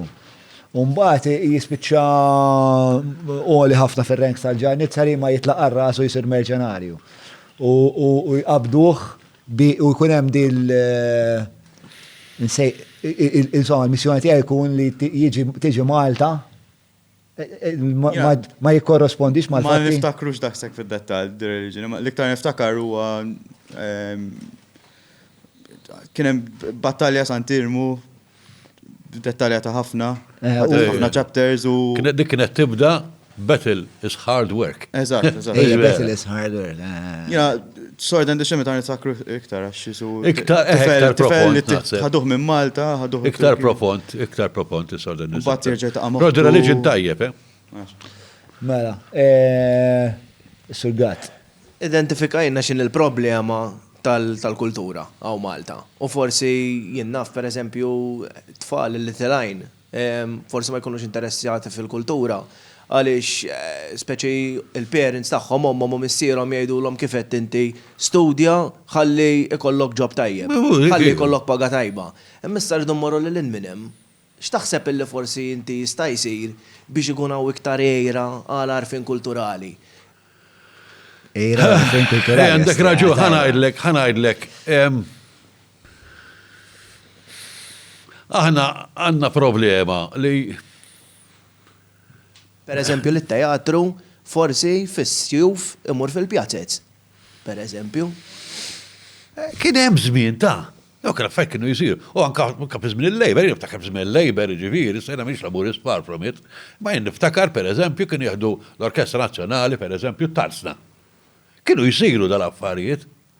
Għax dak iż-żmien ma qbilx magħhom ħafna affarijiet, imma dak iż-żmien il-Labor kellu aġenda kulturali, u kienet tajba. Dak iż-żmien qed ngħidu fis-sittinijiet. Qed ngħidu fis-sebgħinijiet, u sebgħinijiet, meninijiet, ġifieri kienu jagħmlu dal-affarijiet, kienu jsiru il-dawa tas-sajf għaw fis-sajf kien isir x'ismu għaw Kunċert. Le, kien isir x'jgħidulu għaw. Tajlix ġensna taġi id-doluri. Le, mhux ġensna waħed minna ġensna.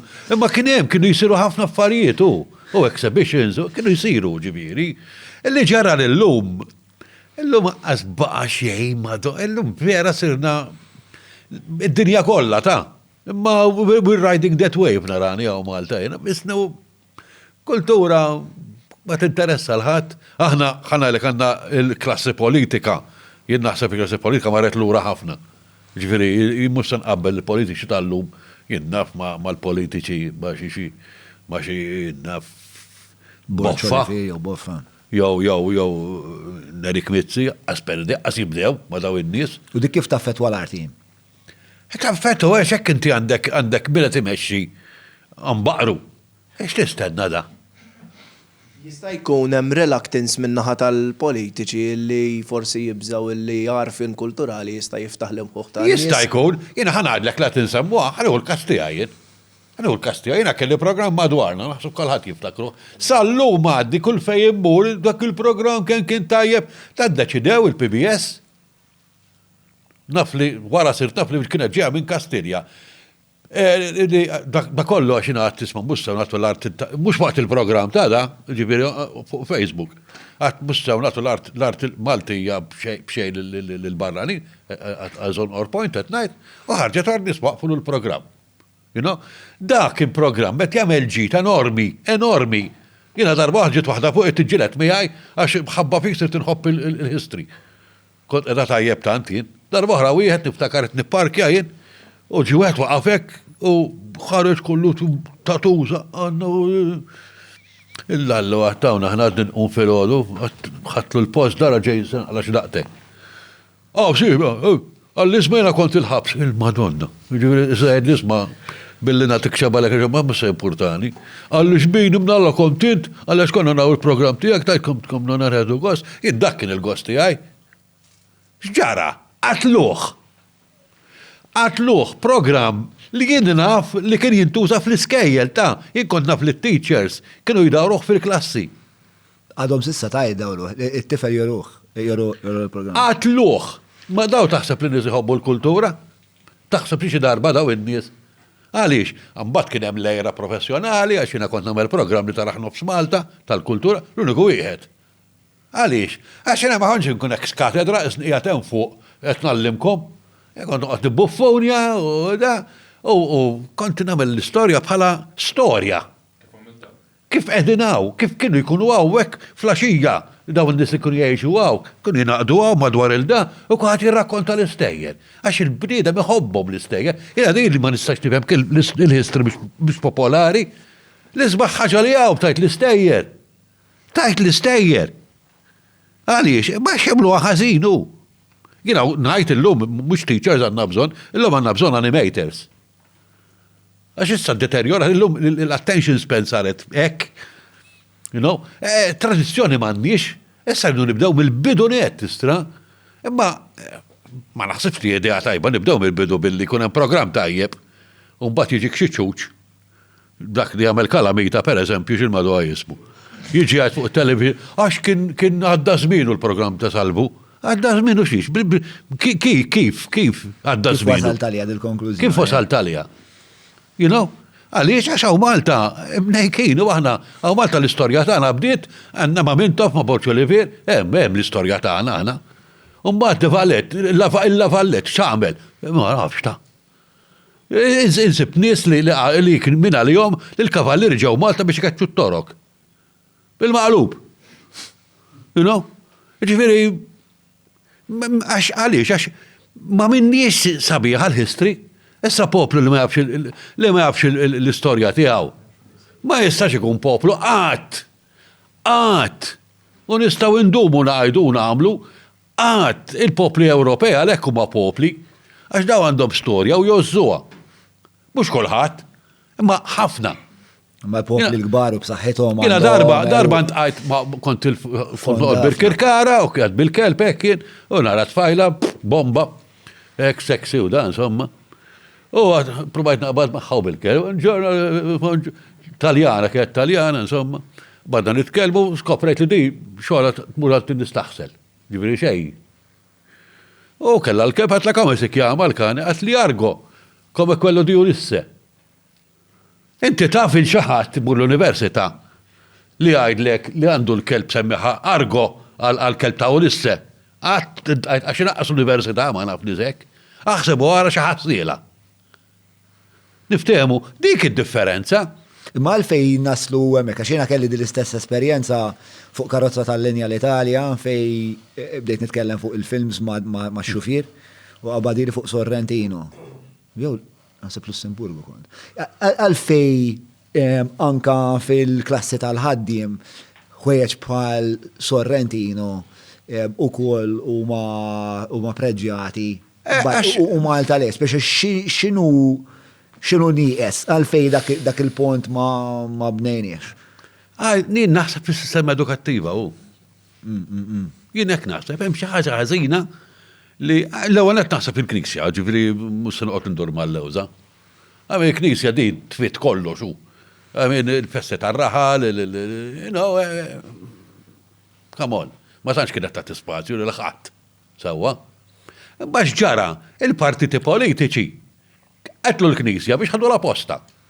Għax dak li ġara, u dik id-dezastru ta' Malta, għanna pajis klaustrofobiku, ħadd ma jrealizza, id-dispjaċini ngħidha li ma fatt. L-politiċi x'għamlu? Knisja tagħmel hekk kara, ħanibda wieħed il-mirakli, ħanoħloq is-Salvatur, ħanoħloq il-Qaddisin, sewwa mela kesser il-Knisja l-ewwel, u mbagħad ħodu la posta. U baqgħu joffru l-istess imbarazz li kienet toffri l-Knisja. And this is the reality. Għalhekk m'għandniex tradizzjonijiet. Għax m'għandniex, ma ħallew l-ispazju. U probabbli hemm korrelazzjoni bejn il-fatt li m'għandniex ħafna arti u li l-partiti għandhom daqshekk ħakma duopolistika li hemm sejsa mhux fuq ir-razzjonalità ma fuq il-fiduċja. L-arti ħafna minna, mhux kollha, imma hemm ħafna arti tajba li ġalek tistaqsi ħafna mistoqsijiet li. U l-arti tajba minn politiċi inti ara minn hemm fil-Parlament ġieħ il-madal. Le, ma fis-sens li hija feedback loop. Li inti meta jkollokx l-arti tajba, ħajkollok politiċi li l-poplu mhux qed jiskrutinizza kif għandu bżonn jiskrutinizza. Iva ma anke l-università joħorġu mill-università avukat. Kull ma jaf avukat da. Daqshekk kollox. U l-iktar politika. Daqsek kollox. Tiġri ħafna di. Malta anka discussion groups, ftit li xej għandna ta'. Aħna anka sports università m'hemmx. Sawet ngħid jien. Jiġu barranin, kif ma tkomx għandna. L-università qed ngħidu. Meta tajt sports m'hemmx l-università minn qaliba. Jiġifieri m'hemmx pereżempju tim tal-università tal-basketball. Jiena kont, meta kont l-università qed ngħidu issa kważi 10 snin ilu, kont fil-Malta University Sports Club. U kien hemm isu l-Olimpjadi tal-universitajiet fid-dinja. U jien kont imur konferenza kull sena u kull ma konna nibgħatu xi atleta waħda jew tnej. U daw kienu tipo biex jitilgħu sagrifiċċju kbir u ma kienux tipo ma kienux jew diploma jew xi ħaġa kif kienu jibgħatu l-oħrajn. Daw ġifieri kienu serji ħafna dil-kompetizzjoni kienet serja ħafna, rispettata ħafna. Scholarship l-sports. Mela, ġifieri daw kienu jkompetu ma' nies li spiċċaw fl-Olympics mbagħad wara ġifieri. Mbagħad ftit wara fl-aħħar fl-aħħar senatej l-università beda tim tal-futsal, ma nafx għadu xi jeżisti, ġifieri five-a-side football. U issa hemm tim tal-rugby. Tal-rugby għaluli. Imma barra minn hekk ma teżistix. Li ma jagħmlu sagrifiċċji enormi biex ikunu jistgħu jipprattikaw jidher li. L-istorja ta' kull tim tar-rugby hawn Malta ġifieri dik. Bażikament. Il-training tagħhom ikollu jibda fid-9 ta' flaxija tipo biex ikunu jistgħu. Aħna nikru grounds biex nilagħbu r-rugby. Aħna nikru grounds tal-futbol biex nitrenjaw ir-rugby. Inħalsu timiet tal-futbol biex nikru. Din hija xi ħaġa li vera nixtieq nitkellem naqra aktar dwar di sitwazzjoni tar-rugby. Inti tilab? L-aħħar darba meta kien dak is-sibt jew il-ħadd meta morna? Is-sibt morna naraw il-Malta tilab ir-rugby. Għazza brox bazħadna, ġifiri tarom daw istja jitqatlu hemm fil-ground labna kontra ċipru, id-derbi tal-Golden Passport, bdejt naħed li jena. Imma fucking, ġifiri hija waħda mill-eqreb affarijiet li tista' tara fid-dinja moderna ta' battalja medjevali fej ma jmut ħadd. Imma tosso gburi, men, ta' tibda tarom jiġi u il-loba kienet miġġielda u Malta rebħet u li huwa vera jikkonfondini huwa li kif dan it-tim mhux qed jingħata iktar priorità, iktar risorsi. Illum sar kollox kwesta ta' voti hu. Jiena niftakar meta kont żgħir fuq Rediffusion kienu jagħmlu darba fis-sena kienu jagħmlu Sports Day. Minn għalija kienu jkunu San Luigi, St. Edwards. Il-Mike, sajt fil-Mike, id-durx ħafna hemmhekk. Imma dawk biss. Għaliex, għax aħna bqajna b'sistema naħseb jien edukattiva ta' Vittorjana, għandek il-public school u għandek il-grammar school. Għandek dawk li biex jisiru soldati u l-oħra biex jisiru uffiċjali. U naħseb dik għada hemm dil-biċċa. Ma nafx, qed titkellem fuq xi ħaġa li forsi m'iniex daqshekk vers fuq. Li tlaqt minn St. Edwards issa kemm 15-il sena, kważi 20 sena. Le, 15-il sena. U l-istess kif qed tgħid int, l-inter-school competition kienet bej skola tal-Knisja u tal-privat. Tal-gvern ma kinux jidħlu. Imma kellkom għandkom għatem sapejna fien, ġiviri. Kompetizzjoni tal-atletika, futbol, volleyball, handball, kważi kull sport. Kollox, Ija. Nafax, għamil program, kem fuq madwarna, xina madwarna li għamux il-history, again, il-history mish Neolithic Temples bis, għamil program per eżempju fuq St. Edwards, għalix, it's an institution. U San Luigi, għalix, it's an institution. U daw t-nej armati, u da, fiskel tal-gvern xem, di ma nafxin. Attualment, ġifiri. Le, għara, zgur li fl-iskola ta' Żgħir, miskin, ma jistax nitkellem għall-iskejjel kollha, ma m'hemmx priorità għall-isport, ġifiri meta kien hemm il-biċċa xogħol tal-Covid u hekk u waqfulhom kollox iż-Żgħir, jienu Żgħir konna għadna nduru ir-regulations tad-Dipartiment tas-Saħħa u fil-verità ma kien hemm xejn fir-regulations li projbix l-iskola milli tagħmel tournaments tal-isport, imma l-iskola kienet inħeba wara regulations fit-tizzi biex ma jagħmluhomx it-tournament. Mbagħad meta kont kellimt is-Sur Mastu hekk għalli għax mbagħad ħafna problemi ta' human resources għax m'għandix min jagħmelha, eċetera, eċetera. Imma daqshekk u ġifieri mhux. Min kien ħabib tiegħek kien jallem il-mezz, mbagħad kien dilettant tat-teatru frek tanti. Dara biex jagħmel il-play ta' One Sayer u bit-torturi u gar u għax taħela taħin, le mhux ħela taħin. Titla' fuq palk, tidra. Aħna għadna moħħna magħluq, di baqat li l-iskola tmur biex tistudja ħalli tikber u jkollok ġob. Allura teatru, arti, sport, daħela taħin u lob. Ma għandna bżonn u dini il-bniedem jizbalja, in-natura bil-lob tgħallem. Jiena ma nistax nifhem kif nippretendu li tifel daqshekk jagħmel 8 sigħat bil-qiegħda fuq bank, ma nistax nifhimha jien. Nistax nifhimha. In-natura bil-lob tgħallem, bil-lob qiegħed hemm. Min teacher qed ikun animator, kif kont inkun jif madwarna hu. Li dak li jkun gost. Mhux Madonna tagħmilha boqina niftar, inkun noboda l-history l-iskola. Noboda, ma kont nifhem xejn. Għaliex għax it-teacher kien biex jagħmilha u jaħmorru. Well. L-aħħar dettal żgħir l-awtur li semmejt tal-kursara Liam Gauci. Liam Gauci, that's right. Dak l-ewwel wieħed li beda jitkellem fuq il-kursari. L-ewwel wieħed għax ma kien jaf biha di. Ġifieri qed nitkellmu a few years ago ta'.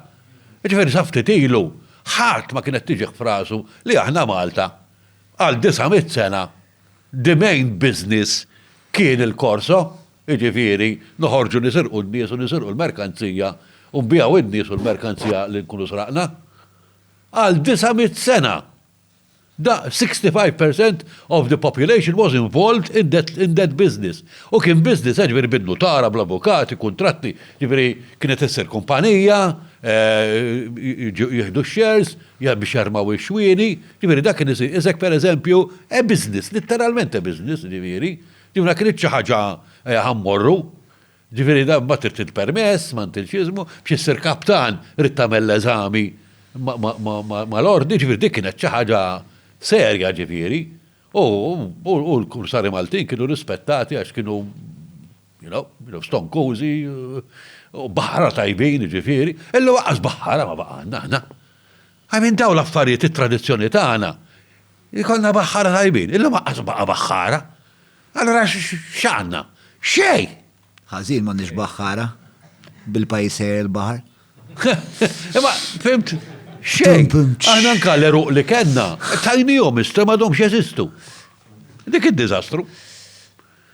Well, dejjem kun negattiv imma jekk it-tabib ma jibda jgħidlek isma' ara se tagħmel għax dak li kelli qed tiekol qed jagħmellek it-sokkor.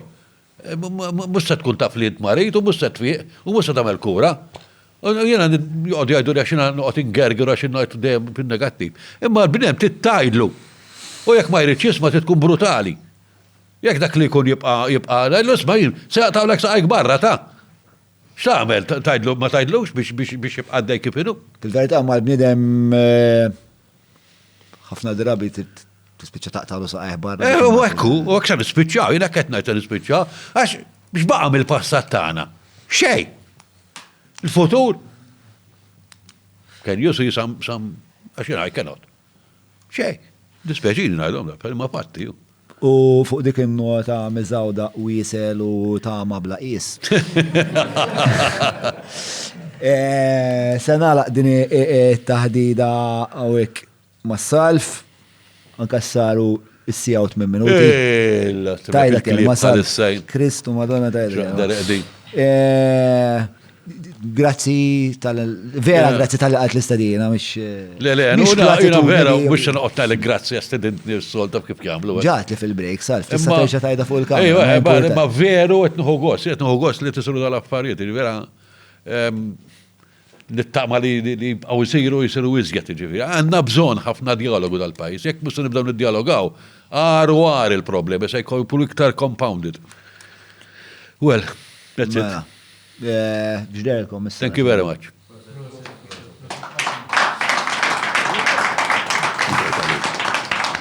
Mela, jien biex nagħlaq f'dik il-kamera. Mela, il-podcast dak fejk, dak xkien, dak fejk, meta konna. Konna tajjer dak iż-żmien ostja. Mela, nixtieq nirringrazzja kulħadd ħlif il-Matthew għax il-sinu fucking twil. Ma jimpurtax. Għax għajjejt, bro, għax jissija 9 minuti ta' filol. John, we've been here 15 hours. Yes, you are by far the biggest martyrs in this equation u jekk joġobkom applaus għal-kru li l-om. Le, vera, ħamija.